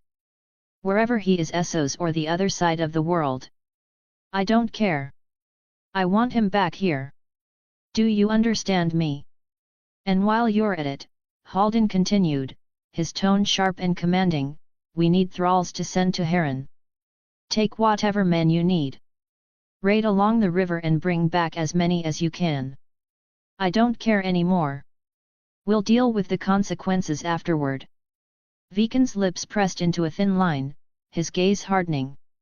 Very well, father, he said finally, his voice quieter now. He nodded curtly, and without another word, he turned on his heel and strode toward the door. The heavy wooden door closed behind Viken with a muted thud, leaving Haldan alone in the dimly lit chamber. He stared at the closed door for a long moment, his mind racing. His knuckles remained white as he gripped the throne's armrests, the tension refusing to dissipate. Damn that boy, he muttered under his breath, rubbing his temples as the pressure of his responsibilities bore down on him. Chapter 11, The Lord of Secrets. Harald found himself in a familiar place, one he never thought he'd see again. The scent of wood smoke and lavender washed over him.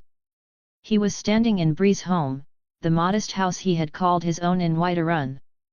The hearth crackled warmly, casting flickering shadows on the walls. The simple furniture was neatly arranged just as he remembered it. The golden light of the fire gave the room an inviting glow, but something felt wrong. This wasn't where he was supposed to be. Finally awake, are you? A soft, almost teasing voice said behind him. Harald turned sharply, his heart skipping a beat. Standing there, as if she had always been part of this memory, was a face he thought he would never see again. Serena, he whispered.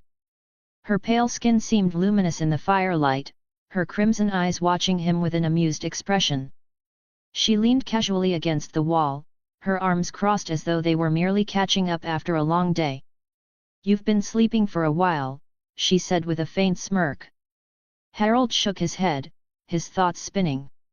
How could this be? Serena. What is this? He asked, his voice heavy with confusion. She tilted her head, studying him as she stepped closer. You don't look well, she said, her voice softening. Why don't we take a walk? It might clear your head. She placed a cool hand on his arm, her touch familiar and oddly reassuring. You're starting to look like me, she added with a chuckle, flashing her fangs briefly in a playful grin. Harald hesitated, his instincts telling him to question her further, but something in Serena's demeanor compelled him to follow. Without a word, she moved to the door and opened it, gesturing for him to step outside. He found himself walking through the bustling markets of the city. The sights and sounds of Whiterun surrounded him, vivid and alive. The smell of freshly baked bread mixed with the crisp mountain air. It all felt so familiar, almost comforting, yet deeply unsettling. As they walked, familiar faces emerged from the crowd. "Ela," Harald said softly as the huntress approached, her bow slung casually over her shoulder. She smiled at him, a warm, knowing smile. "Shield brother," she greeted him. "Good to see you." Vilkas and Farkas appeared next, their broad grins lighting up their rugged faces. "Harald!" Farkas boomed, clapping him on the shoulder as they passed. "Been too long." Further along, Balgruaf the Greater, the Jarl of Whiterun, strode through the square. He raised a stately hand in greeting. "Dragonborn," he called out. "Good to see you back where you belong." Harald nodded but did not respond. His eyes scanned the crowd, a growing unease gnawing at him. In the shadows near one of the merchants, he spotted Brynjolf and Carla, the two thieves examining a large stash of gold with practiced stealth. Brynjolf gave him a sly wink before returning to his plunder. The marketplace seemed filled with faces from his past, each one triggering a memory. Men and women he had fought beside, helped, or even faced in battle. It was like walking through a gallery of his life. "You look troubled," Serena said, breaking the silence. Her voice was gentle, but her crimson eyes were sharp, watching him closely. "Is something wrong?" "This isn't real," Harald muttered, his voice low, his tone uncertain but growing firmer. Serena tilted her head, her lips curling into a faint smile. "Why do you think that?" Harald stopped in his tracks, his gaze locking onto three figures standing near the gilder-green tree in the heart of Whiterun, Lydia, Karyo, and Mjol. His breath caught in his throat. Lydia stood tall, her armor gleaming in the sunlight, her shield slung across her back. Karyo, ever the steadfast companion, held his weapon at the ready, his feline eyes scanning the horizon. Mjol stood beside them, her great sword resting on her shoulder. They were the friends he had lost. Sacrificed. Their lives were taken during his battle with Alduin, casualties of his overconfidence, his hubris. "This is a dream," Harald said, his voice trembling before hardening with conviction. "This isn't real." The world around him began to warp and shift. The vibrant colors of the marketplace faded, the laughter and chatter dissolving into an eerie silence. The once warm air grew cold, and shadows crept in from the edges of his vision. He turned back to Serena. Her form was growing faint, like smoke dissipating in the wind. "This isn't real," he repeated, louder this time. Serena smiled softly, almost sadly. "No, it's not," she said, her voice echoing faintly as she too began to fade. And then Harald was alone. The marketplace stood empty, the life it had once held replaced by an oppressive stillness. The golden light was gone, leaving only a grey, muted world. Harald's eyes fell to the ground, and there it was, a mask. His blood ran cold as he recognized it immediately, the jagged, ornate mask of Miraik, the first Dragonborn. "May he be as richly rewarded as I was." Miraik's words echoed in Harald's mind as he stared at the ancient dragon priest's mask. Harald's jaw tightened. "Hermias Mora," he growled. The world around him began to shift, the familiar cobblestones of Whiterun dissolving into an incomprehensible swirl of greens and blacks.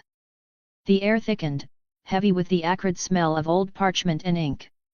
Towers of books and scrolls jutted into the void like jagged teeth, their spines marked with alien runes that seemed to shimmer and shift under an invisible light. The world pulsed with a sickly green hue. Apocrypha. A deep, grotesque voice echoed from the shadows, smooth yet hideous, resonating with a presence that seemed to emanate from all directions at once. "My dear champion!" The words slithered through the air like oil, clinging to Harald's ears. He looked around to face the voice, and Hermias Mora appeared, his amorphous form a writhing mass of tentacles and eyes, shifting and reforming as if his very existence defied comprehension. A single massive, unblinking eye hovered in the center, fixated on Harald. "I am not your champion," Harald spat. Mora's laughter was a grotesque, gurgling sound, as though it emerged from 1,000 unseen mouths. "Ah, but you are. Whether you claim the title or not, your actions speak for themselves. And now, I have found you." Harald's eyes narrowed, his fists clenching at his sides. "What do you want?" Mora's voice was a syrupy hiss, laden with malice and smug satisfaction. "My investment in you has already paid off. You have brought me a whole new world." Harald's heart sank at the words, dread creeping into his mind. The Daedric Prince's tentacles writhed, his massive eye swiveling to focus on Harald with a predatory glint. "This world you find yourself in, so full of secrets and untapped knowledge. Its histories, its powers, its mysteries, they will be mine to uncover, mine to wield." Harald took a step forward, his voice low and furious. "Leave this world alone, Mora. If you or any of your kind interfere here, you'll feel my wrath." The laughter that followed was deeper, darker, and more menacing than before, reverberating through the very fabric of Apocrypha. The ground beneath Harald's feet seemed to ripple and tremble as Mora responded, "Such bravado, my champion! But even your will is not beyond my grasp.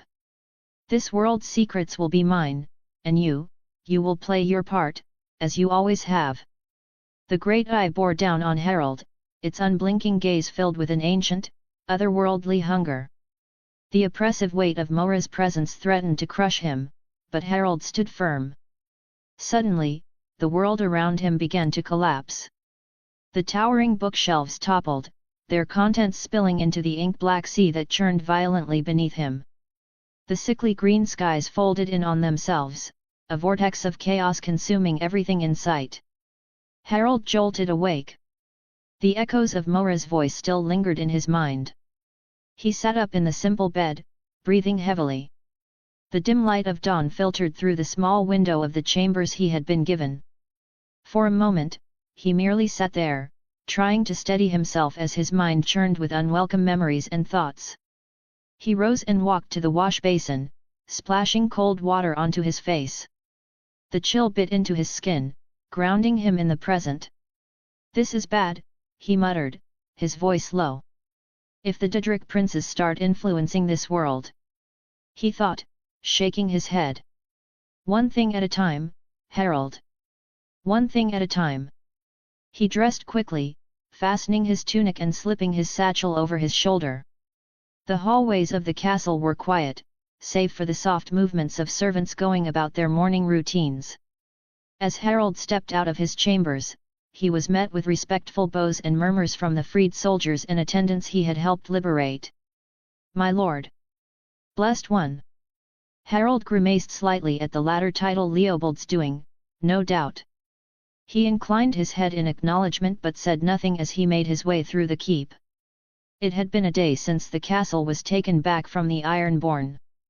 Harald had stormed the stronghold, cutting down both the Ironborn soldiers and their leader, Roderick Greyjoy.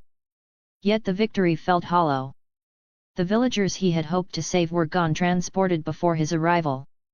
Interrogation of the few survivors had revealed the grim truth: the captives had been taken to Greyholt, a fort on the banks of the Blue Fork. From there, they would be sent to Fairmarket and then on to Harrenhal. His quest wasn't over. Not by a long shot. Stepping outside, he found the stone courtyard bustling with activity. Signs of the recent battle still lingered. Harald's attention was drawn to a gathering near the September. A large crowd had formed. Curiosity piqued, he approached quietly.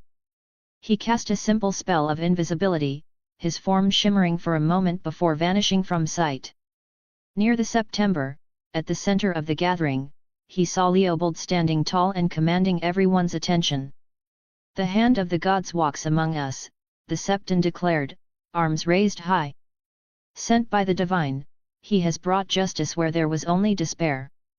He has cast down the Ironborn and shown us the path to freedom." The crowd erupted into murmurs of agreement, many nodding fervently, their faces alight with hope and reverence. Leopold's voice rose higher, his fervor filling the square. "The days of the Ironborn are numbered. Their chains shall be broken, their tyranny cast aside. The Riverlands will be free once more, for the gods have sent us their champion, their mortal form on earth to lead us." Invisible at the edge of the gathering, Harald muttered under his breath, "This is getting out of hand." He watched as his friend wove a narrative that painted him as a savior, a messiah sent by the gods to deliver the Riverlands from its suffering.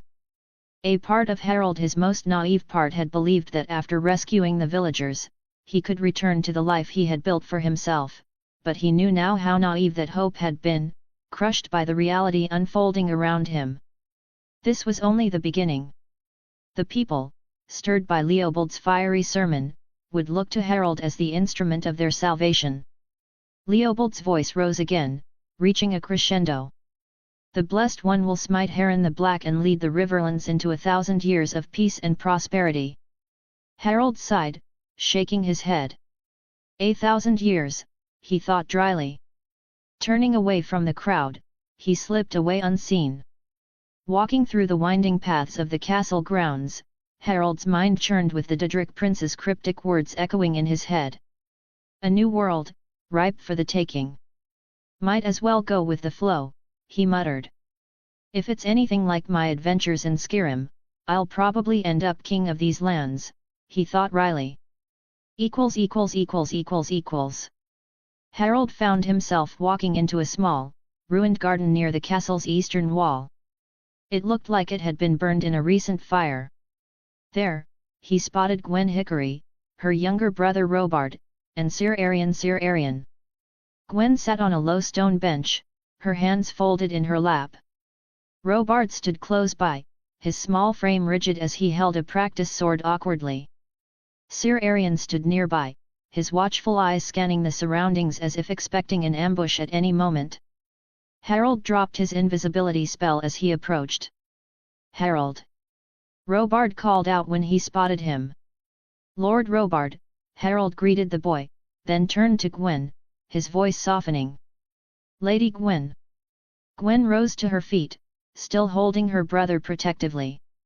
"Lord Harald," she replied, her voice steady but fragile. "How do you fare, my lady?" he asked. "I am well," she said, though her voice trembled slightly. "Thank you. Thank you for healing me." Harald's piercing gaze studied her face, now unmarred by the injuries she had suffered. His magic had mended her broken bones and healed her torn flesh, leaving her skin smooth and unblemished. Yet he knew all too well that no spell could mend the deeper scars within. He nodded solemnly. "I healed what I could, Gwen. But there are wounds I can't touch. Those will take time." Gwen's lips quivered, and her voice broke as she whispered, "It's shameful." Sir Arian lowered his gaze, sharing in her sorrow. Robard, standing beside his sister, looked up at her with a mixture of confusion and determination. "She's worried that Jonal won't love her anymore." Gwen's head snapped toward her brother, her voice sharp. "Robard, be quiet." Harald raised an eyebrow, intrigued. "Who's Jonal?" Sir Arian cleared his throat and answered, "Jonal Blackwood, my lord. He is Lord Blackwood's third son. He and Lady Gwen." Robard chimed in, "She's going to marry him." Gwen turned sharply toward her brother, her voice rising. "It won't happen. Don't you understand? I'm ruined. Jonal will hate me. He'll..." Her voice failed her, and she buried her face in her hands, her composure breaking as she sobbed. Sir Arian stepped forward, his expression heavy with grief, and gently held Gwen while she wept. Harald remained silent as Gwen cried, clinging to the night. When her sobs finally subsided, Harald spoke. My lady, listen to me. If this Jonal loves you, if he truly loves you, then he won't care about what happened. Gwen shook her head, her voice cracking as she tried to speak. I'm Roderick, Roderick is dead, Harald said firmly. What he did to you was horrible. No one can deny that. And I won't lie to you, healing from something like this will take time. But it wasn't your fault. You didn't choose this. And you are not ruined. Gwen lifted her tear-streaked face, her eyes brimming with doubt. You're still you, Harald continued gently. That's what matters. The weight of his words seemed to reach her. She looked calmer, though the pain in her eyes was still there. Sir Arian cleared his throat. Robard, take your sister to her chambers. Robard nodded and gently took Gwen by the arm, guiding her toward the keep. At the entrance, Gwen paused and turned back to Harald. Her voice was soft but full of genuine gratitude. Thank you. Harald inclined his head. You're welcome, my lady. Harald watched as Gwen and Robard disappeared into the keep. He stood silently for a moment before Sir Arian stepped closer, his face etched with gratitude. Thank you, my lord, Sir Arian said. I did not know how to. Let's hope this Jonal is a good man, Harald interrupted. Sir Arian hesitated, then nodded. I believe he is. Harald's expression shifted. The captives aren't here, he said flatly. That means I need to go to Greyholt. Sir Arian's eyes widened at the declaration. Greyholt, he echoed. That's no honey tree, my lord. It's a grand fortress far more dangerous.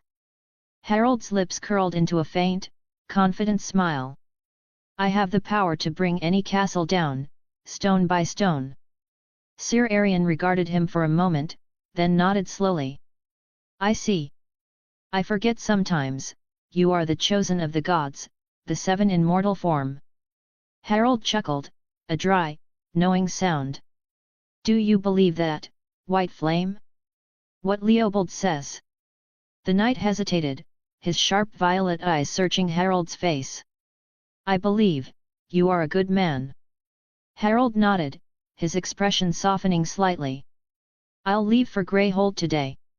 Sir Arian's brow furrowed, a flicker of unease crossing his face. My lord, he began cautiously, before you go, there's something I must ask of you. What is it? Harald asked, folding his arms across his chest. There are still Ironborn out there, Sir Arian said, his voice low and grim. I interrogated one of the survivors. He told me there are 2 more raiding parties still roaming the lands west of here. And you want me to help you hunt them down? Sir Arian nodded, his gaze unwavering. Yes. If you help me, I myself will accompany you on your noble quest. Harald fell silent, his mind racing. His heart was set on reaching Greyholt and rescuing the villagers, but he couldn't ignore the immediate threat to the innocent lives still in danger nearby. Finally, he exhaled and nodded. All right. We will deal with them first. Then I go to Greyholt. Chapter 12, The Spares PT1. Okay, I'm back. I was busy IRL and focusing on other FICS. Here are 11 chapters to make up for the absence. You heard me, boy. You are not going anywhere. Lord Harren Blackwood's voice still echoed in Jonal's mind, sharp and commanding, leaving no room for argument. But, father, that Ironborn scum is skulking around in Hickory lands, our lands. They aren't supposed to be there. Jonal had argued, his fists clenched at his sides. Harren remained unmoved, his stern gaze fixed on his second son. I have sent word to Lord Haldan. We cannot act rashly. If you don't, then I will, Jonal shot back, his voice thick with frustration. You will do nothing, Harren snapped, cutting off the conversation. Do you hold no value for your brother's life? Do you wish to see him dead? His father barked. Jonal had stormed out then, barely containing his rage. It was only because of his older brother, Ben, that he had managed to leave Raventree Hall at all. Ben had even arranged for an escort of 6 men. It wasn't enough, not nearly enough, but it was something. Roderick Greyjoy. Jonal had met him once, one of the worst human beings he had ever laid eyes on. And now that same monster had been raiding the lands where his Gwen called home. The thought made his stomach churn. Gwen would be safe. She had to be. Roderick might have been a cruel bastard, but he wouldn't dare lay a hand on the Hickories. As they rode deeper into Hickory lands, they saw villages that had been burned down, their inhabitants taken. It was clear the Ironborn were capturing thralls. Haldon Greyjoy had turned his back on the agreement he had with Jonal's father. Why his father had even believed the word of a squid, Jonal did not know. Jonal was jarred from his thoughts by one of his escorts, who pointed to a plume of black smoke rising in the distance. "My lord, I believe that's coming from a village. A raid from the Ironborn, methinks."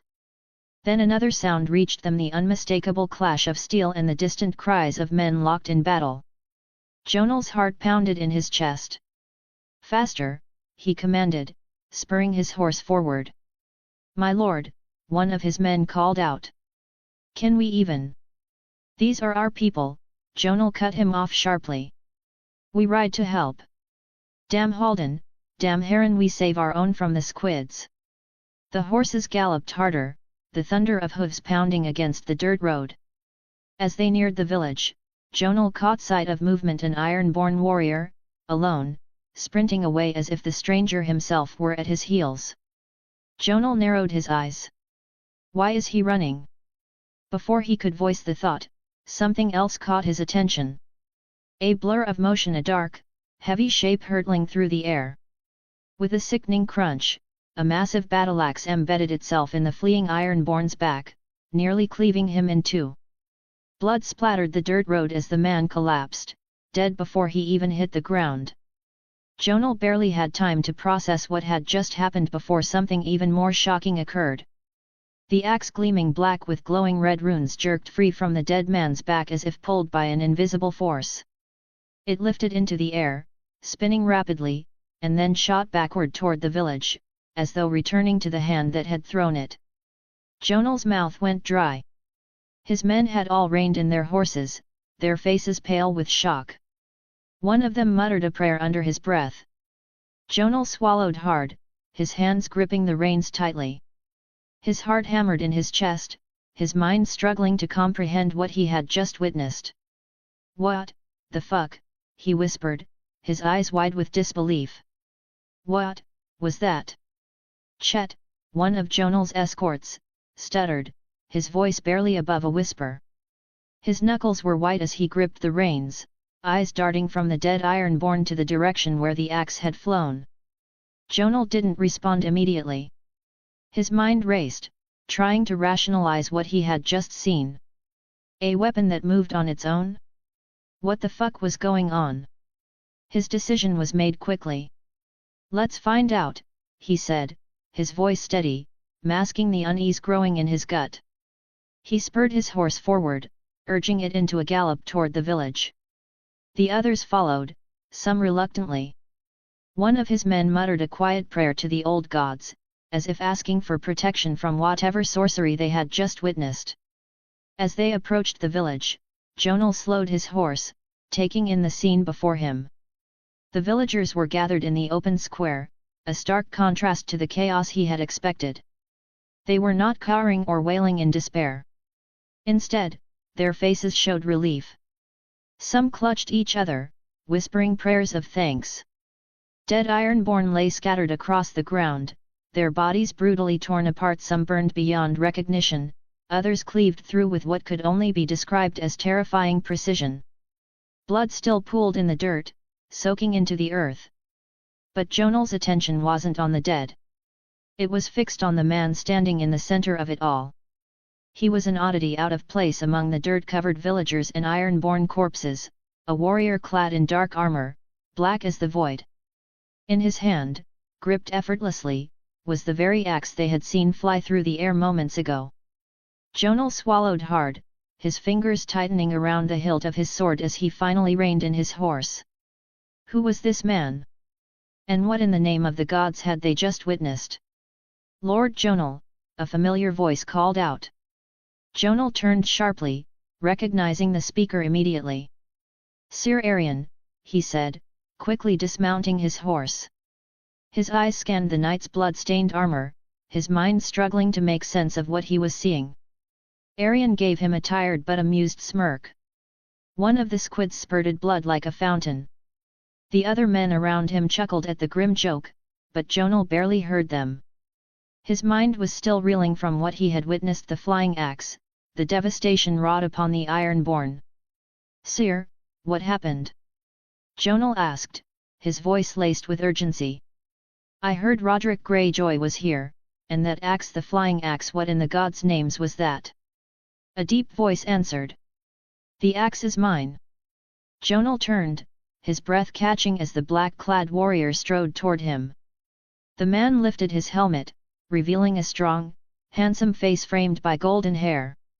I heard Arion call your name. You must be Gwen's Jonal, then, the warrior said, his piercing eyes locking onto him. Jonal's heart pounded.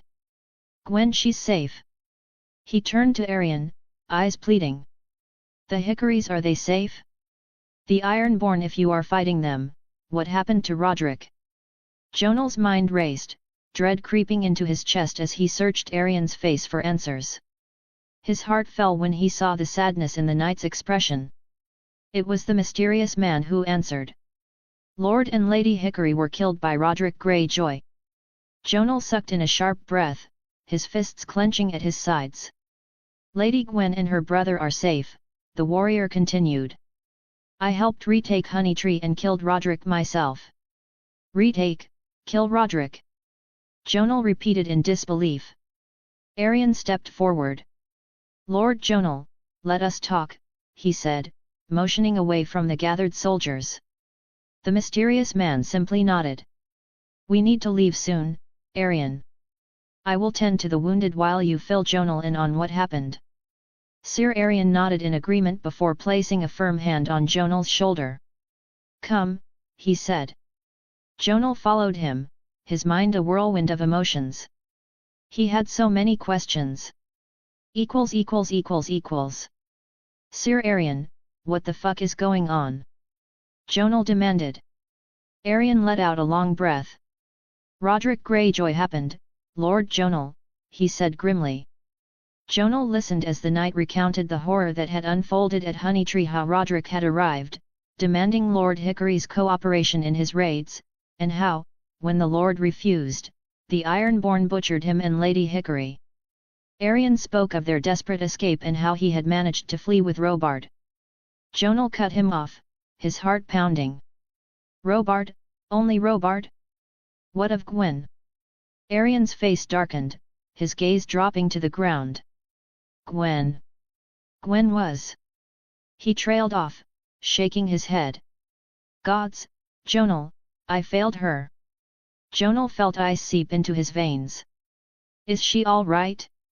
Is she? He couldn't bring himself to finish the sentence. Arion swallowed hard. The Greyjoy was not kind to her, my lord, he admitted, his voice heavy with regret. She is fine now, all thanks to Harald. Jonal's head snapped toward him. Harald. Arion nodded. Harald was the one who helped us retake the castle. He was the one who avenged Lord and Lady Hickory. Jonal's mind swirled. Who is he? He asked. A sorcerer? A warlock? His axe it flew. Arion smirked faintly. Yes, it did. And he can do much more than that. His voice grew more serious. Septon Leobold claims he was sent by the gods to save us from the Ironborn in answer to our prayers. Jonal turned, his gaze seeking out the black-clad warrior. He found Harald speaking with a group of villagers. Do you believe it? Jonal asked, his voice quieter now. Arion was silent for a moment, watching Harald with the same wariness. Then, he shook his head. I have no reason not to. Harald is not evil, Jonal. He's a good man. Before Jonal could reply, he saw something that made his breath catch. Golden light radiated from Harald's hands as he knelt before a wounded villager. The glow illuminated the man's leg, and within moments, the villager stood, his face filled with shock and joy. "I can walk," the man exclaimed. "My leg, he healed my leg." The gathered villagers murmured in awe, some dropping to their knees, others whispering prayers. Jonal could only stare. "Honey Tree. I need to get to Honey Tree," he said suddenly, turning back to Arian. "I need to see Gwen. Now. .. Jonal watched Harald closely as they rode toward Honey Tree. The so-called Herald of the Gods, he thought. Which gods? The seven? The old gods? Or some darker force? What if Harald wasn't some divine warrior, but a deceiver, a warlock from Asai who had ensnared Sir Arian, Gwen, and the others with foul magic? Or worse, what if he was something beyond mortal comprehension, a creature donning the shape of a man and playing with them like pieces on a Sivas board? Jonal looked away abruptly when Harald turned his head toward him, as if sensing the doubts gnawing at his mind. To his surprise, Harald slowed his pace, allowing his horse to fall into stride beside Jonal's. Harald's voice broke the silence. "What will you do when you see her?" Jonal blinked, caught off guard. "What?" That was not the question he had expected. Harald's gaze remained ahead, his tone steady. "Gwen. She believes you won't love her anymore after what happened to her." Jonal's grip on the reins tightened, anger flaring in his chest. "That's nonsense. I love her. Nothing will change that." Harald nodded. "Good." Jonal narrowed his eyes, his thoughts swirling. After a long pause, he finally asked, "Is what they say about you true? Are you the Herald of the Gods?" Harald turned to look at him, and to Jonal's utter shock, the man laughed a deep, rich laugh, unrestrained and amused. Jonal stiffened, unsure whether to feel insulted or wary. Harald wiped at his eye, still chuckling. "Harald the Herald. I think Leopold would like that." Jonal's expression darkened. He didn't appreciate being mocked. "I'm serious." Harald's smile faded slightly, though amusement still lingered in his eyes. "The only thing you need to know about me is that I am not your enemy. I'm here to save a girl taken by the Ironborn. That's all." Jonal remained unconvinced. "But Sir Arian..." "You can believe whatever you want, Jonal Blackwood," Harald interrupted, his voice firm but not unkind. "As I said, I'm no threat to your people." Jonal held Harald's gaze for a long moment, trying to read anything in the man's face. And though doubt still gnawed at him, deep in his heart, he believed him. He turned his eyes forward, exhaling as the first outlines of Honeytree Castle came into view in the distance. As they rode through the open gates of Honeytree Castle, the cheers of the gathered servants and guards filled the air. The people lined the courtyard, their voices a mixture of relief and triumph. "The Blessed One," some called. "Harald," others cried. Yet, amidst all the noise, Jonal heard nothing but the pounding of his own heart. His gaze swept over the crowd until it landed on Gwen. She stood near the steps of the keep, her hands clasped tightly before her, her face pale and unreadable. Their eyes met for the briefest moment, then she looked away. Jonal dismounted in one swift motion, ignoring the calls of those around him. His feet hit the ground hard as he rushed forward. "Gwen!" She flinched at his voice but did not move. Jonal closed the distance between them, his arms reaching for her. Gwen stiffened as he pulled her into an embrace, her hands pressing against his chest as if to push him away. "Don't," she whispered, her voice trembling. "John, Jonal didn't let her go. He held her close. "I love you, Gwen." She stopped struggling. "Nothing has changed. Nothing will ever change." A sharp breath escaped her lips. Her fingers, once pushing him away, now clutched his tunic. With a choked sob, she melted into his embrace, burying her face in his chest. Jonal held her tighter, one hand cradling the back of her head, his heart hammering against his ribs. "I love you," he whispered again, voice breaking. Harald's POV. Harald stood near the hearth, watching as Leopold and Jonal Blackwood strode into the great hall of Honeytree Castle. He was glad for Gwen. Jonal seemed like a good man. Sir Arion, too, looked happier now. The castle, as well as its lady, seemed filled with life again. According to Arion, Gwen was back to her old self. The lands were free of Ironborn, and soon today, in fact, he would leave for Greyholt. Leopold had spent much of the past hours speaking with Jonal, likely filling the young lord's head with the same notions about Harald being the herald of the gods, or perhaps, more absurdly, the seven themselves in mortal form. Harald never knew which version Leopold was going with, it seemed to change depending on his mood. Jonal approached first, offering a respectful bow, a slight stiffness in his movement. Harald reciprocated with a curt nod. "Sir White Flame," Harald said, turning his gaze to Arion. "I leave for Greyholt today." Sir Arion White Flame straightened. "I will keep my promise, Lord Stormcrown," he said firmly. "I will ride with you, along with 5 of my best men." Harald frowned slightly.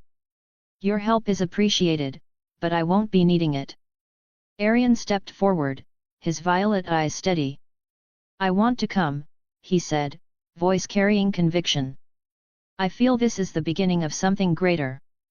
I wish to fight the squids by your side, my lord." Harald was about to reply when Jonal spoke up. "Then I will come as well," Jonal said firmly. "Along with the men I brought." Harald's gaze flicked toward Leopold, his friend, who now wore a self-satisfied expression. Leopold smiled, hands folded before him. "I have assuaged Lord Jonal of any worries he might have had about you, Harald." Jonal nodded in agreement. "Lord Stormcrown, Lord Haldan holds my brother hostage, along with the sons of Lord Mallister, Lord Frey, and several other minor noble houses. You're the only one who can free them." His voice wavered slightly. "I wish to see my little brother again, my lord." Harald stilled.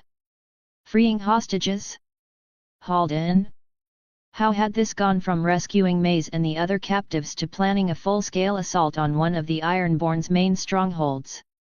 For a fleeting moment, he clung to the naive hope that, once Greyholt was dealt with, he could return to his homestead his peace. But this was spiraling out of control. Harald's gaze darkened as it settled on Leopold. He remembered the Septon's words to him, his plea for help on that rainy day when Harald saved Riverwood from the Ironborn. Leopold had called him their only hope and begged for his aid. Harald let out a slow breath, then spoke. "We'll discuss that after Greyholt," he said, his tone clipped. "We leave in 2 hours." He turned toward Leopold. "Stay. I need to talk to you alone." The others nodded and left, leaving Harald and Leopold alone in the dimly lit hall. The silence stretched between them as they found themselves alone. The only sound was the crackling of the hearth fire. Harald sighed, arms crossed over his chest. "I know what you're doing, Leopold." His voice was calm but firm. "And I have no intention of doing what you want." Leopold didn't respond, merely tilting his head slightly. Harald continued, "All this herald of the gods nonsense. I let you do it because it keeps the people from being afraid of me." His eyes narrowed. "But I am not here to be their savior." Leopold remained silent, his expression unreadable. After a moment, he walked closer to the fire, staring into the flames as though seeking answers in their dance. Finally, he spoke, his voice quiet but certain. "All I tell them, Harald, is what I truly believe." Harald's jaw tightened. "I believe you were sent here for a reason," Leopold went on, turning slightly toward him. "I believe you were sent here to save us in our darkest time. I believe it is your destiny." The word destiny struck something deep inside Harald like a blade dragging across an old wound. His fists clenched at his sides. I will not be a slave to destiny. Not anymore. His voice was low at first, but anger surged through him, boiling over as he took a step closer. I have walked that path, my friend. And I lost too much because of it. Leopold flinched, just slightly. Harald saw the way his eyes widened, the brief flash of fear in them. Harald immediately exhaled, rubbing a hand across his face. I'm sorry. His voice was softer now. I lost a lot of friends because of prophecies and destiny. Leopold studied him for a moment, then slowly nodded. I understand. Silence fell once more. After a long pause, Leopold spoke again. You are a good man, Harald. And I know you won't just stand by and let this suffering continue. Harald didn't answer. Leopold took a breath, glancing back at the fire. Things are dire now. You have seen it. But when Harren dies, his children will tear the Riverlands apart fighting over his throne. Even more will perish. There will be even more suffering. He turned back to Harald, his eyes filled with something between hope and desperation. But you can stop that, my friend. You can bring us all together. Forge something new. Leopold hesitated, then sighed, shaking his head as if pushing the thought away. I will go prepare for the journey. Without another word, he turned and walked out of the hall, leaving Harald alone with his thoughts. Later. Wouldn't a boat be faster? Harald asked, adjusting the reins of his spectral steed, which appeared no different from an ordinary black warhorse, thanks to illusion magic. It was Jonal who answered, swinging up onto his own mount. Only a slight difference. But approaching Greyholt by land is safer. Harald nodded, accepting the reasoning. As they prepared to depart, the people of Honeytree Castle gathered to see them off. Men, women, and children watched from the castle walls and the courtyard. Then, Gwen and Robard stepped forward. Stay safe, Lord Harald, Gwen said, her voice steady but her eyes betraying her concern. Her younger brother, Robard, nodded seriously. Come back safe. Gwen turned to Harald, placing a hand on his armored forearm.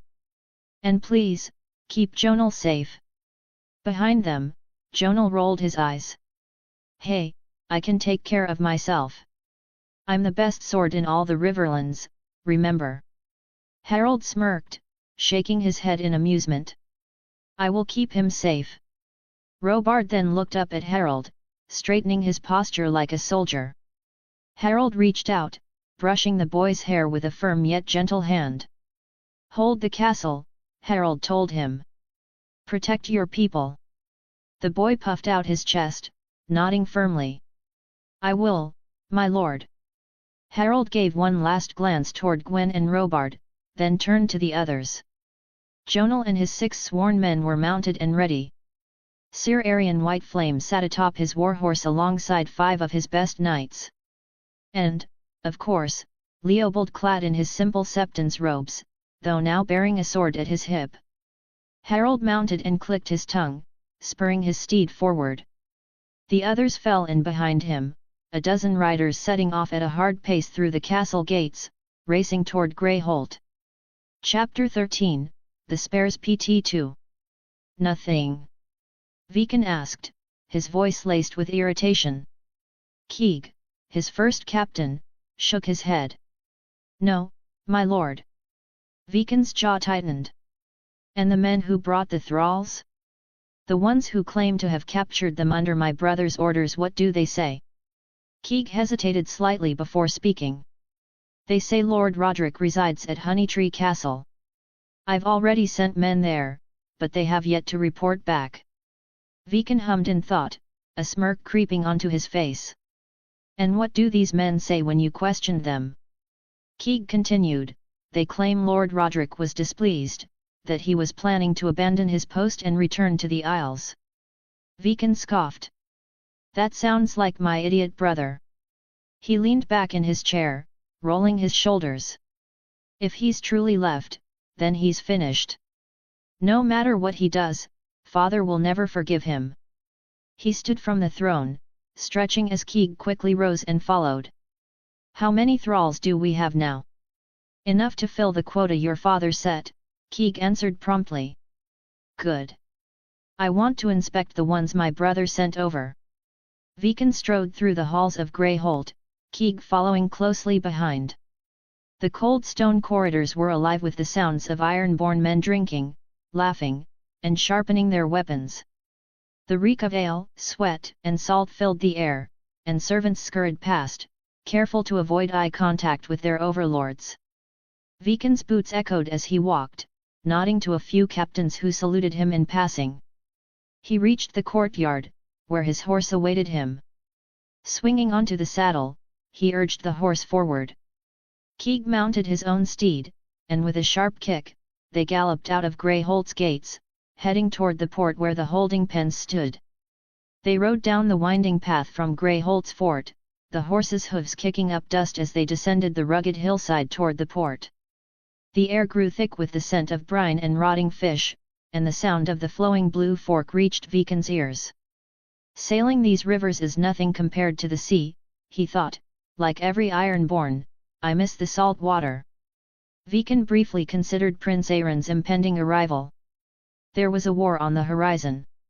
Even though his father tried to avoid it, Viken did not. He had no illusions about his father's weakness. Haldan Greyjoy hesitated where he should act, clung to neutrality where he should wield power. But Viken was not his father. He had already made his choice in the coming struggle between Crown Prince Dagon and the younger, sharper-minded Aeron. Today, he would prove his loyalty. All must be prepared for the prince's arrival, Viken said as he rode alongside Keeg. Keeg grunted in acknowledgement. "Aye, my lord. The feast will be ready, the mead will flow." He smirked.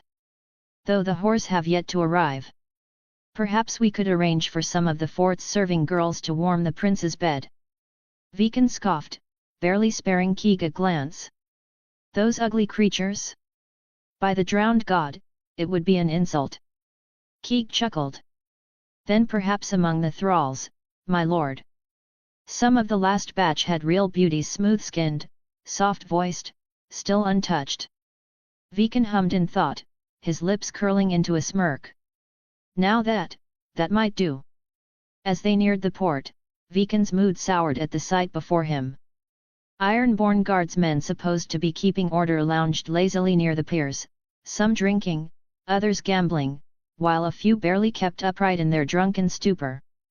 One sat on a barrel, a half-empty bottle dangling from his fingers, while another leaned against a crate, laughing with a whore perched on his lap. "Look at those fuckers," Viken growled, his teeth clenched in irritation. Keeg's eyes narrowed at the disgraceful display. "I'll deal with them, my lord." Viken dismounted, his jaw tight. He had no patience for slackers, not today, not when the prince was coming. He strode forward, his boots crunching against the damp, uneven ground as Keeg stormed toward the lounging guards, his voice cracking like a whip. "You worthless shits!" Keeg roared. "You think you can drink and whore while the prince himself is on his way? Get off your arses and act like ironborn, not dockside beggars." The guards scrambled, knocking over bottles and dice as they hastily straightened themselves, bowing their heads in shame. Keeg's hand lashed out, striking one across the face. The man stumbled back but did not dare raise a hand in response. Viken ignored the spectacle, his mind set elsewhere as he walked past the thrall enclosures, his sharp gaze sweeping over the huddled villagers. The stench of sweat, fear, and unwashed bodies filled the air. Some captives kept their heads down, refusing to meet his eyes. Others stared back with open hatred, their spirits not yet broken. Viken did not mind thralls, it was the right of the Ironborn to take what was theirs. But even he could see that the rate at which Harren gathered captives was unsustainable. Too many villages burned, too many fields left barren, too many men and women worked to death. It would not last. Not under Harren. But when Aeron took the throne, when he, along with Drum and the other enlightened captains, steered the Ironborn in a new direction. Things would change. They would no longer be seen as savage pirates but as rulers of a thriving kingdom. Viken stopped abruptly, his thoughts scattering as his gaze landed on her. A girl. Even through the grime and the tattered remains of her dress, her beauty was unmistakable. Soft auburn hair matted with dirt, high cheekbones, and deep, fearful eyes. She will do, Viken thought. A fine gift for the prince. He gestured with a lazy flick of his fingers. That one. Bring her out. The guards obeyed, opening the enclosure and yanking the girl up. She let out a startled cry, struggling against their grip. Around her, the other captives stirred, some reaching for her, others murmuring in protest. One man lunged forward, his chains rattling as he tried to shield the girl. No. Please, Maze, no. A guard struck him hard across the face with the butt of his spear. The sickening crack of bone echoed in the air as the man crumpled to the ground, groaning in pain. Stop that, Viken snapped, his voice laced with irritation. They are to be presented in perfect condition. They are not to be damaged.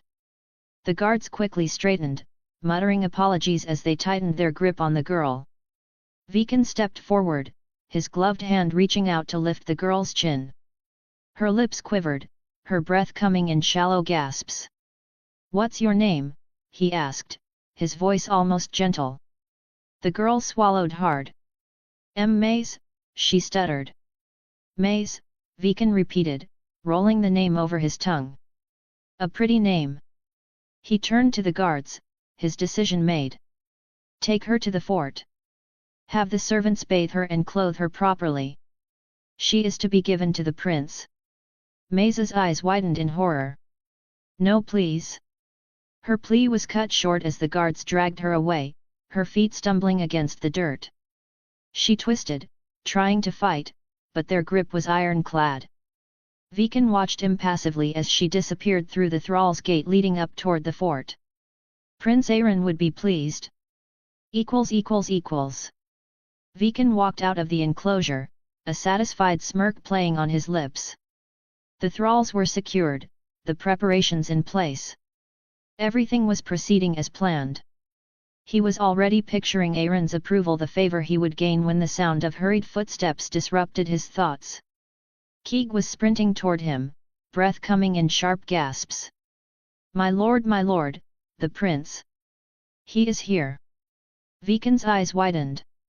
Already? He cursed under his breath. He's early. Without another word, he turned on his heel and strode toward the private docks. Everything needed to be perfect. He wove through the bustling port, past dock hands and thrall masters, past the Ironborn warriors who now stood at attention, having abandoned their lounging and drinking at Keeg's earlier command. The private docks came into view, and there, disembarking from a sleek longship bearing the sigil of House Hoare, was Prince Harren. Harren Hoare cut a striking figure, tall, lean, his long black hair tied back neatly, a sharp contrast to the wild manes of many Ironborn lords. His beard was well trimmed, his armor well crafted but practical rather than ostentatious. His keen blue eyes swept the docks with quiet calculation before landing on Viken. Beside the prince stood another man, Carl Drum, heir to House Drum. As Viken approached, he bowed swiftly. My prince. Harren smiled as he stepped forward and grasped Viken's shoulders. No need for that, my friend. His voice was warm, almost amused. I arrived a bit early, hope that didn't trouble you. Viken straightened, forcing down his irritation at the surprise arrival. Not at all, my prince. I have prepared the finest Greyjoy hospitality for you. Harren chuckled. Call me Harren, Viken. We talked about this. As you wish. Harren, Viken said, nodding. The prince glanced toward the looming fortress of Greyholt and exhaled. Shall we? I'd like to see what my father's most loyal lords have been up to. Have they arrived yet? Harren asked. No. Like you said, my prince, you're early, Viken replied. Viken then gestured toward the path leading up to the keep. After you, my prince. So, how have you been, Viken? Aaron asked as they walked. My brother has disappeared, and my father is not happy. Aaron gave a dry chuckle. Ah, that makes things easier for you then. Roderick is much like my brother Dagon, he would only bring ruin to us all. I could not agree more, my prince, Viken said. As they made their way through the port, they passed by the thrall enclosure. Aaron's expression darkened as he looked at the captives, men, women, and even children huddled together. His lips curled in distaste. This is unsustainable, he muttered, shaking his head. At this rate, we won't have any Greenlanders left to rule over. Viken remained silent, knowing better than to speak until he was sure of Aaron's mood. The prince continued, his voice laced with bitter amusement. And my father, he plans to add more keeps to Harrenhal. Can you believe that? He wants it even bigger, he damns us all. Viken frowned. That doesn't seem possible. Carl Drum snorted. Believe it, Greyjoy. The king, he lowered his voice to a near whisper, has gone mad. Aaron gave a short, humorless chuckle. Dagon and Wex enable him, of course. My elder brother is as blind as he is arrogant, and Wex? That monster enjoys it. They'll undo everything our great-grandsire built. Viken glanced at Aaron. Are there any other lords, other than those who have accepted, willing to stand with us? Aaron turned to him, his expression unreadable. That is the question I need answered. And your father? Boom! A thunderous explosion ripped through the air, the shockwave rolling over them like a crashing wave. The ground beneath them trembled. All of them reeled back, hands flying to their ears to shield themselves from the deafening sound. What was that? Carl yelled, his voice barely audible over the ringing in their ears. Viken's heart pounded in his chest, his body frozen for a split second as his mind scrambled to process what had just happened. He turned sharply toward the source of the blast, his blood ran cold. The front of Greyholt's fortress was wreathed in smoke and dust. Aaron spat out a curse. Well, we can't just stand here. Come on, let's find out what the hell is happening. Without hesitation, they sprinted for their horses. The men around them scrambled to do the same, urgency gripping every one of them as they mounted and rode hard for the fortress. Chapter 14, Greyholt. I might have overdone the fight scenes in this chapter. Harald observed the fort across the river, using his scrying magic to peer into Greyholt's defenses. The outer defenses don't look that impressive, Harald muttered. From his elevated position opposite the bank of the Blue Fork, he had a clear view of Greyholt standing atop its own hill, overseeing the waterway. The fort was clearly designed to control traffic heading to Fairmarket. Its true strength lies beyond the wooden palisades, Jonal Blackwood remarked, standing beside him. Harald glanced at him before returning his gaze to the fort. Jonal was right. Beyond the spiked trenches and watchtowers, the wooden palisades only served as a first line of defense. Within them lay a courtyard that housed the barracks and training yard, but the real power of the stronghold was the stone wall that encircled the inner keep, a structure standing 25 feet tall, reinforced with iron-banded gates. It's well garrisoned, Harald said, his eyes narrowing. Jonal frowned. How well? More than needed, Harald replied. Jonal's frown deepened. That's strange. It's always been half garrisoned. If only I could see. Harald smirked. Of course, he muttered, casting the spell on Jonal. Jonal inhaled sharply, his body tensing as his vision expanded beyond his own senses. By the gods, he whispered in awe. It's like I'm flying. Harald chuckled. So what do you think? Jonal's gaze swept over the stronghold, noting the unusual number of Ironborn within. This is strange. I've been to Greyholt before. It's never been this full of squids. He hesitated before realization struck. Unless... Harald turned to him, his eyes still glowing faintly from the magic. Unless... Jonal exhaled slowly. Unless someone important is there. Perhaps Viken, Roderick's brother. Harald's expression hardened. Doesn't matter. The fort will fall. Shifting his gaze, Harald looked toward the port near the fort. He focused, his magical sight revealing groups of ragged figures being herded onto boats. Shit, Harald growled. They're taking captives to fair market. We need to do this now. As he ended the scrying spell, Arion, Leopold, and the other men gathered around them. So what is the plan, Lord Stormcrown? Harald heard Arion Whiteflame ask. Harald turned to face him. The plan, Sir Arion, is for you all to launch an attack on the port after I begin my assault on the fort. All attention will be on me, and you will face little or even no resistance when freeing the captives. Jonal frowned. That is madness. How can you? He stopped himself mid-sentence, realization dawning in his eyes as he recalled what Harald was capable of. Arion glanced at Harald, his expression calmer than Jonal's. Lord Stormcrown, will you be able to? Yes, Harald said simply, cutting off any doubt. Leopold, standing slightly apart, raised his voice with conviction. Greyhold cannot withstand the might of Harald's godly power. A hushed murmur swept through the gathered men. Their eyes widened as they looked upon Harald with awe and reverence. They whispered among themselves, calling him the Blessed One and the Herald of the Seven. Harald sighed. Jonal quickly gathered himself. Lord Stormcrown, if Viken Greyjoy is truly there, that would explain why the fort is fully garrisoned. But I think someone else, someone more important, is there as well. I saw boats in the port flying Hoare colors. Arion's expression darkened. Could it be one of the princes or? It does not matter, Leopold interrupted, his eyes burning with fervor. Prince, Lord, or even the drowned god himself, it does not matter. Greyhold will fall to Harald today. Jonal looked at Harald. After this, fair market must be our next destination. He took a deep breath before continuing. If news spreads of an attack on Greyhold, Halden may think my family was involved. He might punish my brother. Harald turned to look at Jonal, considering his words. Before he could respond, Leopold stepped forward.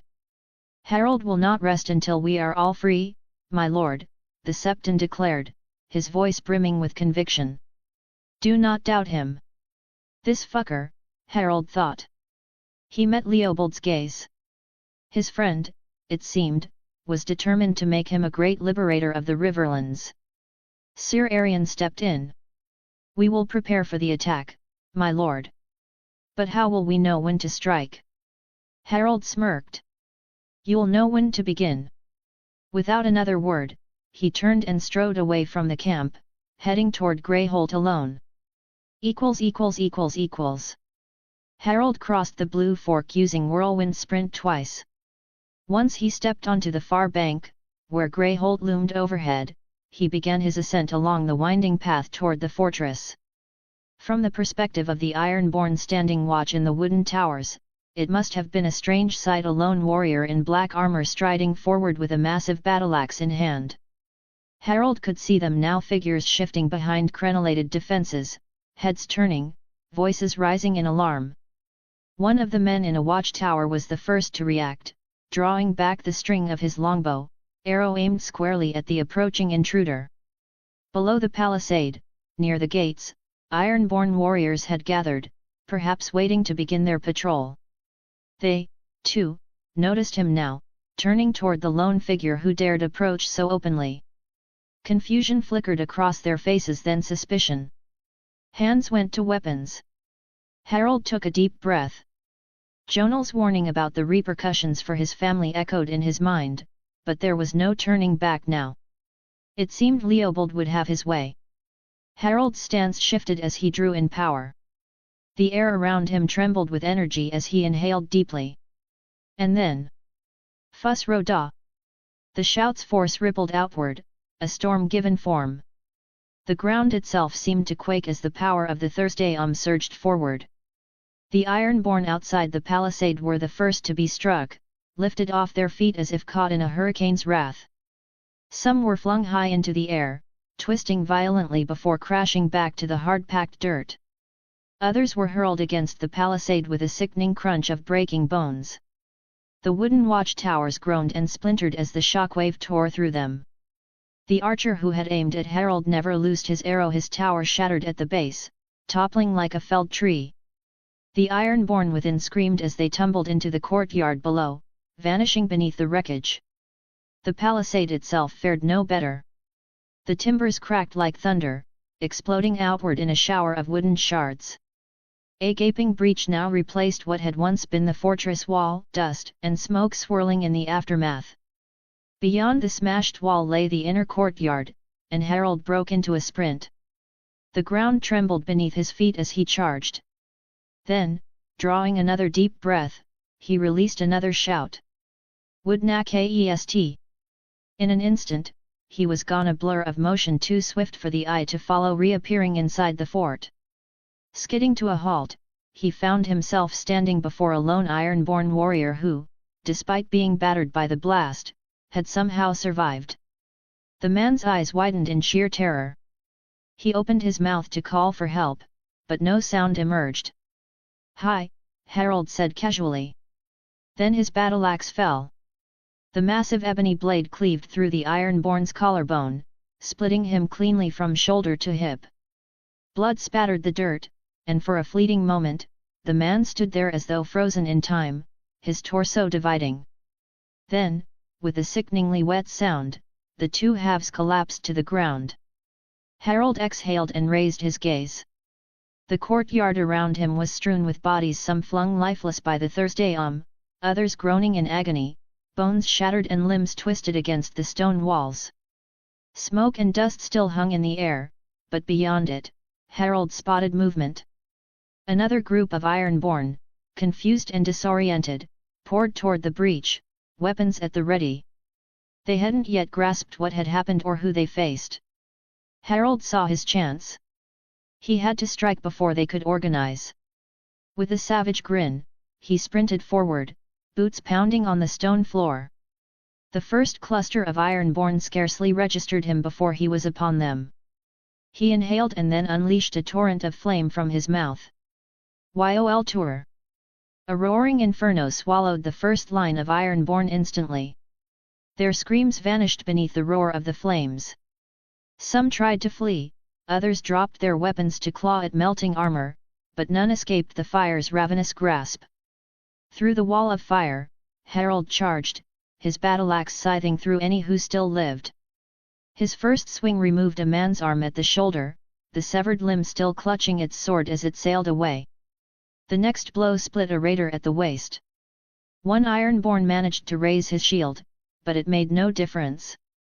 Harald's strength tore through wood and metal alike, cleaving the shield in two and taking the man's head with it.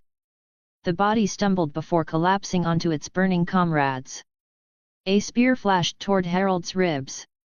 He sidestepped, seized the haft, and yanked the attacker forward. A brutal headbutt shattered the man's nose. Before he could recover, Harald's axe soared upward, splitting him from groin to chest in a gruesome spray of gore. In mere seconds, more than 50 Ironborn lay dead, broken, burned, and scattered across the courtyard. Many were reduced to ash by the fire breath shout. Then Harald heard it. The pounding of boots. He looked up and saw them, a new contingent of over 50 Ironborn warriors pouring in through the shattered entrance, weapons raised. They still had no idea what they were up against. Harald broke into a sprint toward the Ironborn. Ah! His battle cry tore through the battlefield, the power in his voice resonating in the very air and sending shivers down the spines of those who stood against him. Mole! A surge of power flooded his body. Where his blackened ebony armor had been, ethereal dragon armor now shimmered with a translucent glow, pulsing with might. Weapons flashed as Ironborn warriors raised their axes and swords, prepared to cut him down. Zunchaalvik! A wave of invisible force exploded from Harald's very soul. Every single weapon, axe, sword, spear, dagger was ripped from the hands of the 50 charging warriors and hurled through the air before clattering uselessly to the ground. In an instant, their momentum shattered, confusion seized them. Then Harald moved. Sugrah done. The full fury of the elemental fury shout enveloped him, turning Harald into a living storm, faster, stronger, unrelenting. His battle axe became a blur, his movements a whirlwind. The massacre began.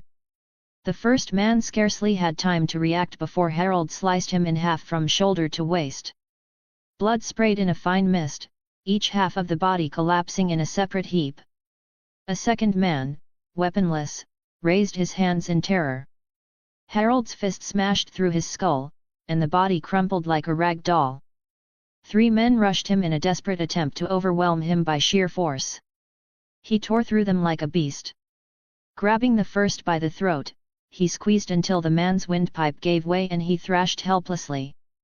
With a brutal wrench, Harald ripped the throat out, blood pouring down the Ironborn's chest. The second, wielding a dagger snatched off the ground, lunged. Harald caught his wrist, twisted, then rammed the dagger into the man's own eye. He screamed once and fell limp. The third man was already trying to flee. Lightning crackled in Harald's hand. With a flick of his wrist, a blinding arc of chain lightning erupted, leaping from one warrior to the next, frying 7 men instantly. Their bodies convulsed, armor glowing red-hot, before collapsing in smoking heaps. The stench of charred flesh filled the air. Another Ironborn, desperate, sprinted at him from the side, spear raised. Harald caught the spear mid-thrust, snapped it in two, and drove the splintered wood into the man's mouth, impaling him through the back of the skull. 5 warriors closed in, trying to surround him. Harald leapt, his enhanced speed propelling him like a force of nature. As he came crashing down, he slammed his battle-axe into the ground. Gah! A shockwave of raw power erupted from the impact, tearing the men apart, ripping limbs from bodies, shattering bones, and sending broken corpses flying in every direction. From the inner walls above, Ironborn looked on in utter disbelief. "Close the gates! Close the gates!" one of them shrieked, voice trembling with sheer terror. Archers fumbled with their bows, hands shaking as they tried to steady themselves to shoot down the unstoppable figure who had just butchered 50 men in mere moments. Below, the surviving Ironborn were either dead or dying. Those still breathing fell to their knees, begging or desperately crawling away. Harald stood at the center of the carnage, his black armor drenched in blood, his battle-axe still steaming with the heat of spilled blood. He had not fought like this in years. His dragon soul blazed within him, and suddenly, the thought of returning to a life of peace seemed incomprehensible. Above him, on the stone walls, Ironborn lined the ramparts, faces torn between fury and raw terror. Some threw stones, others loosed arrows, anything to bring down the monstrous force that had just annihilated 50 men. "Kill him!" one warrior screamed. Projectiles rained down, arrows, bricks, broken weapons launched in blind panic. Harald stood still. Then, with a deep breath, he whispered, "Feme." His body shimmered, becoming ethereal, a ghostly form untouched by steel or stone. Arrows passed through him harmlessly, rocks bounced off the ground. The Ironborn's curses and screams faded to the background. He waited. Waited for the right moment. Fuzz. Row. Da. Unrelenting force tore through the air, striking the very foundation of Greyholt's inner stone walls. The effect was cataclysmic. Stone cracked. Wood splintered. Metal groaned and twisted. The massive iron gate wrenched from its hinges, crumpled like parchment, and was hurled inward, smashing through the courtyard. The walls shook, masonry gave way, sections collapsed, and the warriors atop them shrieked as they plummeted, vanishing in the rain of rubble. Some cried out as they fell, their armor clanging on the ruins of the gate. Others were lost under collapsing stone, their screams snuffed out in an instant. Inside the keep, chaos raged. Ironborn in the inner courtyard panicked, while servants and thralls screamed and fled deeper into the stronghold. Harald paused at the ruined gate, scanning the panicked crowd with glowing green eyes. He had to tread carefully now. Thralls and innocents were among them. They did not deserve his wrath. Harald did not wait long before storming inside. The first warrior in his path fell instantly, Harald's axe cleaving through his chest and nearly splitting him in two. The next tried to run, only to be engulfed in flames as Harald hurled a fireball. The explosion consumed him, his screams echoing in the corridor. A group of 3 desperately charged, axes raised high. Harald let them come and with a flick of his wrist, a bolt of lightning arced forward, striking one in the chest. Electricity coursed through him, his body convulsing violently before collapsing to the ground, smoke curling from his charred armor. The other 2 faltered too slow. Harald was on them in an instant, his battle-axe carving through one man's shoulder, splitting him from collarbone to hip. The last man dropped his weapon and begged for mercy. Harald did not grant it. A swift, brutal swing sent the Ironborn's head rolling across the floor, his body collapsing where he stood. Fleeing deeper into the stronghold, the Ironborn's war cries twisted into terrified shrieks. Harald followed, prowling the keep's halls and hunting down every Ironborn he encountered. Blood and smoke thickened the air, which hung heavy with the stench of death. A door burst open ahead, 4 Ironborn stumbling into the corridor, weapons drawn, terror etched across their faces. "It's him," one shouted. Harald did not slow. With a single fluid motion, he hurled his battle-axe. The spinning blade buried itself into the chest of the lead raider, slamming him into the wall and leaving a gaping, bloody wound. The 3 remaining Ironborn charged. Harald surged forward, his fists a thunderous blur. He ducked under the first swing, driving his armored forearm into the attacker's ribs with a sickening crunch. As the man doubled over, Harald's knee snapped into his face, sending him sprawling. The second raider's blade whistled toward Harald's neck, but Harald twisted away, the sword merely scraping his pauldron. He retaliated with a crushing fist to the man's throat. The raider staggered, choking, before Harald grabbed him by the head and smashed his skull against the stone wall. The third man turned to flee. Harald raised his hand, and a bolt of lightning lanced out, striking the Ironborn in the back. The sickening sizzle of flesh and metal filled the hallway as the body spasmed and collapsed into a smoking heap. Harald retrieved his axe just in time to hear footsteps pounding toward him. 10 more Ironborn warriors emerged from an adjacent hall, axes and swords raised, their expressions raw with desperation. They charged, their war cries echoing in the narrow corridor. Harald met them head-on. The first swung low. Harald caught the axe's haft, yanking the man forward and slamming his forehead into the raider's nose. Blood spurted as the Ironborn staggered back, and Harald drove his axe into the man's chest, cleaving through bone and muscle. The second and third attacked together. Harald leaned back, their blades slicing only air, then stepped forward to bury his axe in one man's thigh. The warrior screamed and dropped his weapon.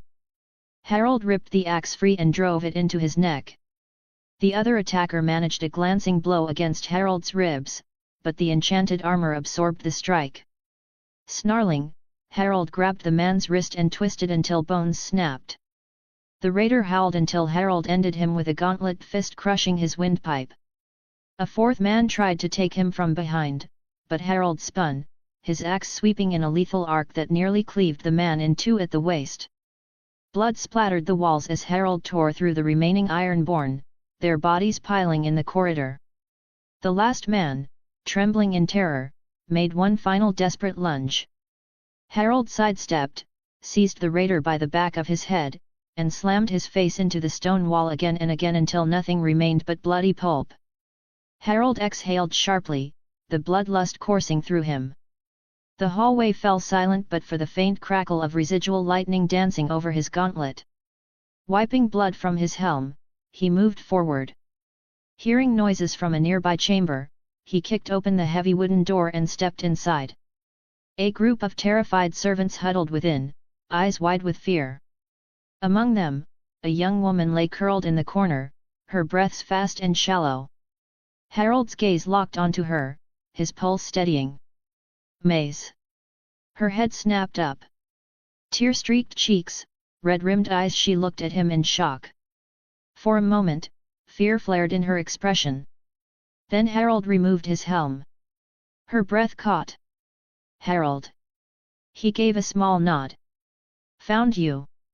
A broken sob escaped her as she threw her arms around him, clutching him tightly. They took him, she cried, her fingers digging into his armor. Harald, they took Tom. They wanted me here for the prince. Her voice broke, her grief giving way to panic. Harald's eyes hardened. So Arion had been right, some prince was indeed here. Harald gently pulled back, placing both hands on her shoulders. I'll find him, he said, voice firm. Stay here. Maze nodded, tears still glistening in her eyes. Harald released her, then turned and strode out of the chamber, tightening his grip on his axe. He only hoped the others had begun their attack and rescued Tom from the port.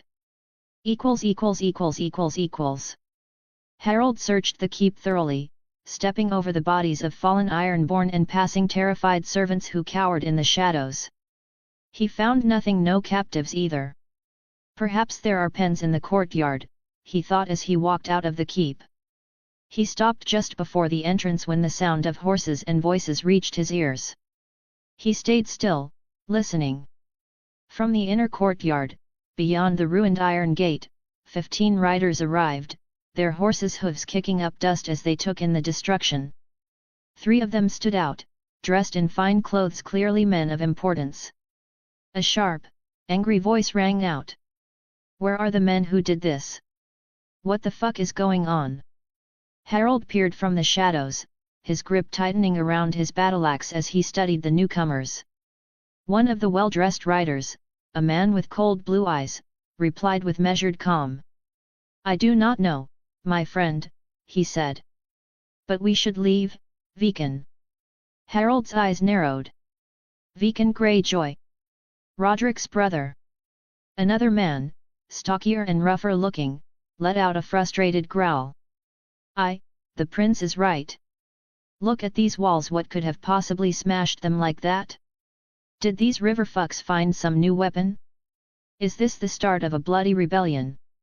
The calmer man, the one Harald now recognized as the prince mentioned by Seer Whiteflame, turned to the agitated speaker. Calm yourself, Carl. Viken scanned the ruins. Where are the men who did this? He muttered.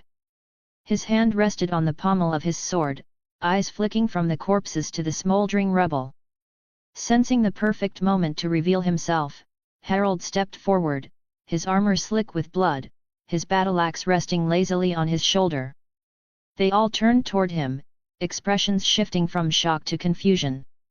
There is no army, Harald said, his voice calm and almost amused. Just me. The one called Carl snarled, gripping his axe haft. Who the fuck are you? He barked, glancing at the shattered gate and mangled bodies around them. Harald shrugged, lifting his battleaxe so that its runes pulsed with power. You were wondering who did all this, he said, gesturing at the carnage. His smile was cold, almost taunting. Here I am. Carl roared in fury, raising his axe. Kill him, he screamed, spurring his horse forward. Carl, no! Viken shouted. But it was too late. Carl charged, axe swinging. Harald moved like lightning, his own battleaxe came up to meet Carl's blow with a deafening clang.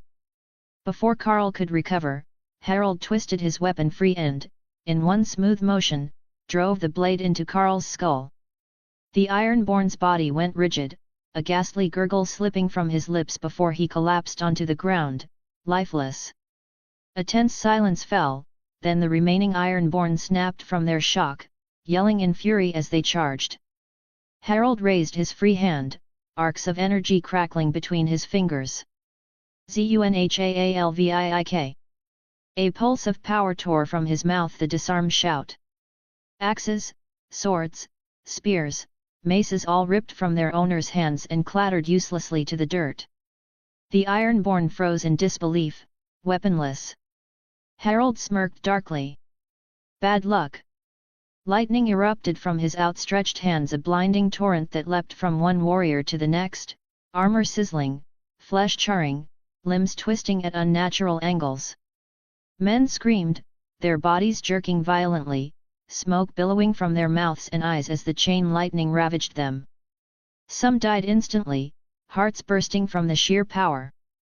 Others fell twitching, skin blackened and peeling. The stench of burnt flesh filled the courtyard. Then silence. Harald lowered his hand, steam rising from his fingertips, his eyes cold and impassive as he surveyed the massacre.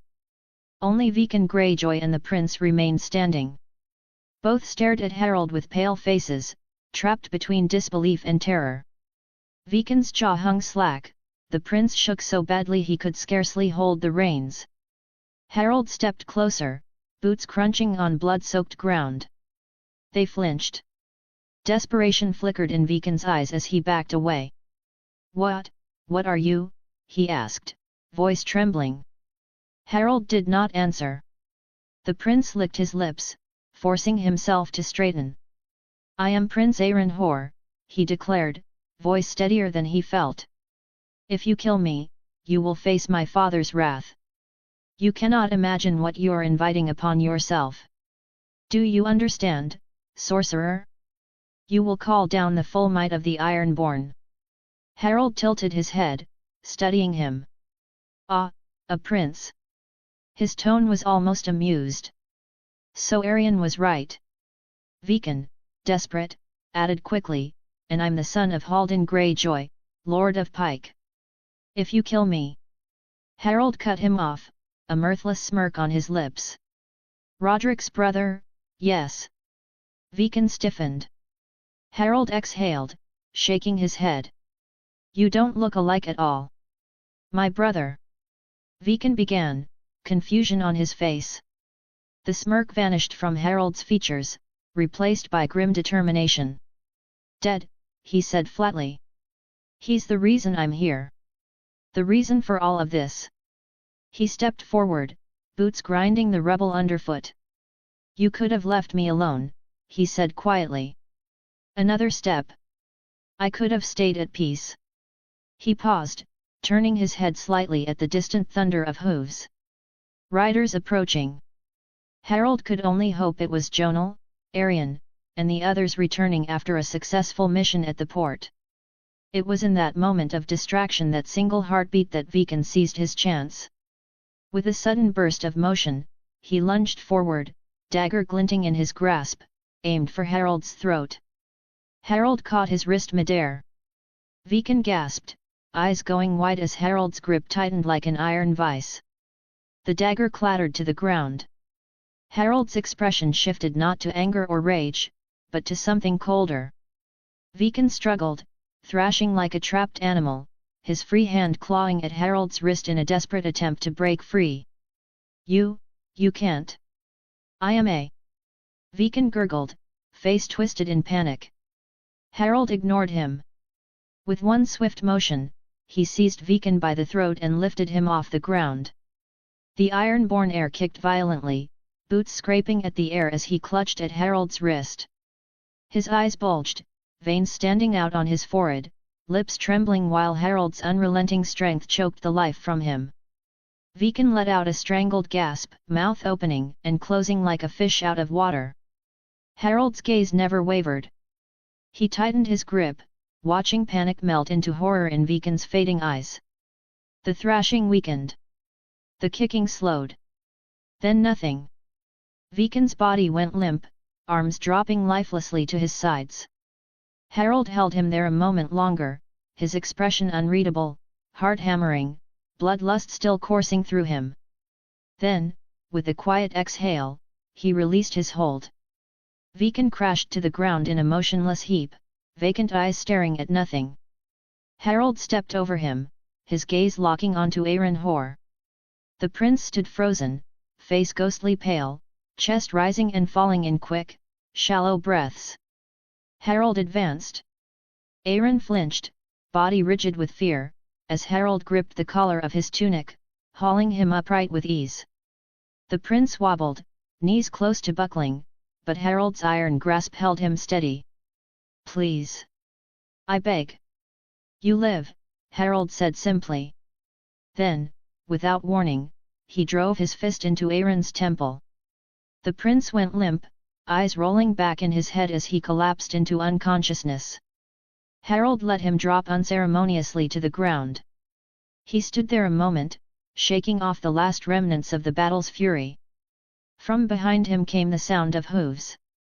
Harald turned, tightening his grip on his battleaxe until he recognized the riders approaching. Jonal led the group, with Sir Arion, Leobold and the rest of the men following close behind. Their horses slowed to a halt, and the riders stared in sheer disbelief at the carnage. Greyholt's stone walls lay in ruins, shattered like clay under a hammer. Fires flickered, casting dancing shadows across a courtyard slick with blood. Ironborn corpses were strewn everywhere, broken, burned, and dismembered in every horrific way imaginable.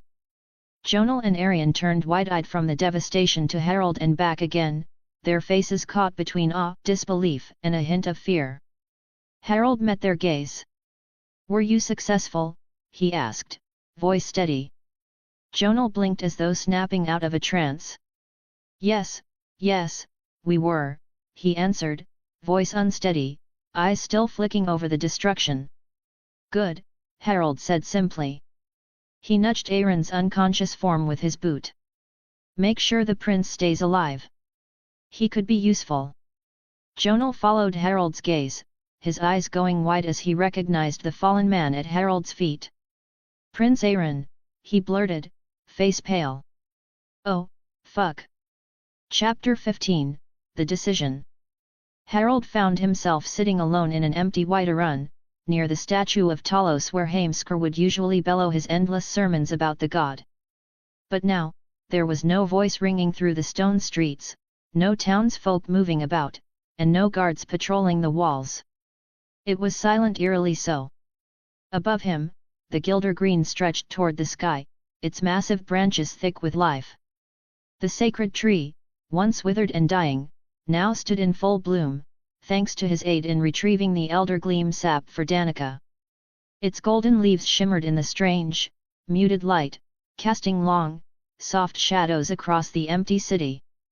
He was dreaming. Was this Hermias Mora's doing again? Another attempt to manipulate him? The Daedric Prince of Fate had already begun whispering into this world. Was this another one of his games? Harald exhaled slowly, his mind circling the events of the past few days. He had taken Greyholt, Maze was free now. His promise to Willem had been fulfilled. He could go back now. Back to his homestead.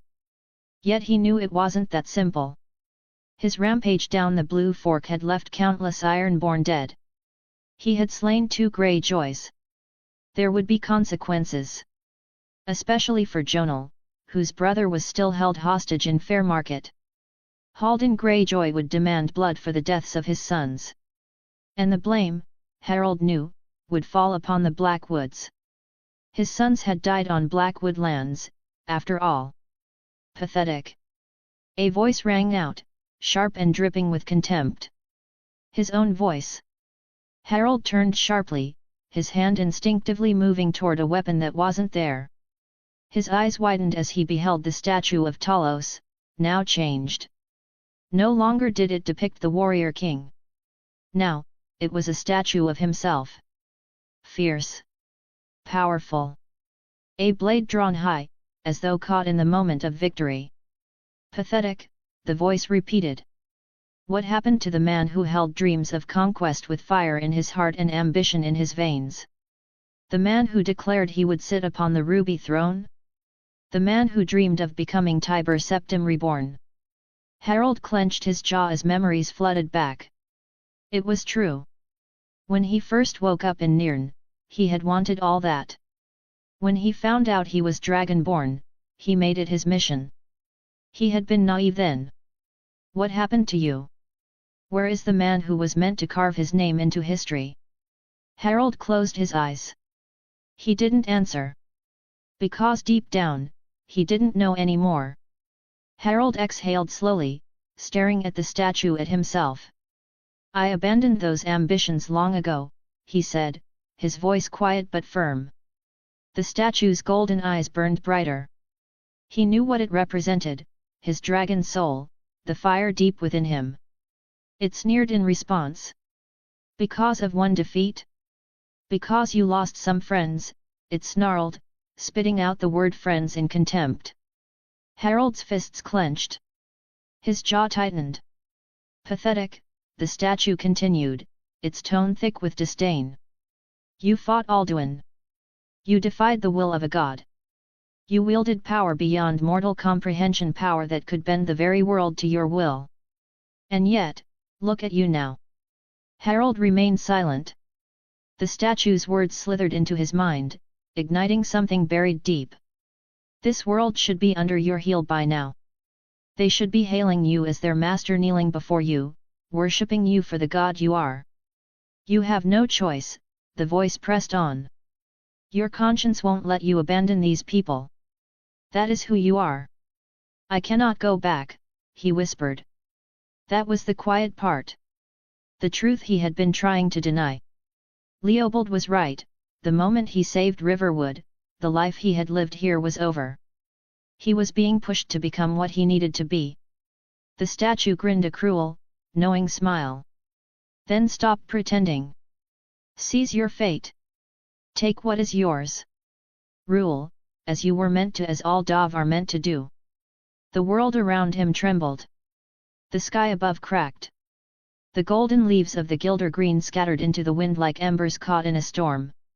And then Harald jolted awake. Harald walked out of the chamber he had been using in Greyholt, his mind still heavy with the remnants of the dream. The air was thick with the scent of blood and burned flesh, remnants of the slaughter he had wrought upon the Ironborn. Many of the castle's servants and freed thralls had survived, though not all. But no Ironborn had lived. He had made sure of that. As he strode through the halls of the keep, his thoughts circled back to the vision. He knew what it was, a conversation with himself, a part of him trying to break free of the illusion of choice. There was no returning to his quiet homestead. There was only going forward. And that path ended with these lands freed from Ironborn rule. There was also the fact that one of the Daedric princes had discovered this world, and that meant the others would soon follow. It was his fault, he could not hide away. Harald exhaled sharply, pushing the thoughts aside. First, he needed to find Leopold. As he made his way through the keep, he spotted Jonal standing in the hallway, deep in thought. The younger Blackwood turned as he saw Harald approach, relief crossing his face. When are we leaving for Fairmarket, Harald? Jonal asked, his voice carrying a note of urgency. I fear news of Greyholt's fall will spread fast. Halden might. Harald placed a firm hand on Jonal's shoulder, steadying him. We will leave by sundown, he promised, meeting the young lord's gaze. I swear to you, your brother will be with you, safe and sound, soon. Jonal exhaled, tension easing from his frame. Thank you, he said sincerely. I thought you might leave after. Harald cut him off with a small shake of his head. I've decided to see this through, he said simply. Jonal nodded, the gratitude in his eyes unmistakable. Harald then asked, where's Leopold? In the courtyard, Jonal answered. He's holding a sermon for the servants. Harald sighed. Of course, he was. He left Jonal behind and made his way down through the corridors, stepping into the courtyard moments later. A large gathering of servants surrounded Leopold, their heads bowed in reverence as the Septon's voice carried over them. Harald didn't need to hear what was being said to know exactly what kind of sermon it was. The moment he stepped into view, whispers spread through the crowd. And then one by one they fell to their knees. Harald clenched his jaw. Leopold noticed him. "We need to talk," Harald said, his voice carrying an edge. "Come with me." Without waiting for a response, Harald turned and walked away. Leopold followed. They took their horses and rode in silence, the sound of hooves against dirt and stone their only company. The journey was short, leading them away from Greyholt's walls to a secluded riverbank just beyond the hills. The river flowed gently, its surface catching the soft light of the rising sun. The water shimmered like melted gold, rolling over smooth stones worn down over centuries. Birds called from the trees, their songs blending with the quiet rustling of leaves in the early morning breeze. The air smelled fresh, crisp, untainted by the scent of blood and death that had filled the castle. It was calm here. Harald dismounted first, his spectral steed neighing, its illusion of flesh flickering for only a moment before solidifying again. Leopold followed, his steps slowing as he took in the serene beauty of the place. For a while, neither of them spoke. The only sound was the whisper of the river as it wound its way through the valley. Then Harald broke the silence. "I need your help," he said, his voice steady. Leopold turned to him, his expression open and earnest. "Anything, my friend?" Harald inhaled deeply, then exhaled, his breath steadying. "I've decided to see this all through. You get your wish, Leopold. I will free the Riverlands from the Ironborn." Leopold's eyes widened, his lips parting slightly before he let out a breath of relief. "Thank you," he said, his voice thick with emotion. "I knew you would. I knew you would." He placed a hand over his heart. "I had faith in you, and it was not misplaced." Harald looked out at the water, watching the way the ripples moved, as though they too were shifting under the weight of his decision. Leopold's voice was filled with conviction. "By your guidance, the Riverlands will forever be safe. And they will prosper, under your rule." Harald let out a dry chuckle, shaking his head. "Kingship? Let's hope the lords here won't think they are trading one foreign king for another." Leopold smiled, shaking his head. "They won't. Not when they know the truth about you." Harald turned to him, raising an eyebrow. "The truth?" Leopold nodded. "You are the Seven's chosen." Harald huffed, shaking his head again. "I thought I was the Seven themselves." Leopold hesitated, looking mildly embarrassed as he glanced away. "Well?" Harald smirked. "You need to get your story straight, my friend. You need to keep doing what you've been doing," he said, his voice firm. "If not, I'll be perceived as an evil sorcerer. Most of you Westerosi already believe that anyone with magic must be cursed, a warlock, or a demon." Leopold frowned but nodded in understanding. Harald continued, his tone turning more serious. "But this also brings other problems. Problems that extend beyond the people here. Religious problems. Do you really think your High Septon will approve of this? Of me?" Leopold scoffed, rolling his eyes. "Fuck him," he said bluntly, surprising Harald with his unfiltered contempt. "They are all corrupt, bound to the Gardener Kings. They do not care for the Riverlands. We are left to fend for ourselves, forced to live under the rule of the Ironborn. Did they call up the other kings to liberate us? They did nothing as the faithful suffered under the men of the drowned god." Harald watched as Leopold's anger flared. The Septon's hands clenched into fists at his sides as he continued. "They have twisted the Seven's will to serve themselves," Leopold went on. "But we can change that. We can restore the true path, the path the faith should have followed all along. We can reform it with you. It's possible." Harald narrowed his eyes. "That would be dangerous." Leopold's gaze met his, filled with unwavering conviction. "For the people of the Riverlands, I am willing to do anything." Harald studied him for a long moment, then stepped forward, placing a hand on his shoulder. "My secret will have to stay with you from now on. We'll need to choose one title though: Dragonborn, Champion of the Gods, or even Herald of the Gods. We need to plan ahead from now on, no more spouting out things without thinking. Leopold blinked before letting out a sudden laugh. Harald the Herald.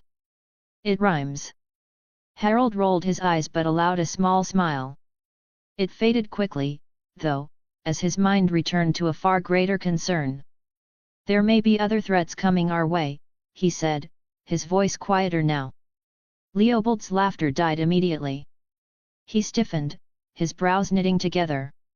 Like what? Harald's jaw tightened. Let's just say, evil gods from my old world. Leopold stared at him, his mind racing, but after a moment, his expression hardened with resolve. He took a deep breath, then without hesitation dropped to one knee. Then let me be the first to hail you king of rivers and hills, Leopold declared, his voice strong, unwavering. As long as you protect the innocent of these lands, I am with you until life leaves my body. Harald looked down at him, the weight of those words pressing upon him. He placed a hand on Leopold's shoulder and helped him up. I accept your fealty, Septon Leopold. He paused, then softened. Let's conquer us a kingdom. Chapter 16, Sparks of a Rebellion PT1. They had been traveling for 6 hours. Harald, no longer clad in his ebony armor, now wore the humble garb of a traveler, a plain tunic, a weather-worn cloak, and sturdy boots. His armor and weapon were tucked safely away in his ethereal satchel. They stopped at a village just off the main road. It was a small, sad place, just a handful of cottages scattered around a dry well. The earth was cracked. The fields, though green, were stunted. There was a stillness in the air, the kind that came from quiet despair. Harald dismounted and looked around, his eyes scanning the villagers. A woman sat on a crumbling stone step, her body thin and listless, her eyes distant and hollow.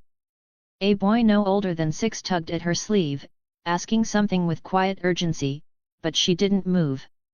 She didn't even blink.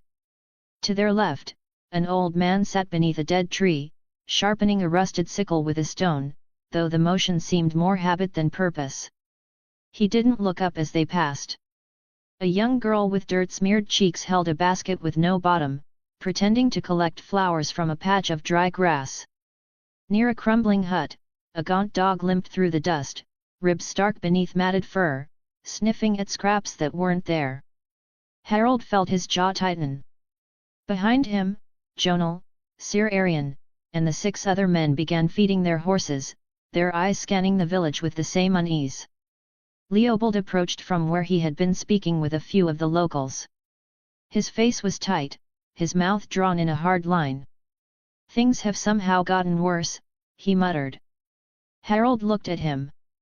Yes, I can see that. Leopold shook his head. Haldan always ruled better than the other governors. But now. He gestured toward the village. Jonal had overheard and stepped closer, his expression hard. Haldan is no better than the rest of them, he said, voice low. He may smile while he cuts your throat, but he still cuts it. Harald looked around as Jonal and Leopold talked. He spotted a trio of travelers, merchants near a wagon, speaking in hushed tones. Moving closer, he pretended to inspect a saddlebag on his horse, tilting his head just enough to listen. I swear it, Greyholt's fallen. Sacked, one of the merchants whispered urgently. Yes, by someone called Dragonborn, another murmured. He came with an army and destroyed it. Burned the gate down with magic, they say. Dragonborn, a third asked, incredulous. What the fuck is that? I don't know, the first man replied, but my friend Manfred was there, trading. He saw it with his own eyes. Said the man wore armor black as night, wielded a massive axe, and used sorcery to tear the walls apart. Killed every Ironborn in the place. Harald hid a smile, his eyes still on the saddlebag, ears taking in every word. Before Manfred fled, the merchant continued, he swore the man called himself the Dragonborn. Said he was going to free the Riverlands from the Ironborn. The group fell into hushed disbelief, some muttering prayers, others shaking their heads. Madness, one said. Behind him, Leopold's voice broke the quiet with dry amusement. I still think we should have gone with Herald of the Gods. Harald straightened, glancing back over his shoulder with a smirk. I'm the Dragonborn, always has been. No need for other titles. Leopold chuckled. It worked, Leopold said. What happened at Greyholt is spreading faster than wildfire. By now, half of Fairmarket will have heard the tale of a god-touched warrior claiming he'll drive out the Ironborn. And most importantly, there's no mention of the Black Woods. Harald nodded. That was the point. He and Leopold had made sure that the traitors who left Greyholt carried the tale of the Dragonborn destroying Greyholt with his magic. Jonal's fears of Halden blaming the Blackwoods ended with that trick, and it also helped them in their future plans to take over Fairmarket. Let's not tarry here. We need to reach Fairmarket by sundown, said Harald. Leopold nodded as they both mounted their horses. The weary village faded behind them, hooves pounding against the dirt, kicking up dust and wind. The road stretched long before them. Fairmarket awaited the place where Harald and Leopold intended to spark a rebellion. They arrived at Fairmarket by sundown. The trident shimmered under the twilight, and the town stood quiet but tense. Harald, Jonal, Sir Arion, Leopold and the rest of the company dismounted a good distance from the town. They left their horses tethered in a thicket just off the main road and set up a small, hidden camp. Jonal stayed behind to avoid being recognized. Harald, Leopold and Sir Arion moved toward the town on foot. Arion walked several paces ahead, his hand near the hilt of his sword, ever alert. Behind him, Harald and Leopold spoke in hushed tones. What are you going to tell this Septon Riam? Harald asked, eyes scanning the darkening horizon. Leopold adjusted the reins with one hand and gave a short, knowing smile. What I've been telling everyone thus far, he said. That you're the gods' chosen. That you were sent in answer to our prayers. Harald sighed through his nose. And you think he'll believe that? He'll have already heard the rumors of the Dragonborn and the fall of Greyholt. Riam is the only one who can rally the townspeople behind you. With him by our side and Halden dead, Fairmarket will be yours. Harald looked ahead again. Let's hope you're right. If he doesn't. He will, Leopold cut in, the conviction in his voice solid as stone. I'm sure of it. They neared the gates of Fairmarket. Arion frowned. There are too many Ironborn. I've been here before, this is more than usual. Halden's reinforcing the town. Word of Greyholt's fall must have reached him. Leopold stepped forward calmly. Let me speak. As they approached, two guards in rusted mail crossed halberds before them. Halt, one barked. By order of Lord Halden, the gates are closed. No one enters after sundown. Leopold held up both hands. Peace, good sirs. I am a Septon of the Faith, travelling from Old Town. These two are my guards. We only seek rest and sanctuary within your walls. The Lord's decree is clear, the other guard said, eyeing Harald and Arion with suspicion. No exceptions. Leopold straightened, invoking every ounce of ceremonial weight his robes and title allowed. Under the decree of the late King Halleck, God's rest his soul, Septons are to be granted free travel and shelter throughout the Riverlands. Would your lord break the laws of his own king? The guards groaned at the mention of old royal decrees. Fine, fine, one muttered. Enough with your drivel, Septon. Go in. They stepped aside, but their eyes lingered on Harald and Arion.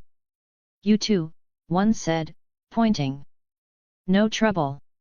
If you're looking for work, head to the barracks. The captain's always looking for more sword arms. Harald's brow rose slightly at that. The barracks could be useful. They entered the town. As they moved deeper into Fairmarket's narrow streets, Harald couldn't shake the feeling that something was off. The usual bustle of a trade town even at dusk was absent. People walked quickly, heads down, avoiding eye contact. Merchants closed their stalls in silence. No music played in the taverns. No laughter rang out from windows. It was as if the entire town was holding its breath. "There's tension in the air," Harald murmured, eyes sweeping the buildings and watching the guards with quiet suspicion. Arion, walking a step ahead, gave a nod. "Wouldn't surprise me if Haldan's taken some of the townsfolk as thralls." Leopold scoffed softly. "That would be incredibly foolish. Haldan has always ruled with some sense. If he starts taking people from the town..." Harald cut in, his voice dry. "You said the same thing about the Blackwood Vale. And yet, he sent men to take thralls there." Leopold frowned but had no answer. Arion added, "The king must have demanded more this year, more gold, more grain, more bodies." "Let's hope our hostage prince doesn't wriggle free while we're here," said Harald. Prince Aronhor was the only survivor of the assault on Greyholt and was now their prisoner. He would be very valuable for the rebellion they were planning. Arion gave him a sidelong glance, serious. "My men will guard him with their lives. Once the town is ours, we'll bring him here from Greyholt." Their boots echoed on the cobblestones as they passed under a stone arch and approached the September of Fair Market, a modest structure at the far end of town. Near the entrance, two septas were speaking softly with a small group of children. One of the girls, barely older than 6, clutched a dirty doll and looked up at the elder septa with wide eyes. "Can we stay here?" she asked, her voice thin and tired. "Until Mama and Papa come back." The older septa knelt and placed a hand on the girl's shoulder. "Yes, little one. You may stay as long as you need." The other septa, a younger woman, looked away, troubled by the words. Her gaze drifted toward the gates. "Septa Tanith," Leopold called gently as they approached. The older septa stood, surprise flickering across her lined face. "Septon Leopold? I did not expect you back for another 4 moons." Her eyes shifted to Harald and Arion. "And these two?" Leopold offered a calm smile. "Traveling companions. We have urgent news and need to speak with Septon Riam at once." Tanith gave a curt nod. "Of course. He's inside. Follow me." As she turned, leading them through the tall oaken doors of the September, Harald cast one last glance at the children huddled on the steps. Their faces were thin, eyes shadowed. One little boy held the hand of his younger sister, staring silently at the strangers. Septa Tanith led them through the worn archway of the September. As the heavy doors closed behind them, the soft flicker of candlelight revealed the state of the house of worship. The air was heavy with incense, but it couldn't mask the musty scent of mildew and old stone. Harald's eyes scanned the chamber as they walked deeper. Cracks split the walls like veins. The once polished marble floor was dulled with age and neglect. Chipped statues of the 7 lined the alcoves, the father missing his hand, the warrior's sword broken in 2. Pieces of crumbled masonry lay untouched in corners, and the stained glass windows were dulled with grime. Leopold looked around, visibly troubled. "What's going on in the town?" he asked quietly. "It wasn't like this the last time I passed through." Septa Tanith sighed, her voice tired. "Haldan has begun taking men and women from the town. Families torn apart in the night. They're being sent to the king." She paused at a narrow hallway, then turned. "There was an uprising last moon. A few brave souls tried to resist. Lord Haldan sent for more soldiers. Since then, it's only gotten worse. The men he brought, they are not kind." Harald and Leopold shared a glance, brief but telling. This was perfect for their needs. "Tell me," Tanith asked. "Is it true? The rumors, is it true that Greyholt has fallen?" Leopold met her eyes, then nodded solemnly. "Yes. It's true." Her eyes widened. "And the man they speak of, this Dragonborn? The one who they all say is the culprit?" "I was there, Septa," Leopold said gently, placing a hand over his heart. "I saw him with my own eyes. He came with fire and storm. He destroyed Greyholt's gates with a shout of all things. No Ironborn were safe from his wrath. Tanith's mouth parted, but no words came. Leopold continued, his voice steady. He proclaimed that he would free the Riverlands. That he was sent by the gods in answer to our prayers. And I believe him. I saw him fell 50 men with nothing but an axe and his magics. Divine magics, Tanith. She stared at him, stunned into silence, 1,000 thoughts flickering behind her tired eyes. The gods haven't abandoned us, Leopold said, softer now. They sent him. And he will deliver us from Harren's yoke. I don't know what to say, Tanith admitted as they stopped by a small arched doorway. This is why I have come to meet with Septon Riam, Leopold explained. Tanith nodded slowly and opened the door to reveal a modest chamber, dimly lit by tall, narrow candles. The scent of old books and dust lingered. At the far end of the room, a rotund, bald man knelt before a worn altar. His robes were simple but stained with sweat and age, his hands clasped tightly, trembling slightly as he whispered fervent prayers. O seven who are one, deliver us, the old Septon pleaded. Grant us mercy. Grant us strength. The little peace we held slips further with each passing day. Guide us, lest we fall fully into darkness. His voice cracked at the last word, brittle with exhaustion and quiet despair. Leopold stepped forward, his voice gentle but firm. Septon Riam. The older man turned sharply, startled from his prayer. His small, watery eyes widened as he took in the trio before him. Leopold. Riam blinked in disbelief. What are you doing here? I thought. Leopold interrupted with calm resolve. I bring deliverance, old friend. Chapter 17, Sparks of a Rebellion PT2. Harald stood silently in the doorway of the candlelit chamber, arms crossed. Sir Arian stood to his right, as still and quiet as a statue, while Septa Tanith lingered just behind them, her eyes flicking nervously between the worn stone floor and Harald's towering form. At the center of the room, Septon Riam sat in a carved wooden chair, its once fine edges worn smooth by time and anxious hands.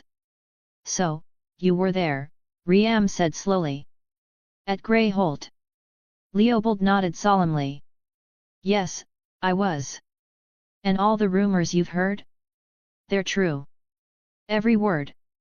Riam leaned forward slightly, the tension in his shoulders betraying his calm tone. They say it was torn asunder. That the garrison was butchered. That dark magic was used. Leopold met his gaze without flinching. Greyholt burned with justice. The thralls were freed. And the man who did it, the Dragonborn, he made a proclamation. He said he would free the Riverlands because it is his divine mission. Riam's eyes narrowed. Divine. His voice darkened. You speak of magics, and you dare call it divine? Gods preserve us, Leopold, have you gone mad? That sounds like the work of a warlock. Leopold stepped forward. No, Riam. I know what I saw. This man, he is not some dark conjurer from the east. I watched him fight. I watched him heal. He wields power, yes, but it is guided by purpose. A righteous purpose. The Seven would never send a warlock, Riam snapped. To claim such is heresy of the highest order. I saw no warlock, Leopold replied evenly, but a warrior bestowed with divine magics. A champion of the gods, sent in our darkest hour. Riam leaned back, his expression troubled, the weight of his position pressing down on him. These are dangerous times, he said grimly. Haldan has brought in more soldiers since the revolt, and now, with news of Greyholt, the people teeter on the edge of open rebellion. The wrong spark will set the whole town ablaze. And maybe, Leopold said gently, it is a flame we need. Maybe we need to light it. The Dragonborn can help us. He can free Fairmarket. Riam stared at him in disbelief. You were taught as I was, Leopold. Magic is evil. It is forbidden. It is not for mortal man to wield. Then see for yourself, Leopold said, turning slightly to gesture toward the man in the doorway. Riam. Judge not from fear or dogma, but with your own eyes. For this, he said, his voice swelling with reverence, this is the Dragonborn. Riam turned his head slowly, his gaze falling on Harald for the first time. He stood there, tall and unmoving. He said nothing, made no gesture, just watched. Septon Riam's face paled. Septa Tanith took a step back from where she had been standing, her expression caught between awe and fear. Harald stepped away from the shadows of the doorway and began walking slowly toward Septon Riam. The old Septon's eyes widened with every step. He stumbled back slightly, bumping into the chair behind him, his breath catching in his throat. Leopold raised a calming hand. Riam, listen to me. This man, he was living a quiet life, far from everything. But when his friend's daughter was taken by the Ironborn, he chose not to stand idle. He set out alone to find her, and in doing so, saved Lady Gwen Hickory and her young brother. He avenged the deaths of Lord and Lady Hickory cut down by Roderick Greyjoy himself. He took Greyholt, not for personal gain, but to free the thralls and the villagers held captive. Does that sound like evil to you? Harald stopped a few paces from the Septon, watching him quietly for a moment. Then, he gestured to Riam's bandaged arm. What happened? Riam swallowed. It was during the rising, a moon ago, he murmured. I tried to calm the crowd. Some of Haldan's Ironborn didn't take kindly to that. They broke it. And now, it will never heal properly. I will bear the pain until my last breath. Harald tilted his head. No. You won't. He extended a hand toward the priest. May I? Riam hesitated, his eyes flicking toward Leopold. Leopold smiled gently. Let him show you, old friend. With visible reluctance, Riam extended his injured arm toward Harald. The Nord took it gently, his large hand surprisingly careful. He closed his eyes, drawing in a slow breath. A soft, golden light bloomed from his palms, warm and radiant. The chamber was bathed in its glow, dancing across the stone walls and casting away shadows. Riam gasped as the pain began to melt away. The bones in his arm shifted and knit, the bruises faded, the inflammation vanished. When Harald finally stepped back and the glow receded, Riam flexed his fingers, then his wrist, and finally rolled his shoulder in disbelief. I'm healed. He whispered. By the seven, it's a miracle. He looked up at Harald, truly seeing him now no longer with fear, but with awe. Behind him, Septa Tanith had fallen to her knees, whispering prayers with trembling hands. Her face shone with wonder. Sir Arian leaned casually against the wall, watching with a knowing smile. Feels good, doesn't it? He said. That's how I felt when he healed me. Like the gods themselves touched you. Harald stepped back toward the doorway. Speak with Leopold, he said simply to Riam. Please give him some of your time. Riam nodded, still gazing at his once broken arm. Without another word, Harald turned and walked outside. Stepping out of the September, Harald felt the crisp evening air brush against his face. In the courtyard, he spotted children playing, their laughter piercing the otherwise tense stillness of the town. They danced around a cracked fountain, skipping stones and chasing one another in circles. Watching over them stood another Septa, much younger than Tanith. Harald guessed she couldn't be older than her early 20s. He walked over. She looked up at him, startled at first, then offered a warm smile, cheeks coloring slightly at the sight of him. Good eve, sir, she said, brushing a loose strand of hair behind her ear. I did not get your name, my good lady. My name is Rose, the Septa replied. Do they come here to play often? Harald asked, his voice softer than usual as he watched the children. Her smile faltered. No, she said quietly. Their families were taken. Lord Haldan's men. They're being sent to Harren. Harald's jaw tightened slightly. Oh, he said, glancing back toward the children. He reached down and unlatched his ethereal satchel, its leather flap parting soundlessly.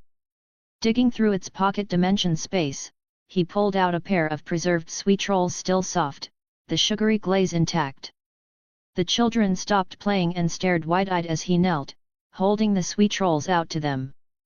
This, he said with a smile, is a sweet roll.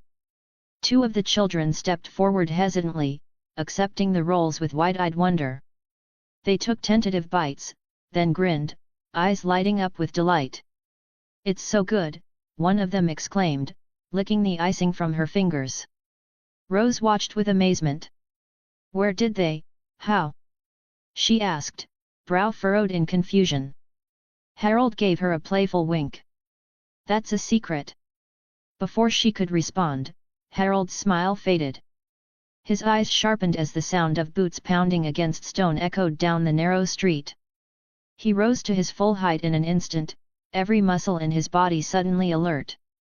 Children, he said firmly, go inside. Now.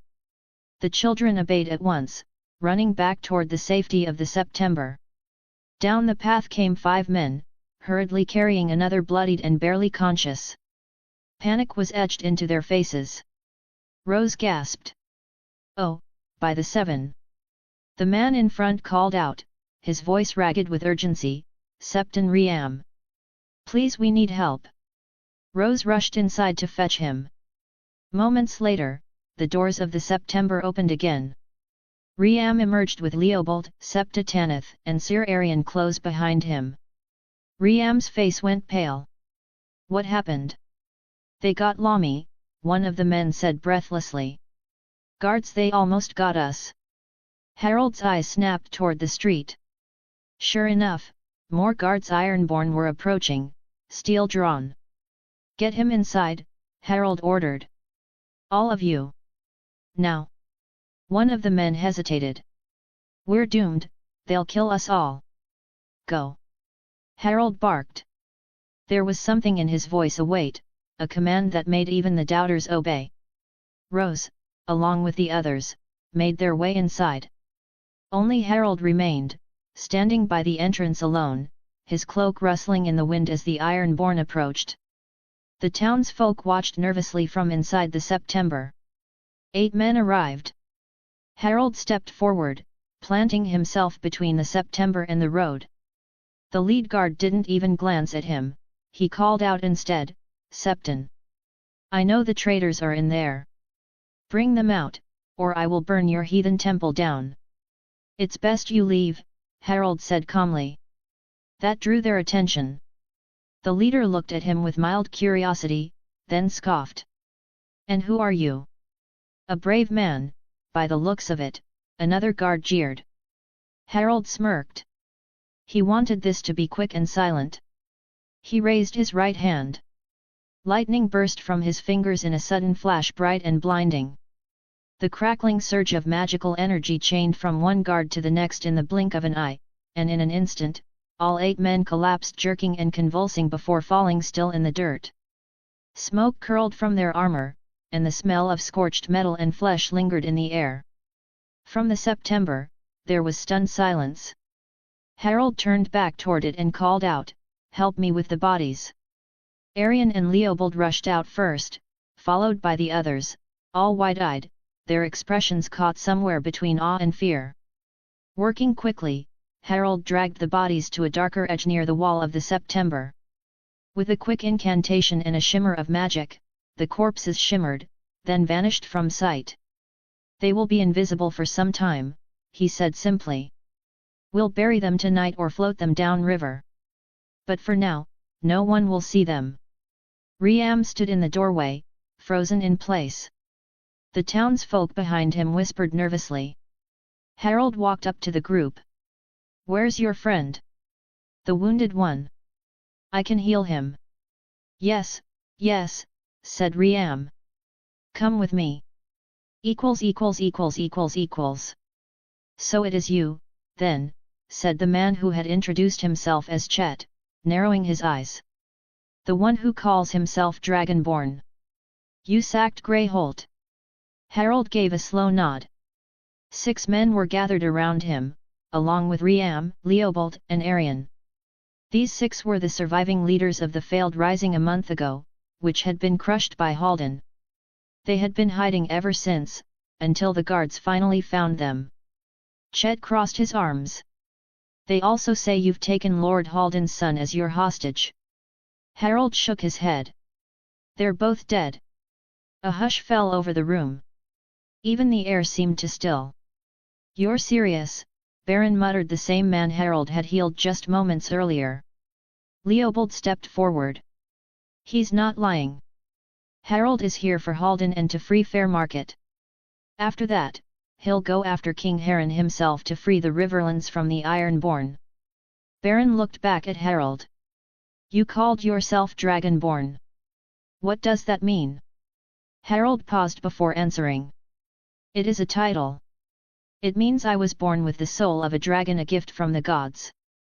Murmurs spread among the gathered men like fire catching dry leaves. Riam, who had been silent, looked from Leobold back to Harald. I see now, Riam said slowly. I see no darkness in you. I feared sorcery, but what I witnessed today, what I felt wasn't evil. Leobold was right. It is holy magic. So, are you sent by the gods, as the Septon says? Asked Chet. Harald nodded. One by one, the men knelt. Then we are yours to command, Dragonborn, said Chet, bowing his head. We saw what you did to those guards. Such power can only be gifted by the gods. Harald glanced at Leobold. Their eyes met, and they shared the faintest smile. Rise, my friends, Harald said. There is no need to bow. I gave my word I would drive the Ironborn from these lands. And that is what I will do. He took a breath, his voice rising. This is the beginning. What happens in this town will be the spark that lights the fire that will burn the Ironborn out of the Riverlands. But I can't do it alone. I will need your help. Baron stood first. Then command us, Dragonborn. Tell us what must be done. I need you to prepare the people, Harald said. Tell the townsfolk I am coming. Let hope return to Fairmarket. And when the time comes, we strike together. You will rise up once more and I will be there, in the heart of it. Haldan will fall, and with his fall begins the downfall of the Ironborn, and of Harren. A cheer erupted from the men, echoing through the old September like the first cry of a long-awaited storm. The rebellion had begun. Chapter 18, The Fairmarket Rising PT1. Haldan POV. Haldan could barely believe what had happened in the last 6 days. Greyholt had fallen. Greyholt, the fort built by Harwin Hardhand himself, the pride of Ironborn might, named after Harwin's favourite wife, Yana Greyjoy, had fallen. That was what he was told. That was what everyone was talking about. Merchants arriving in Fairmarket told the same tale again and again. Some warlock, some cursed sorcerer called Dragonborn had used his dark magics to bring down the castle. Greyholt destroyed, they said. The walls torn down by magic. The gates blasted apart with flame and thunder. The garrison slaughtered. No survivors. The tale had begun to take on a life of its own, each version more absurd than the last, some claiming the Dragonborn flew on a beast of shadow and flame, others saying he shouted whole towers into rubble. And yet, every version ended the same: Greyholt gone, its garrison slaughtered. His second-born had been at Greyholt, sent there just 10 days ago to search for his elder brother, Roderick, who had gone silent weeks ago in the Blackwood Vale. Now both of them were gone. No word. No raven. Nothing. Haldan didn't know what to think. Was this the start of a rebellion? Was this person called Dragonborn an elaborate ruse, a trick by his enemies to cloak an uprising in the veil of sorcery and legend? Maybe it was the Blackwoods. Maybe they had grown bold. Maybe they were angry over the broken truce. He had promised not to take thralls from their lands. Or maybe it was the molesters. Those stingy bastards were always up to something, even after their recent rebellion a decade ago. He paced the length of the hall in long, uneven strides, fingers twitching at his sides. Servants lingered near the edges of the chamber, silent and pale, not daring to speak. "Ah!" Halden screamed, the frustration boiling over. He hurled his goblet across the room, sending it clattering into a pillar with a dull metallic clang. Wine splashed across the stone like blood. He staggered forward and sank down onto the edge of his throne, running a shaking hand through his graying hair. The men he had sent north had not returned. The messages he had dispatched none answered. And here, in Fairmarket, things felt like they were preparing to boil over again. In the last 3 days, the town had gone quiet. Too quiet. The people avoided his soldiers, kept their heads down. But not in fear and expectation, as if they were waiting for something. Worse, his spies, men he'd trusted, men who had eyes and ears in every corner of the city, had begun to disappear. They vanished one by one. No bodies. No witnesses. Just silence. He felt trapped, like the walls of his world were closing in, everything bearing down on him at once. His sons were gone. Greyhold had fallen. Fairmarket was slipping from his grasp. "Ah!" he screamed again, slamming his fist into the cold stone of the wall. Pain lanced through his knuckles, but he didn't stop. He slammed it again. And again. "Fuck! Fuck!" he snarled, staggering backward, blood dripping from his hand. The pain did little to calm the storm inside him. He looked down at his fingers, already swelling, already bruising. "My lord!" The voice came from the entrance to the hall. Captain Nutt, panting as he rushed inside. Halden didn't turn. He stood at the far end of the room, blood dripping from his bruised knuckles, still trembling with barely contained fury. "My lord," Nutt said again, more cautiously now. "I heard shouting. Are you all right?" "I'm fine," Halden snapped, gripping his injured hand tightly against his chest.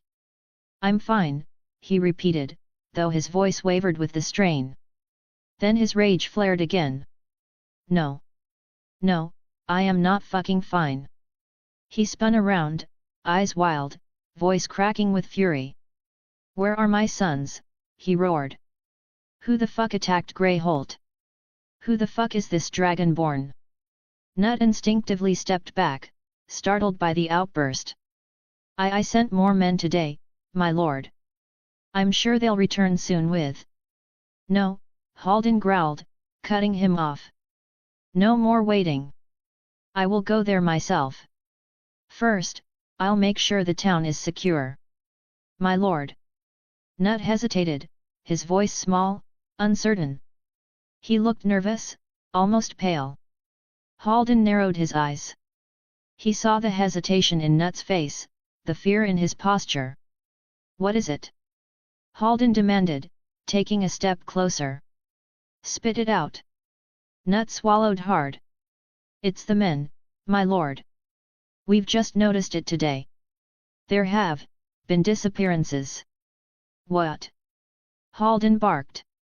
"About 30 men, my lord, maybe more. Gone. Most from the wall patrols. Just gone. Vanished." Halden stared at him, gobsmacked. His breath caught in his throat. Then his expression twisted in rage. With a roar, he lunged forward and drove his fist into Nutt's face. The blow landed hard, sending the captain stumbling back, blood flying from his lip. But as soon as the punch connected, pain lanced through Halden's own hand, the same hand he had used to beat the stone wall earlier. "Fuck," he howled, staggering back, clutching his knuckles. The skin was split, the bone beneath surely cracked. He gritted his teeth against the pain. "Incompetent fucks," he screamed. He turned away, storming across the hall toward the tall, narrow window that overlooked the town. He threw it open, gulping in the cold night air like a drowning man gasping for breath. Everything was falling apart. This wasn't random. This wasn't chance. It was rebellion. It had to be. Maybe the Blackwoods had lied. Maybe the Molesters were in on it too. Maybe even the fucking Freys. If they were all behind this, he would flay their sons and burn their keeps to ash. Haldan turned, jaw tight, ready to bark another command. But before he could speak, the night lit up. A deafening blast rocked the air. From the distance, in the direction of the barracks, fire erupted into the sky. The explosion roared like a wild beast, hurling debris and stone high above the town. Flames licked at the heavens.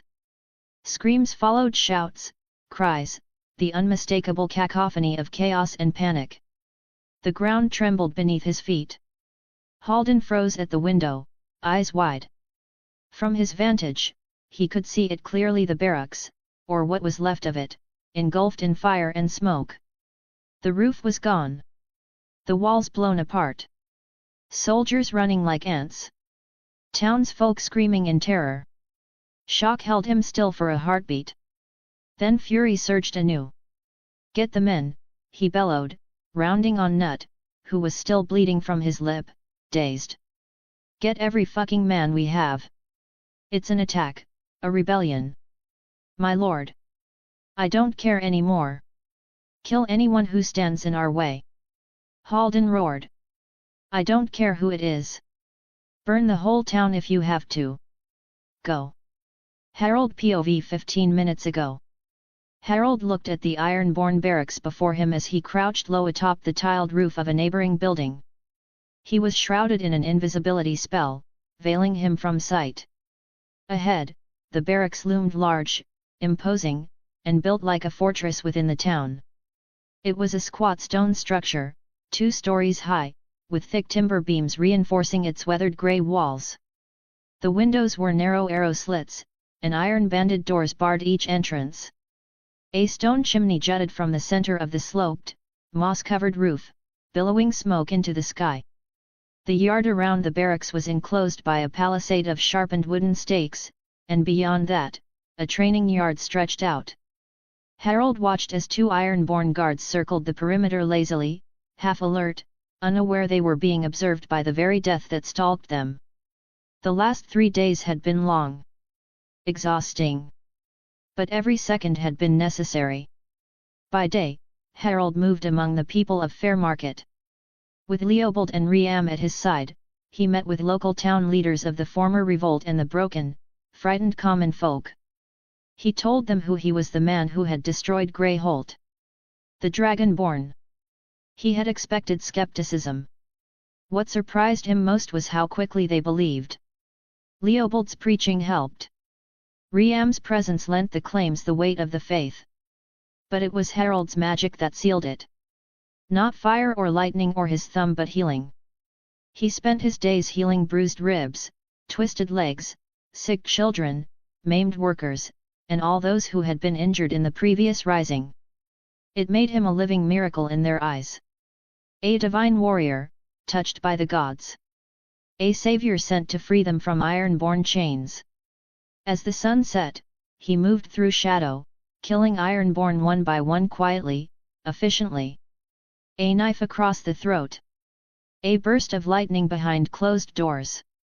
An incinerate spell in an alley no one would walk until morning. Each fallen guard's weapons and armor were handed to the growing ranks of townsfolk preparing for the rising, a quiet militia of bakers, smiths, stable hands, and shopkeepers, now armed and watchful. There had been 200 Ironborn when he arrived. 50 were already dead. He knew they had begun to suspect something was wrong. And tonight, they would know. The plan for the rising was simple. When the signal was given, Jonal, Arian, and their men would storm the quarters where the hostages were held and secure them. Leopold, Riam, Chet, and the rest of the uprising's local leaders would lead a march to the central market, drawing all the guards' attention there.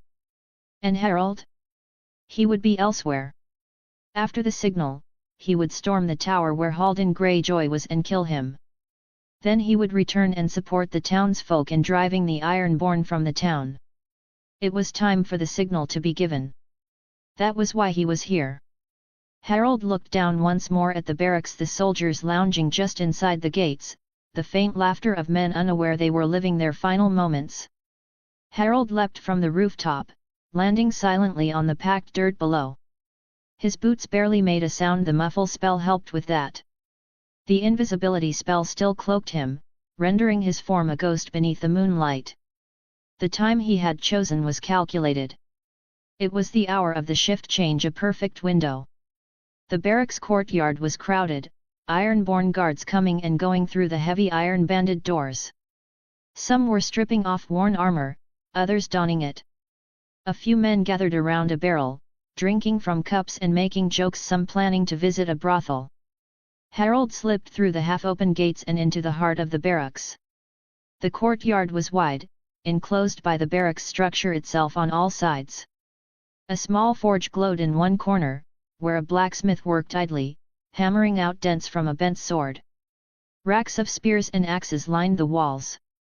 More than 24 ironborn crowded the space, some leaning against the walls, chatting, others trudged up the stone steps toward the dormitories above. There had to be about 100 ironborn here, he was sure. Harald raised his right hand.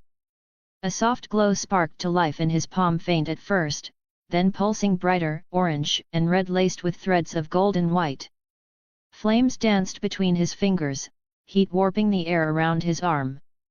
The incantation echoed in his mind, Firestorm. A spell of devastating power, normally wild, uncontained, a ring of flames that scorched indiscriminately. But this version, this one he had shaped. It would be concentrated on this building to prevent the fire from spreading and burning the whole town down. Yesterday, he had embedded containment glyphs around the barracks, and to further ensure safety, he had placed temporary wards on the neighboring buildings. The flames in his palm surged. The air around him thickened. Heat radiated from his form. Fiery sparks licked up his arm. With a simple flick of his wrist, he unleashed the spell. The spell hit the side of the barracks with a deafening humph, engulfing everything in its path. The spell's heat turned the night into daylight, a sudden sunrise of roaring fire and shrieking wind. The barracks lit up like a pyre soaked in oil. Ironborn screamed. Some never had the chance. They were caught mid-step, incinerated in an instant. Others staggered out of the blaze, their bodies aflame, flailing and howling as they tried to escape the magical inferno. Armor melted against flesh. Wood cracked and split. The roof was torn apart by the sheer pressure of the blast, beams flying skyward before crashing down in splinters. Harald didn't stay to admire his work. He turned on his heel and ran out of the barracks. From every corner of the town, people would see it. They would know what to do now. The signal had been given. Harald stopped and glanced back, seeing a half-dozen ironborn stumble out of the barracks, some still ablaze. He turned and broke into a sprint toward the tower. He had killed the sons, and now it was time for the father to meet his axe. Chapter 19, The Fair Market Rising PT 2. Harald sprinted through the cobbled streets of Fair Market, his boots hammering against the stone, his axe humming in its sheath on his back. All around him, the town was erupting. Doors flew open. Windows shattered. Men and women, some old, some barely grown, poured into the streets, their faces lit by the glow of the burning barracks. They held whatever they could grab, butcher knives, hammers, pitchforks, clubs, even table legs. Their eyes burned not with fear but with fury. A woman screamed as she rushed past Harald, wielding a cleaver still stained from the butcher's block. Beside her, a one-eyed blacksmith swung a heavy mallet over his shoulder, a torn apron fluttering behind him like a banner. They weren't trained, but they didn't need to be. They were angry, and rightfully so. Harald smiled. Everything was happening according to plan. He turned down a narrow street and spotted 4 ironborn soldiers attempting to regroup. One of them shouted an order, but never finished. Harald raised his hand. A bolt of lightning lanced through the air with a crack like a thunderclap. It struck the first man square in the chest, then leapt arcing from one body to the next.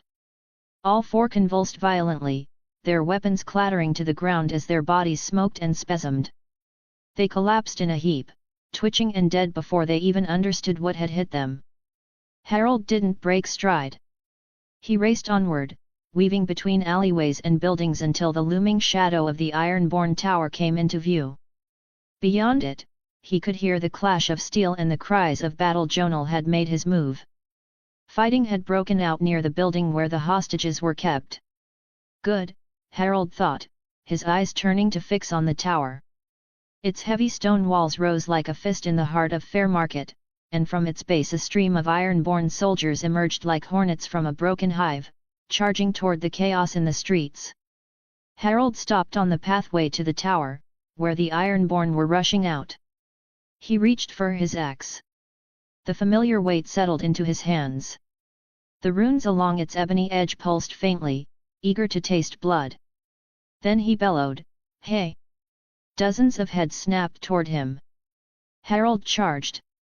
The first Ironborn didn't even raise his shield before Harald cleaved through his side, the axe biting into his stomach and tearing through his back. The man folded in on himself with a strangled scream. The next raised a sword. Harald's free hand erupted in flame. A gout of fire burst from his palm, engulfing the soldier in an inferno. The man screamed and fell, thrashing on the ground as the fire consumed him. Another tried to strike from behind. Harald spun, ducked, and drove his fist into the man's face. Bone crunched. The Ironborn staggered, and Harald kicked him square in the chest, sending him crashing into the tower wall with a sickening crack. Two more came at once. Harald barreled into one, shoulder first, driving him back. His axe came up in a brutal upward arc, catching the other under the chin and splitting his skull like a melon. Blood sprayed, hot and sudden. The first staggered, dazed Harald shoved him to the ground and crushed his skull beneath his boot. He didn't stop moving. Every Ironborn near the tower fell before him, burned, broken, or cut down by his axe. He fought like a storm-given flesh, roaring, snarling, smashing through their line like a god of war. As the last of the Ironborn fell, he could hear the town screaming, 1,000 voices crying out in anger, hope, pain, and fury, all rising into the night in a deafening roar. He turned toward the tower's entrance, blood dripping from his axe. He needed to end this quickly and get back to help. Harald entered the tower. The stone corridor ahead twisted slightly, lit by sparse torches flickering against damp walls. He had barely taken a dozen steps when the clash of boots on stone signaled the approach of enemies.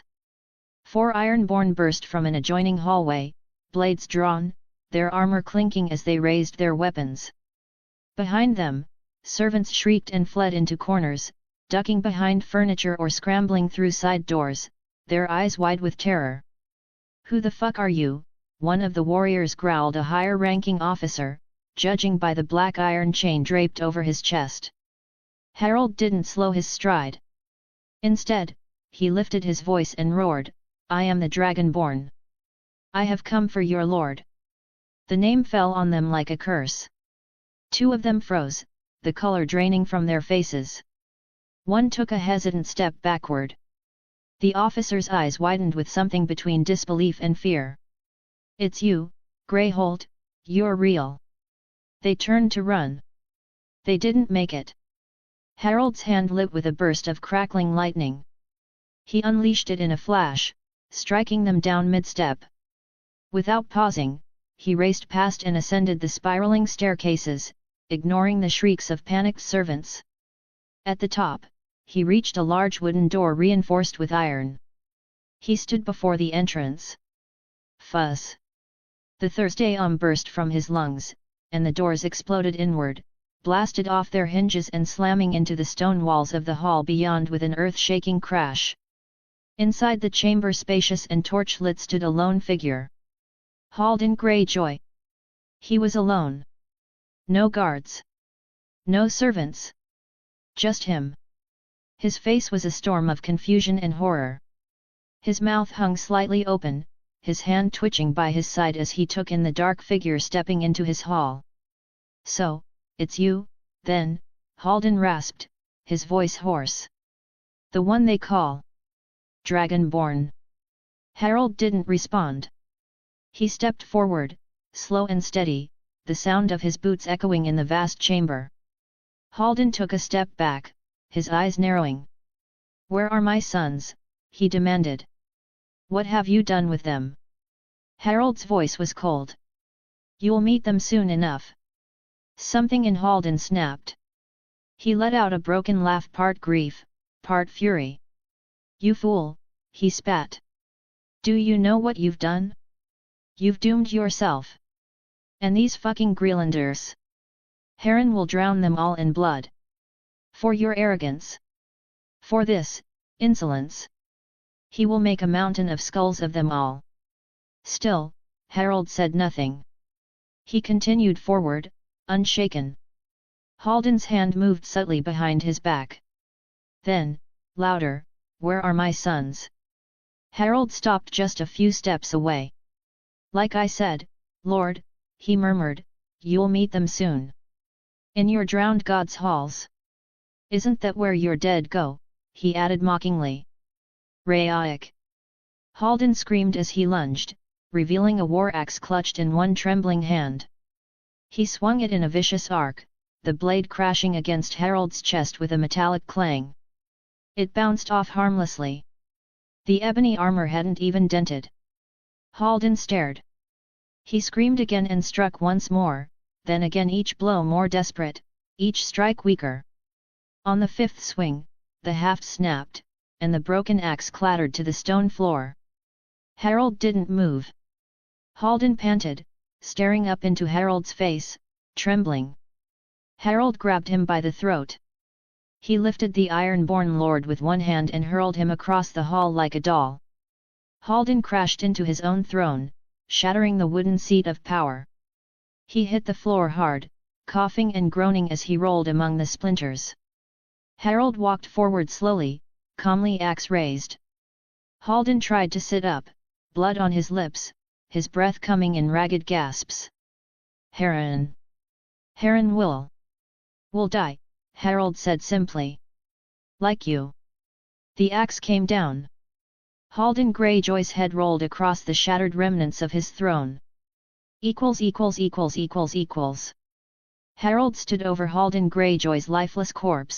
=================================================================================================================================================================================================================================================beneath the shattered remains of the throne. The Lord's mouth hung open, frozen in a final, breathless curse. Without a word, Harald reached down and seized the Ironborn's severed head by the hair. It was still warm in his grasp. Then he turned and sprinted from the ruined throne room, boots pounding down the stone stairwell of the tower. Outside, the streets of Fairmarket were chaos. He raced through narrow alleys and wide lanes, passing blazing torches and overturned carts. Townsfolk were flooding toward the central marketplace from all directions, bearing whatever weapons they could find. The air was filled with shouts, cries, and the sounds of rebellion. Ahead, in the wide plaza of the central square, a standoff was underway.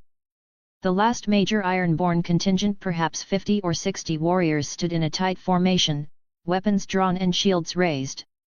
Around them, the people of Fairmarket gathered like a storm waiting to break, held back only by the cold steel of their occupiers. Might as well make a show of things, Harald thought as he approached. From his right hand, he conjured mage light, not the usual orb of radiant energy, but a weave of light that coated his body, enveloping him in a shimmering aura of pure gold. The glow danced across his armor, making him look like a warrior carved from the sun itself. A hush fell over the crowd as they looked back and stared at his luminous form. "Is that him?" someone whispered. "The Dragonborn." He walked slowly, deliberately toward the Ironborn ranks. The crowd parted before him as he moved, some reached out to touch him. If there had been any doubters before, there were none now. The Ironborn shifted nervously, terrified, as his glowing figure approached. As he reached Leobold and Riam at the front, he wasted no time disarming the Ironborn. Zunhaalvik. In an instant, every axe, sword, spear, and dagger in the Ironborn's hands wrenched free and flew skyward, clattering uselessly onto the cobblestones or sailing into the crowd beyond. There was a moment of stunned silence. Then Harald raised Haldan's severed head. He hurled it forward, letting it bounce once before it rolled to a stop at the Ironborn's feet. Gasps turned to howls. "Let the rivers run with Ironborn blood!" Harald bellowed, his voice booming like thunder. "Let Harren see it from his Harrenjal." He turned to face the townsfolk, still glowing. "Riverlanders, take your lands back!" With a roar, the townsfolk surged forward. Screams filled the night as they fell upon the Ironborn with feral fury, hacking, stabbing, and beating them down. Some of the Ironborn tried to flee only to be dragged down, ripped apart by a rage that had been building for years. Others begged for mercy and found none. The ground was quickly slick with blood. "Dragonborn," they cried. "Throw them to the river! Freedom! Death to Harren!" Harald stood with Leopold and Riam, watching the massacre he had unleashed. He turned and saw Leopold, his eyes ablaze with triumph, lips curled into a fervent smile.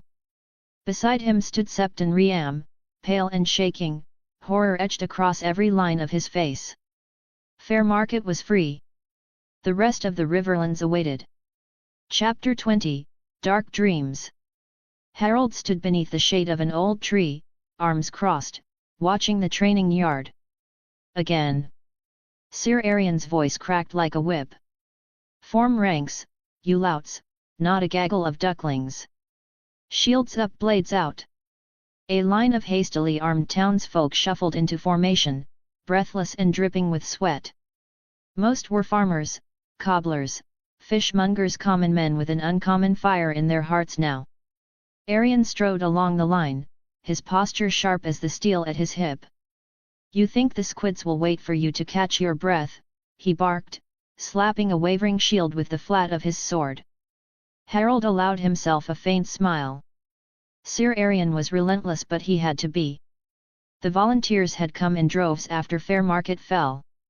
Leopold and Riam's sermons had lit a spark in their hearts, and Harald's actions had given it form. But zeal alone wouldn't stop an axe.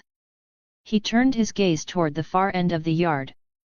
Blacksmiths toiled beneath soot-stained awnings, hammering out blades and reforging armor stripped from dead Ironborn. Among the bustle walked a slender boy in a black surcoat, Bryndon Blackwood, Jonal's younger brother. 12 years old and recently freed from captivity, yet already carrying himself like a man. Not far from him, two more familiar faces moved through the yard, Marlon Mollister and Edwin Frey, both sons of noble houses and former hostages. Harald's gaze lingered on Edwin. Frey. The name carried bitter weight in his memories, visions of betrayal and treachery. But that was another time. In the future, no less. The boy before him bore no resemblance to the future Valder Frey. It was said that Edwin's father, Lord Frey, was the most honourable man in Westeros. He turned toward the Tower of Fair Market, the seat of his growing rebellion. As he walked, the yard quieted around him. Men paused in their work. Some bowed their heads. Others simply stared, eyes wide with a mixture of awe and reverence. A few whispered his name, Dragonborn. Herald of the Seven. The names shifted, twisted by rumor and faith alike.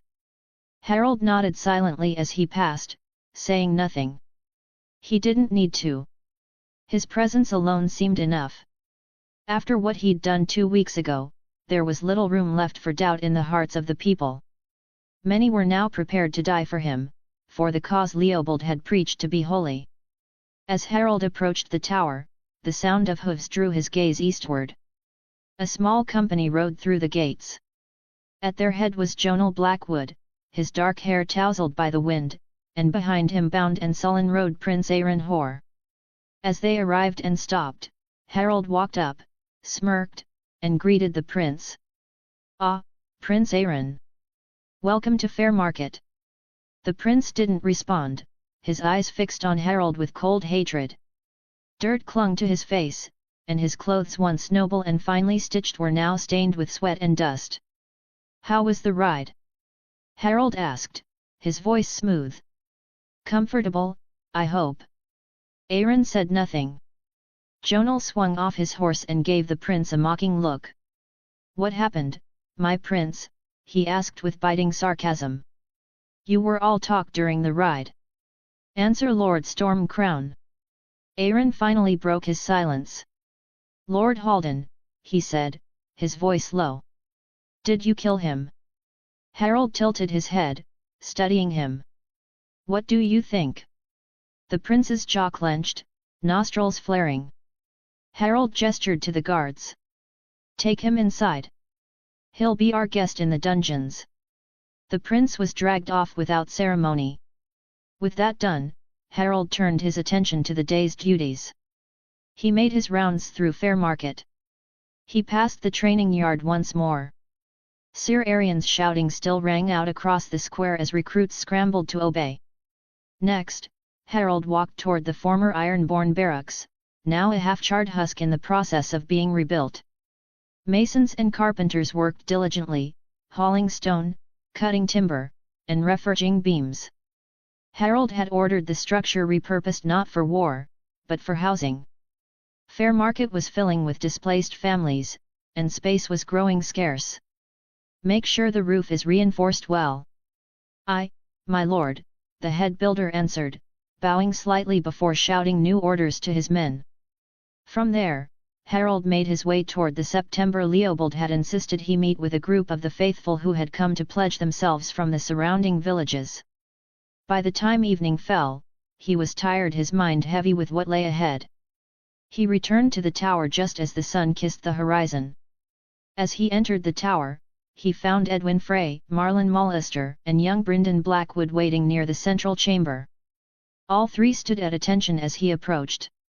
Lord Stormcrown, they greeted in unison. Hello, boys, Harald said with a faint smile. Edwin stepped forward first, his face bright with news. My lord, my father rides for Fair Market. I received his raven just before dusk. Marlon chimed in. Mine will not be far behind. Harald nodded. And Lord Blackwood? He asked, glancing toward Brynden. The boy straightened. He should arrive by morning, I believe. It had taken time, many ravens, many desperate letters, but they had managed to convince their families. Lords Frey, Mullister, and Blackwood were on the move. I look forward to it, Harald said.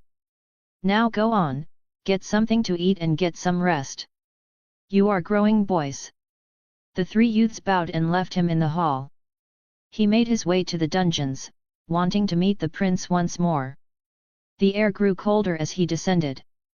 Stone walls narrowed, and the scent of mildew and rust thickened. The dungeons were old rows of cells lined the long hallway, iron bars and heavy chains lit only by flickering torches. Two other prisoners occupied the gloom, a gaunt-faced man who'd raped a serving girl, and another who'd murdered a merchant in the square. Both kept their heads down as Harald passed, one trembling, the other glaring hatefully, but neither daring to speak. At the far end stood Prince Aaron Hoare. He was no longer the proud, silken prince Harald had first seen in Greyholt. Dirt clung to his once fine clothes, his face unshaven and shadowed. Yet he held himself tall the moment he saw Harald approaching. You, Aaron said, his voice low and tense. Dragonborn. Harald stepped before the cell, arms folded. Yes. It is I. Aaron moved closer to the bars. So tell me, what is your plan? Do you truly think to rise against my father? Against the might of House Hoare? Harald gave a small nod. That's the plan, Prince. Aaron scoffed. It's madness. Even with your sorcery, you cannot win. You may seize a few towns, kill a few captains, but my father holds the strength of 2 kingdoms. You cannot prevail. We'll see, Harald replied calmly. Aaron's tone shifted, urgency replacing disdain. Then don't fight him. Join me instead. Harald raised an eyebrow. Aaron pressed forward, eyes gleaming with ambition. My father is a madman. My brothers are even worse. I'm the only one with sense, the only one who can rule the Ironborn and the Greenlanders with reason. With you by my side, with your power, we could claim the throne together." Harald remained still. "I will make you a lord," Harren promised. "More gold than you can spend. As many women as you desire. All of it. Just get me out of here. Together, we can have everything." There was a beat of silence. Then Harald laughed. It was not cruel, nor mocking, just tired and amused.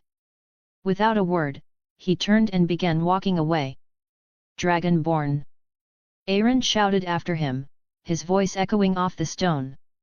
"Dragonborn, wait! You have no chance without me. Do you hear me? None." Harald didn't look back. The door to the stairs slammed shut behind him, leaving the prince's cries to fade into the cold darkness. As Harald walked to his chamber, he found Jonal waiting for him by the door. "Harald," Jonal said, stepping forward. "A rider just arrived. My father is near. He'll be here in a few hours." Harald raised an eyebrow. "Earlier than expected." Jonal gave a small nod. "He must have ridden hard." "Well," Harald said with a tired sigh, "I'm going to rest for a while. Come get me when he arrives." Jonal nodded and left. Harald entered his chamber, stripped off his cloak and boots with a grunt, then lowered himself onto the simple bed. The sheets were coarse and the mattress firm. It had been a long day, long weeks, in truth. He exhaled deeply, closed his eyes, and let the darkness take him. ======. When he opened his eyes again, he expected to hear Jonal calling for him and to see the familiar chamber he had been in when he went to sleep. Instead, he found himself in Fairmarket. But not as it was. The sky above was a heavy, oppressive grey, thick with ash. The sun, if it still existed, was gone, leaving only a sullen glow that filtered through the clouds like sickly light through old parchment. The air was dry, but every breath he took felt like smoke in his lungs. The town was in ruins. Fairmarket lay broken around him, buildings collapsed, cobbled streets cracked and torn, the marketplace reduced to blackened husks. Fires burned without flame, just tendrils of smoke curling into the sky from embers that never died. There were no birds. No voices. Only silence, so thick it pressed against his skull. Harald took a step forward, his boots crunching on shattered stone. He looked around warily. "Hermias," he called out, his voice small in the hollow vastness of the dead town. But something about this dream, this vision, didn't feel like Mora's work. The Daedric Prince of Knowledge had a style. This wasn't it. Laughter. A deep, slow laugh that shook the air itself. It wasn't booming. It didn't need to be. It was low, cruel, and knowing. It slid down Harald's spine like a blade dipped in ice. His breath caught. His heart pounded faster. He could feel something behind him. Not hear it. Not see it.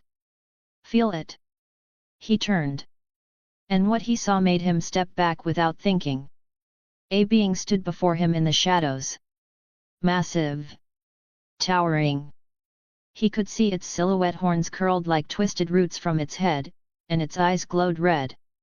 Chains hung from its massive arms, clanking as it moved. It breathed and the air around it grew colder. "You!"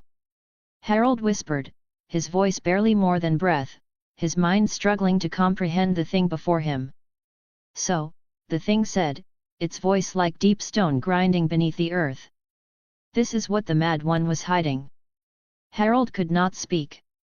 He stood frozen, staring up at the towering horror before him.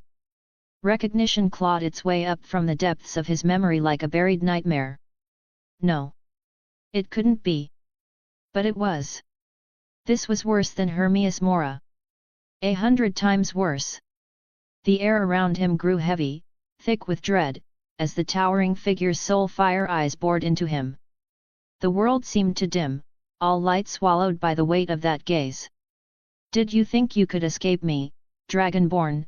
the voice rumbled, low and cruel. Your soul was promised to me. And I will have my due. Harald opened his mouth to respond, but before he could form a word, chains erupted from the cracked stone beneath him, twisting, writhing like serpents of metal, and clamped around his limbs. They dragged him to his knees, holding him fast, the cold bite of Daedric steel burning against his skin. I was cured, he spat, straining against the chains. You have no hold on me. The figure laughed. It stepped forward, its full form now exposed to the lightless dream. Its frame shimmered with malevolent power, shoulders broad enough to blot out the ruined skyline, jagged armor slick with blood. Blue flame flickered between its teeth as it smiled. It looked around at the dreamscape, at the ruined fair market. Such a soft world, it mused, its voice reverberating through the broken city. So easy to corrupt. So eager to kneel. I must thank Hermes for leading me here unknowingly, perhaps, but useful nonetheless. Harald's rage surged. The chains binding him rattled as power pulsed through his veins. With a roar of fury, he shattered them, the sound of breaking steel echoing like thunder. You don't belong here, Bal. Harald bellowed. His voice shook ash from the ruins. Malag Bal stepped out of the shadows fully, towering over everything, the dark majesty of his presence eclipsing the world. His chains writhed behind him like the tendrils of a monstrous god. And neither do you, the Prince of Domination replied smoothly, a sneer tugging at his lips. You did not belong on Nirn, either. His grin widened, cruel and wicked. I see potential in this world, he said, raising his clawed hand toward the sky. Its gods are nothing but fragments, spirits clinging to faded glory. The chains around him slithered and coiled, dragging behind him like anchors to another realm. I will take this world, Dovahkiin. And when it breaks, when it screams, I will burn your soul at its heart. His voice dropped to a whisper that felt like a scream. That will do, until I return for Nirn. Harald's fury flared, and he screamed in defiance. Malag Bal simply laughed. And the vision shattered. Harald woke with a scream, his breath ragged and gasping. Sweat clung to his brow, his body soaked in it. He sat up sharply, heart thundering in his chest like a war drum. The candle by his bedside flickered wildly, as if disturbed by something that hadn't yet fully left the room. His eyes darted around the chamber, searching the shadows, his hand instinctively reaching for the axe that wasn't at his side. He wasn't in the dream anymore. But the terror lingered. For the first time since he arrived in this world, for the first time since he faced Alduin atop the throat of the world, Harald was truly, deeply afraid. Chapter 21, The Good Frey. 2 weeks ago, Merrick Frey's life had been if not peaceful then at least predictable. He worried, as he always did, about Harrenhal's crushing taxes, which drained his coffers and left his small folk hungrier with each passing season. He worried about the Ironborn raids that had grown bolder of late, sweeping through the western marches and dragging off his people in chains. And he worried most of all for his youngest son, Edwin, taken as a hostage 4 years ago, a knife Merrick had carried in his heart every day since. But now, as he rode alongside the Blue Fork on his return journey from Fairmarket, something had shifted. The burdens that had weighed him down for so long were if only slightly beginning to lift. His son had been returned to him. Ahead, Edwin laughed with the guards. Merrick could not take his eyes off his son, fearing he would be taken away again. For the first time in years, Merrick allowed himself to believe that things might change, that the storm hanging over the Riverlands might finally be breaking. The gods had answered his prayers, not just his, but the prayers of every man and woman who still dared whisper them in the dark. He hadn't believed it at first, when the raven came from Fairmarket. A message in Edwin's own hand, claiming that Haldon Greyjoy and both his sons were dead. That Fairmarket had rebelled.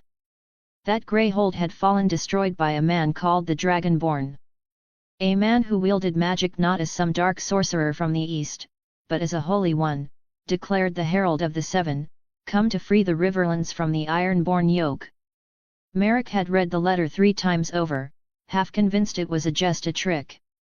A trap laid by Haldan to test loyalty. At last, after receiving ravens from both House Blackwood and House Mollister, each letter echoing the same astonishing tale, he had set out for Fairmarket.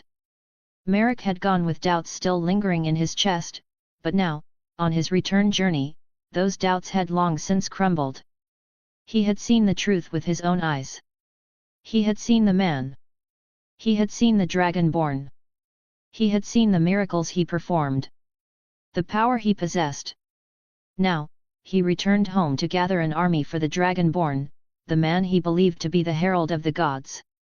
"My lord, Greyholt is in sight," he heard one of his men say. Still, there was one final thing he needed to see. Ahead of him, looming in the hills beyond the river, stood what remained of Greyholt. Merrick reined in his horse and stared. The once mighty fortress was a ruin. A yawning hole had been torn through the outer wall, jagged like a wound. Part of the keep had collapsed inward, blackened stone and shattered timber slumping in on itself. He had visited Greyholt many times in his life. He had feared it, hated it, an iron-born stronghold planted in the riverlands like a dagger in the heart. And now it lay broken. Merrick smiled. It was real. All of it. The tales, the stories, the proclamations from Leopold and Septon Riam, it was all true. The man sent by the gods. The warrior who had brought down this place in a single night. And if Greyholt could fall, then Harrenhal would be next sooner than anyone would have dared believe. With the Dragonborn at their side, with Lord Stormcrown and his divine magic, they wouldn't even need to lay siege to a castle. With his voice alone, he had cracked the very air, shattered wood and stone with power that defied sense. Shouting, Merrick muttered to himself, shaking his head with disbelief. That was what Stormcrown had called it. The Thursday. He looked up again, and not far ahead, saw another rider who had stopped at the crest of the hill. Lord Jasper Mollister sat still in the saddle, gazing at the broken fortress with the same wide eyes Merrick himself had worn. Merrick urged his horse forward, a wry smile tugging at the corner of his mouth.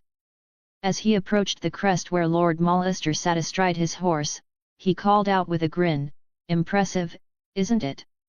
Jasper turned slightly in the saddle, the corner of his mouth curling up in a dry smile. "Impressive," he echoed. "I'd say terrifying." His eyes drifted back to the shattered remains of Greyholt. To think a single man could bring down a fortress like this. "You saw what he could do, Jasper," Merrick said as he pulled up beside him, his tone gentler now. "Yes. Yes, I did," Jasper replied with a long exhale, his gaze lingering on the scorched stone and fractured battlements. "So did you. So did Blackwood." Lord Hawthor Blackwood had stayed behind in Fairmarket, rallying men and mustering arms. His task was no small one. They would need every sword they could raise for what lay ahead. The word rebellion still echoed in Merrick's mind. "He wasn't lying," Jasper said suddenly, his voice lower now. "Everything he told us. Everything the Septon preached." Merrick chuckled. "Did you still not believe it, even after he showed us?" Jasper's lips thinned, his brow furrowing. "Oh, I believe in his power. How could I not after what I saw?" That shout of his nearly split the hill in two during the demonstration. "Then what troubles you?" "It's not the power that worries me," Jasper muttered. "It's the man. Or rather, the myth they're building around him. The idea that he was sent by the gods." Merrick turned slightly in his saddle to face him. "I've watched him, Jasper. I've spoken to him, walked beside him. He's kind. Calm." He paused, letting the words sink in. "Lord Stormcrown is a true warrior, strong, honorable. A good man with a kind heart. All the good qualities of a ruler. Do you truly believe it?" Merrick met his gaze without hesitation. "Yes," he said, firm and unwavering. Jasper exhaled slowly, the sound almost lost to the whisper of the wind. "So," he said after a moment, are we to bow to Lord Stormcrown after he fulfills his oath to kill Harren and drive out the Ironborn? He paused, the lines in his face tightening. Another foreign king. It's the best way forward, Merrick replied, his tone turning steely. Do you want to go back to the chaos of the century of anarchy? Jasper flinched slightly at the name, a shiver running through his aging frame. Gods, no, he muttered. That was madness. But still. Merrick leaned forward slightly in the saddle, his voice pressing in with conviction. A man as powerful as Lord Stormcrown will make the other kingdoms wary of the Riverlands wary enough to stay away. We could finally have peace, Jasper. True peace. If we unite behind him. Jasper didn't answer immediately. His eyes drifted back to the ruin of Greyholt, its scorched walls and torn ramparts a jagged silhouette against the sky. After a long silence, he shook his head slowly. I'm not sure, Merrick, he said.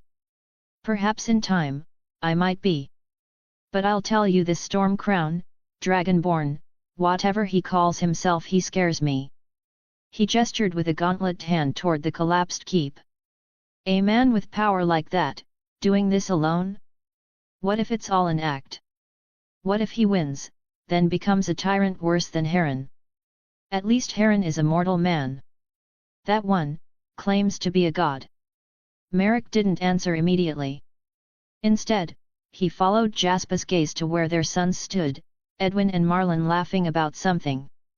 We got our children back, Jasper. We got them home, he said, voice quieter now.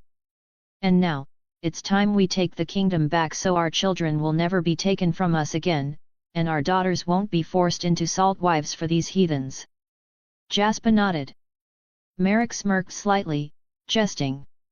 I think you might just be jealous, you stingy old lord, that your last rebellion against Haldan was all for nothing. Jasper shot him a glare, clearly unamused, but after a beat, he looked back to his son and softened. Next time I see you, I will have an army at my back. Let's see who can field the largest, then. Merrick said, as the lords continued their journey onward.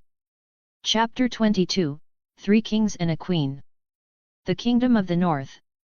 So it's true, then. I, answered Winmanderly, hand of the king to Torrhen Stark, king in the north.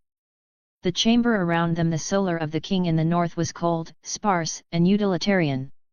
Stone walls, bare of banners or art, held little warmth despite the low-burning hearth fire crackling in the corner. A long oaken table dominated the center, worn smooth by years of use. No gold, no velvet, no unnecessary frills adorned the room. It matched the king's personality exactly, blunt, practical, and stripped of pretense.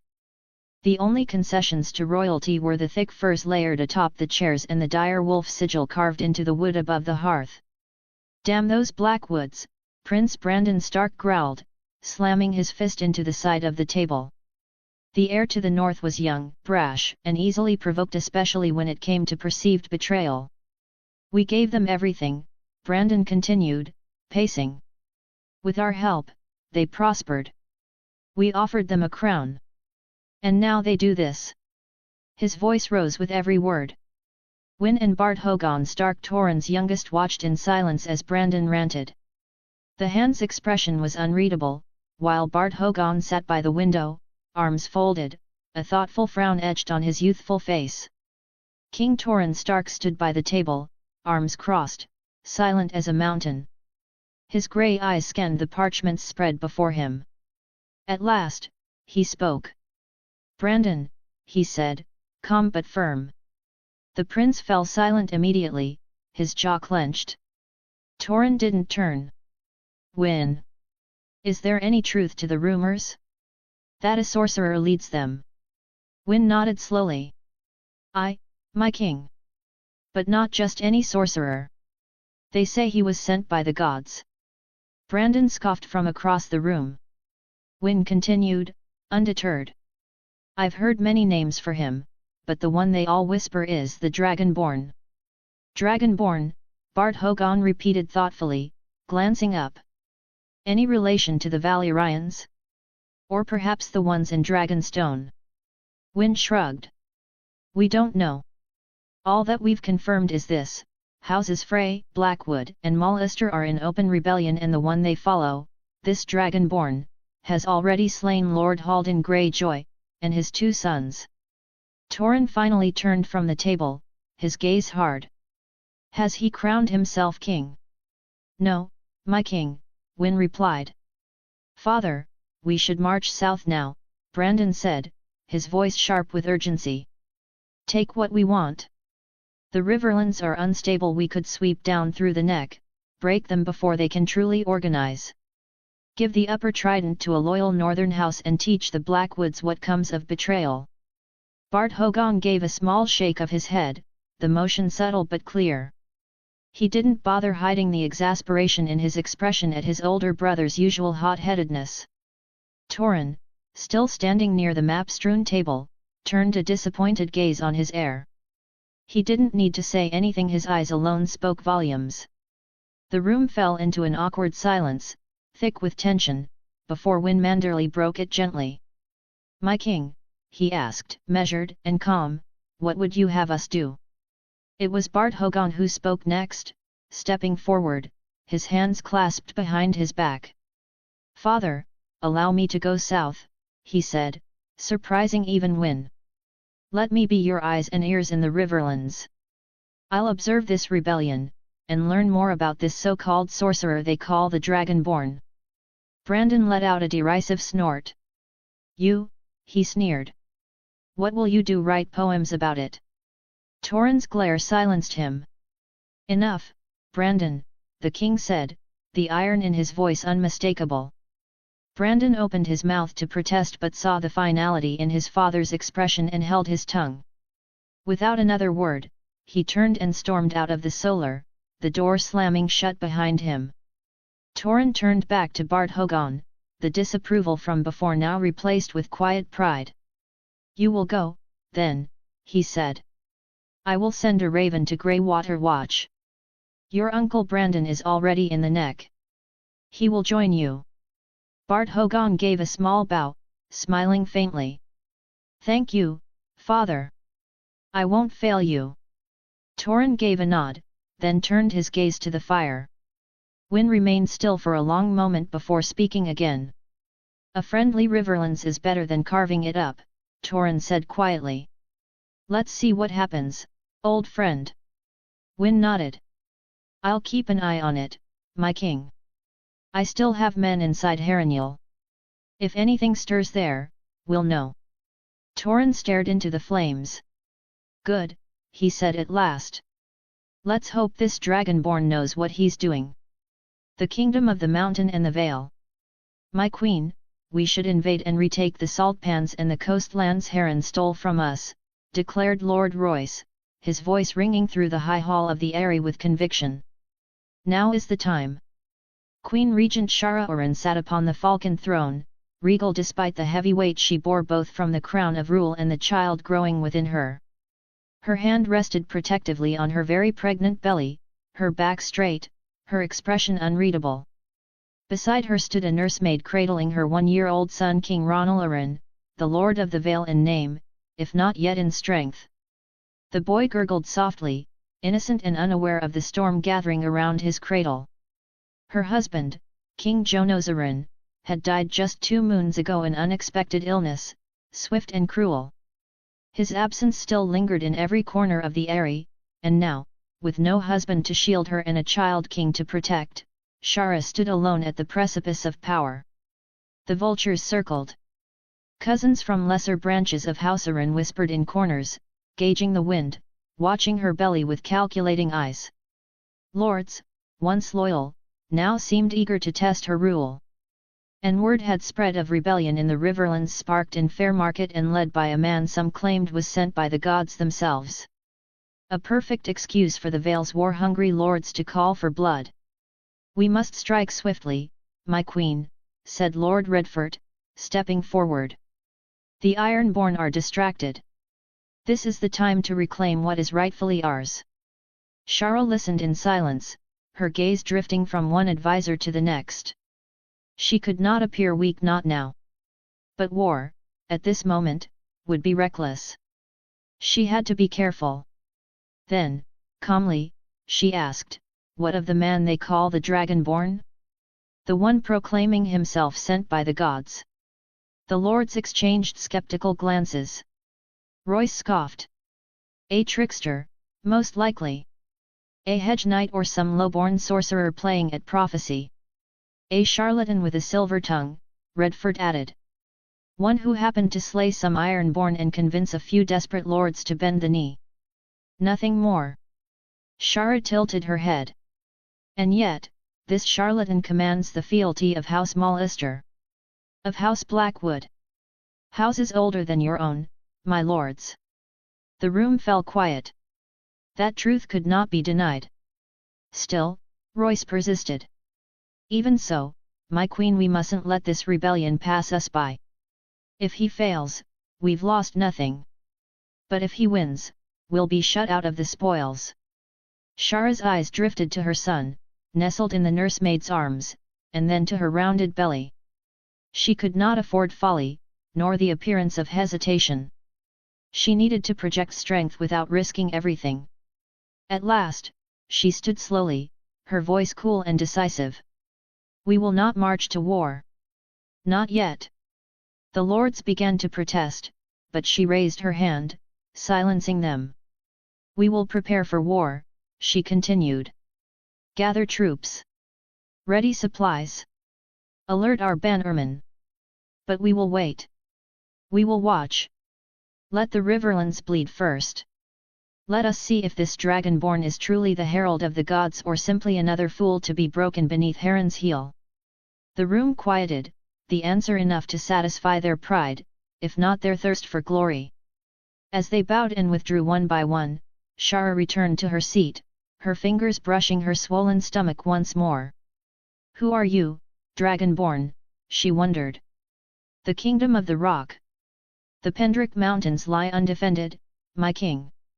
We should move in and seize the iron-rich hills," said Lord Swift, Hand of the King, his voice polished and persuasive as always. The solar of King Loren Lannister gleamed like the treasure vault it was rumoured to be.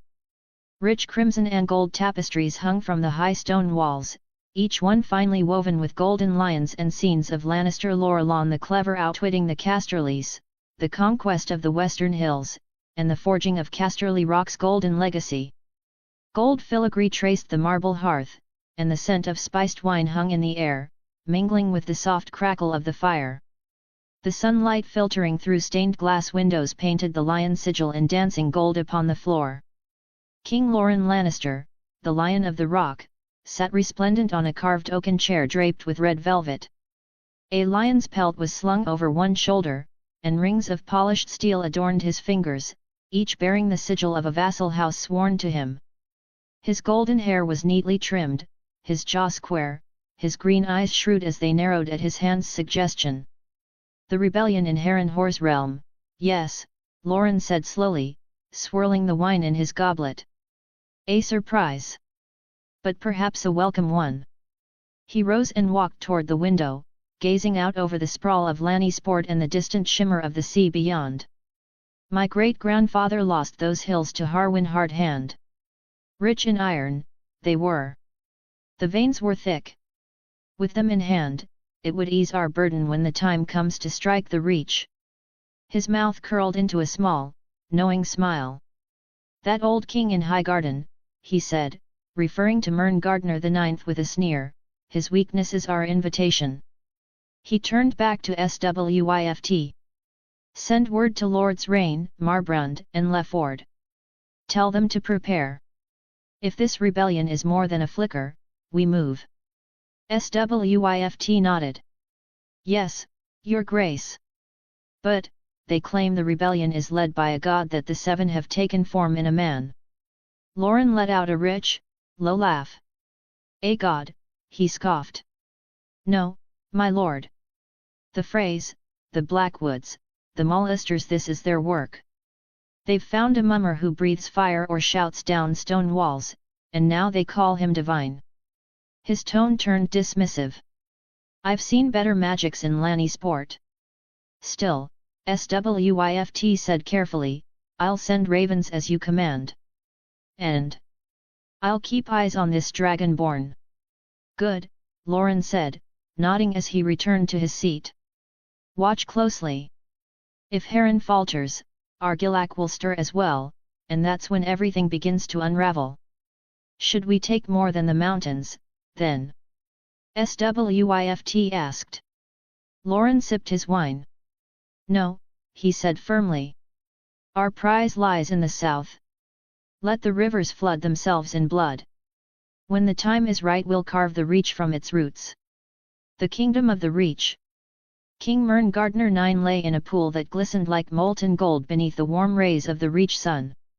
The water shimmered around his lavishly adorned chaise carved of weirwood and inlaid with jade and lapis. His corpulent form, draped in nothing but a thin cloth of green silk, lounged with lazy grandeur, surrounded by opulence and indulgence. Mern, a man infamous for his insatiable appetites for food, for power, and especially for women, was attended by a dozen nude young courtesans, each hand-picked for beauty, grace, and obedience. Their laughter was as soft as wind through apple blossoms, their movements as fluid as the rivers that nourished the golden fields of the Reach. One of the women, her skin the color of warm honey, knelt beside him, deftly plucking ripe grapes from a silver platter and placing them gently into the king's waiting mouth. Her dark, sultry eyes never left his face, a small smile playing on her lips as she watched him savor the sweet fruit. The other women, their bodies glistening with oil, moved around the king with a grace that was almost hypnotic. Their soft, skilled hands massaged his tired muscles, their touch both soothing and arousing. Mern let out a contented sigh, his eyes half closed as he reveled in the sensations coursing through his body. Mern's eyelids drooped in pleasure, and he stretched out a hand toward a goblet of arbor gold, barely lifting a finger before it was placed in his palm. My king, came a shrill and unwelcome voice, cutting through the gentle symphony like a blade through silk. Mern groaned, his moment of bliss shattered. His eyes fluttered open, narrowed and irritated as he turned his head toward the intruder. What is it, Septon? King Mern asked, his voice heavy with wine and amusement. He lazily wrapped an arm around the waist of a laughing courtesan, who leaned into him, giggling softly against his chest. Her fingers traced circles across his oiled skin. Septon Eugene stood rigid, hands clutched around his prayer staff like a drowning man gripping driftwood. His face was flushed, whether from heat, exertion, or embarrassment was unclear. My king, the Septon began, his voice tight with barely restrained outrage, there is heresy afoot in the Riverlands. Blasphemy of the worst sort. A man, some false prophet, claims to be the Herald of the Seven. No, worse, he claims to be the Seven themselves. He commands an army of heretics. Against heathen Ironborn, Mern drawled, not missing a beat, finishing the thought for him. He pulled another woman toward him, this one full-hipped, with golden curls cascading over her bare shoulders. She squealed with delight as she fell into his lap, and Mern smirked, his hand finding the curve of her thigh. Septon Eugene visibly recoiled, his pale face turning a deeper shade of crimson. Your Grace, this is no laughing matter. This Dragonborn preaches divine war. He claims visions, miracles. The people flock to him as if he were one of the Seven. You cannot ignore such sacrilege. Suddenly, the king's eyes snapped open, a gleam of lust shining in their depths. Ah, my dear, he called out, his voice thick with desire.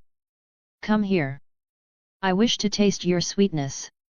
A woman with ample breasts and a curvaceous figure stepped forward, her hips swaying seductively as she approached the king. She knelt before him, her eyes locked onto his, as she slowly leaned forward, offering her breasts to his eager mouth. The king, a hungry growl rumbling in his chest, took one of her nipples into his mouth, his tongue swirling around the sensitive bud as he sucked greedily. The woman let out a soft moan, her head thrown back in pleasure as the king feasted on her flesh. Your Grace, this is. Mern waved a lazy hand. Come now, Septon. It's not as if you've never known a woman's touch. I have not. I took my vows. Eugene blurted, scandalized, nearly choking on his own words. Pity, Myrn said with a grin, pulling the golden-haired girl closer. A tragedy for the seven, truly. You'd find the world far more tolerable if you spent more time between silken thighs and less in dusty scriptures. The septon blustered, searching for a reply, but Myrn had already lost interest. Let the heretics and heathens butcher each other, Myrn said, his voice growing lazier with each word. Perhaps Agrelak will sweep in and fix everything for you. Either way, it's no concern of mine. But your grace, Eugene tried once more, his voice rising with desperation. Two guards appeared from the shadows at a casual wave of Myrn's hand. See the septon out. Let him cool off somewhere far from my ears. But the sanctity of the... Eugene protested as he was gently but firmly escorted away. Goodbye, septon, Myrn muttered with a yawn, his eyes drifting closed as a new pair of hands began to rub his temples. May the seven bless you. The septon's voice trailed off as the doors shut behind him. Myrn sighed. He reached for his goblet and took a long, satisfied sip of Arbor Gold. He was the king of the Reach, the most fertile, wealthy, and envied kingdom in all of Westeros.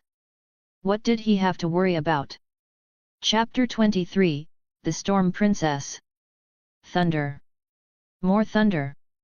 The wind howled, carrying with it the scent of salt and seaweed from Shipbreaker Bay. Rain lashed the distant sea beyond the towering walls of Storm's End, sheets of water smearing the grey horizon until sky and sea became one. Yet another storm raged not only in the heavens, but also in a quiet chamber of the keep, within the pages of a well-worn book. Princess Argella Durandon sat on a cushioned bench beneath the tall, arched window, the dim grey light catching the silver threads woven through her dark braid. Her storm-grey eyes flicked steadily across the yellowed pages of the leather-bound tome resting in her lap, one hand absent-mindedly twisting the corner of the next page. Her lips moved faintly, as if mouthing the words aloud without even realizing it. He pressed his forehead to hers, breathless.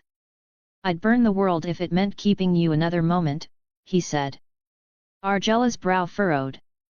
Idiot, she muttered, flipping the page with a bit more force than necessary. You're both going to die. She scanned the next paragraph, where the doomed lovers professed their feelings once more, declaring eternal devotion as a blizzard closed in around them.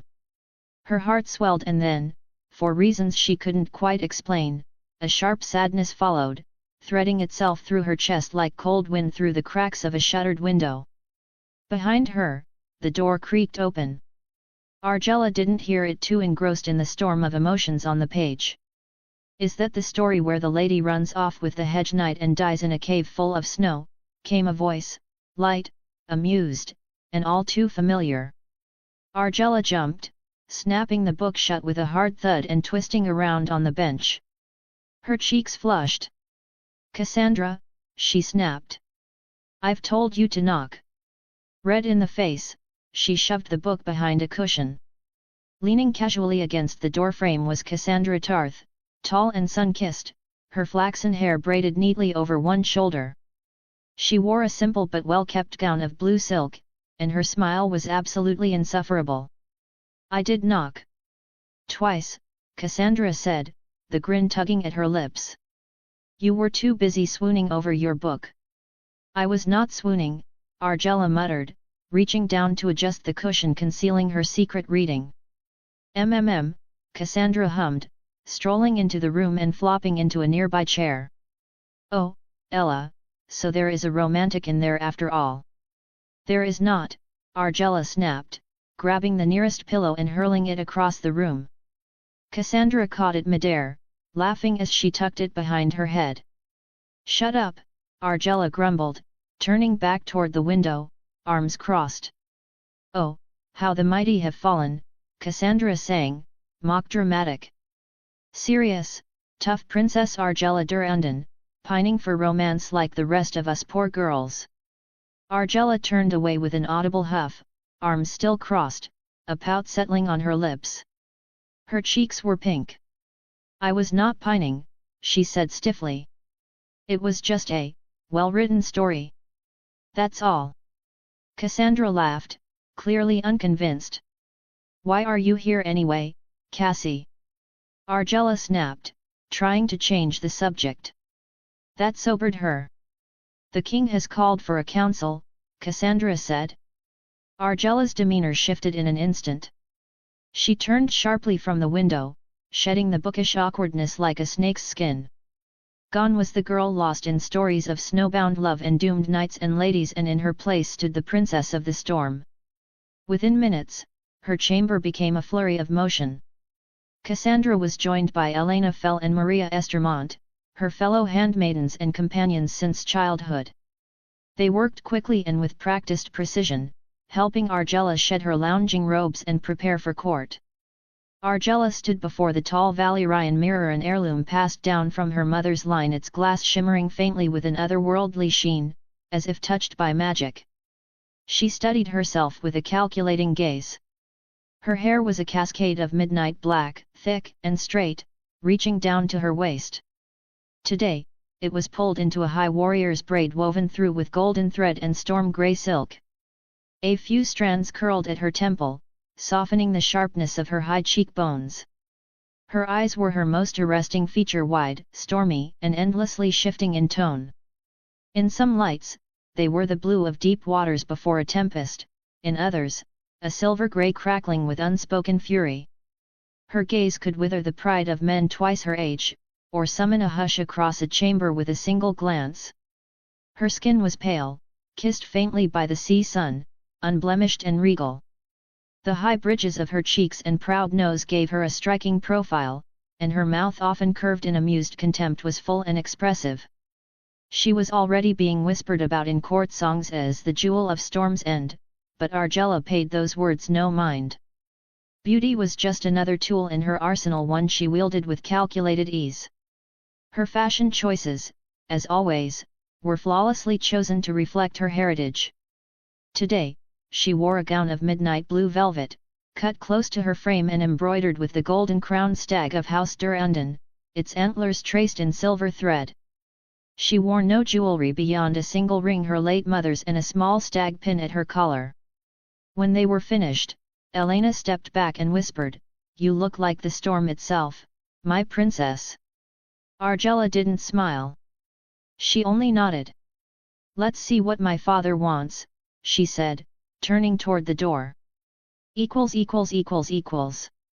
Argella walked with her handmaidens through the long stone halls of Storm's End, the rhythmic sound of their footsteps muffled by thick carpets woven in the colors of House Durrandon, gold and black. Tapestries lined the walls, depicting faded scenes of her ancestors in battle, kings and queens wielding swords against their enemies. Argella's chin was held high, her expression composed, but within, her thoughts swirled like the storms that gave her house its name. She was her father's only child. That meant she was his heir. And that meant a future filled with challenges. There were cousins with diluted blood and hungry eyes who plotted quietly behind closed doors. There were lords who sent their sons to court, dreaming of wedding her and wearing the crown of Storm's End themselves. But she would not be ruled. Yes, she would marry. Duty demanded as much. She had made her peace with that. But whoever that man was, he would not rule her. She was not some prize to be claimed. She was Durrandon by blood. And when her father's time came, she would rule as queen in her own right. "Gods help us, it's Lord Edmund," Elena muttered, breaking Argella out of her thoughts. Argella's heart sank. Up ahead, near a narrow gallery that led toward the council chambers, stood Edmund Swan, the son of the Lord Marshal. A pig of a man, swollen with self-importance. His face was shiny with sweat despite the cool air, and his doublet strained at every seam. His lips were too wet, his hands too eager, and in his own mind, he was the realm's most handsome man. "Oh no," Cassandra said under her breath. "Let's turn around, Ella." Quickly. "No," Argella said, her jaw tightening. "Let's not." She walked straight forward, her storm blue eyes locked ahead, regal and unyielding. As they approached, Edmund's entourage fanned out slightly, blocking their path like a wall of puffed-up peacocks. Edmund's round face brightened with an almost lecherous joy. "Ah, Princess Argella," he called, stepping forward with a bow that made his gut jiggle beneath his embroidered coat. "What a fortunate surprise! You grace these halls like a goddess." "Lord Edmund," Argella replied coolly, giving a curt nod. Her voice was calm, her posture poised. He licked his lips. "I was just saying to my dear companions," he gestured vaguely behind him, "that the two of us should take a walk through the gardens. A private stroll, just us. After all," he chuckled, "we're practically betrothed already, are we not?" Argella felt her anger rise, but she could not afford that now with the position she was in. Cassandra, standing just behind Argella, squeezed her hand hard. Argella's smile didn't waver, but her eyes turned colder. "A stroll would be lovely," she said with sweet composure. "But alas, I am too busy with the duties of a princess." Edmund blinked. "Ah yes, well, I suppose. I fear my father's summons takes precedence," she added smoothly, stepping past him. "But I'm sure the garden would enjoy your company." She swept by, her handmaidens gliding behind her, their expressions tight with suppressed laughter. Edmund stood there, confused but grinning. As they moved away from Edmund, Elena spoke, breaking the silence between them. "Have you heard what's happening in the Riverlands?" she asked, lowering her voice with dramatic flair. "A rebellion led by a sorcerer. A dark conjurer who drinks the blood of his enemies and wields forbidden magic." Maria Estermont rolled her eyes. "Nonsense! They say he's the manifestation of the seven themselves, that the gods heard the cries of the faithful and sent their champion to punish the heathen Ironborn." Elena scoffed. "And you believe that?" "I didn't say I did," Maria replied, brushing her auburn hair behind her ear. "But people believe it. They say he destroyed an entire castle with just his voice." "Yes, his voice," Cassandra added, her tone more measured. "I heard the same. A shout that cracked stone like thunder." "That's not all," Elena said with a wicked grin. "One of the guards swore he can summon lightning and fire at will. And she dropped her voice to a scandalized whisper that he bedded 100 women in a single night." 100? That's what the story says." Argella said nothing, her eyes fixed ahead, but her ears were sharp. She let the chatter wash over her, the rumors layering one atop another, each more fantastical than the last. A part of her dismissed them all, just tales spun too far. Yet another part, deeper and quieter, wondered if even half of it were true. They reached the tall oaken doors of the council chamber. 2 guards stood watch, spears crossed, then stepped aside with bowed heads. Argella turned to her handmaidens. "Wait here." Cassandra gave her a subtle nod, while Elena and Maria offered respectful curtsies. With a final breath, Argella squared her shoulders and stepped through the doors alone. == As soon as Argella Durandon stepped into the council chamber, her father's thunderous voice echoed off the high stone walls. "Why not?" King Argillac bellowed, his fists slamming onto the oak table that dominated the center of the room. The chamber was as tempestuous as the storms outside. Lords stood in tense clusters, all attempting to reason with their king. "My king," Lord Dondarrion said quickly, his brow furrowed, "the yellow-toad waits for any weakness. If we march, Dorne will descend on the marches. They're watching for any slip." "Yes, your grace," began Lord Fell, his voice cautious, "this talk of invasion, while bold, may leave us exposed. It is foolish." "Harren! Foolish!" Argillac roared, his silver-streaked hair wild around his scarred face. "You dare call your king foolish?" "And no, my king," Lord Fell stammered. "That is not what I meant, only that." "Father," Argella said, stepping forward beside the Storm King, her voice calm but firm. She placed a hand on his arm, and at once, the air in the chamber seemed to still. Argillac turned toward her, and his expression softened. "Ah, Argella! My daughter! My heir!" He gestured toward the gathered lords with a scoff. "Tell these cowards that now is the time to strike. To reclaim the Riverlands. To avenge King Erek's shame."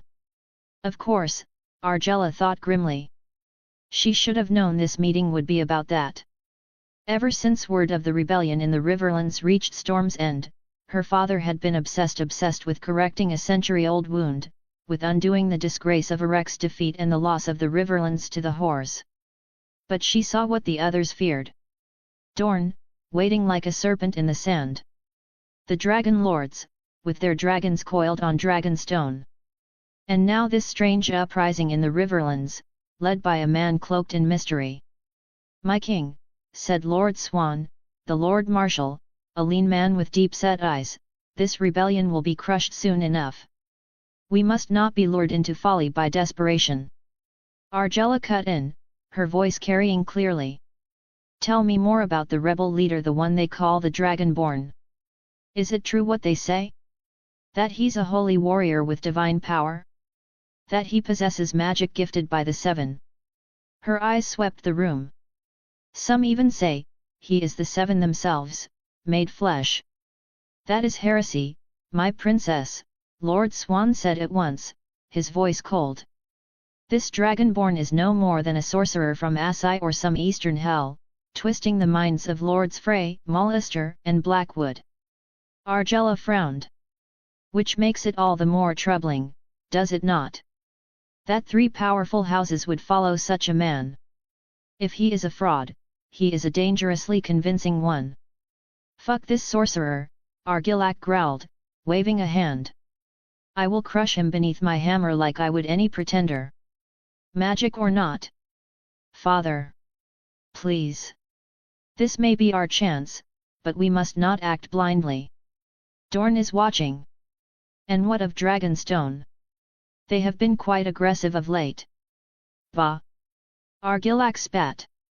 "The Targaryens are cowards and sister-fuckers hiding on that rock for 100 years, breeding with each other and playing with fire. Their dragons are old tales. If they had real strength, they'd have taken all of Westeros already." "Even so," Argella said, her voice gentle but firm, "peace now will cost us nothing. Patience may win us everything." Argillac's shoulders rose and fell with heavy breaths. For a long moment, he said nothing. Then, at last, he nodded. "Fine. We wait. But not forever." The court murmured quietly, relieved. Argella glanced around the room, catching the eyes of a few allies.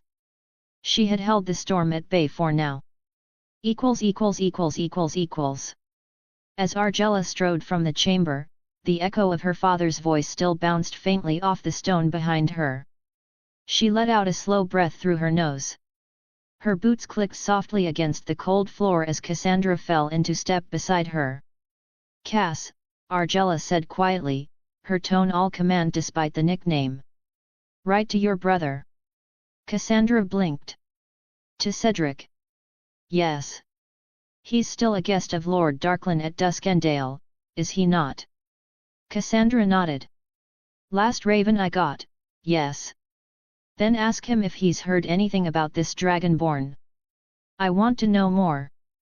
Cassandra tilted her head slightly. "You believe the stories, then?" Argella didn't answer at first. Her eyes remained fixed ahead, sharp and thoughtful. "I don't know what I believe," she admitted finally. "But something is happening. Something strange, and I want to be prepared." Cassandra nodded, her expression serious. "I'll write him tonight." They rounded a corner and immediately Cassandra groaned. "Oh no!" Argella followed her gaze and there, waddling pompously down the corridor, was Edmund Swan, flanked by his usual puffed-up entourage. A smug smile crept across his face the moment he spotted them. Argella didn't break stride. She simply turned, her cloak swirling behind her, and walked the other way. "Hey, wait for me," Cassandra said, running after her best friend.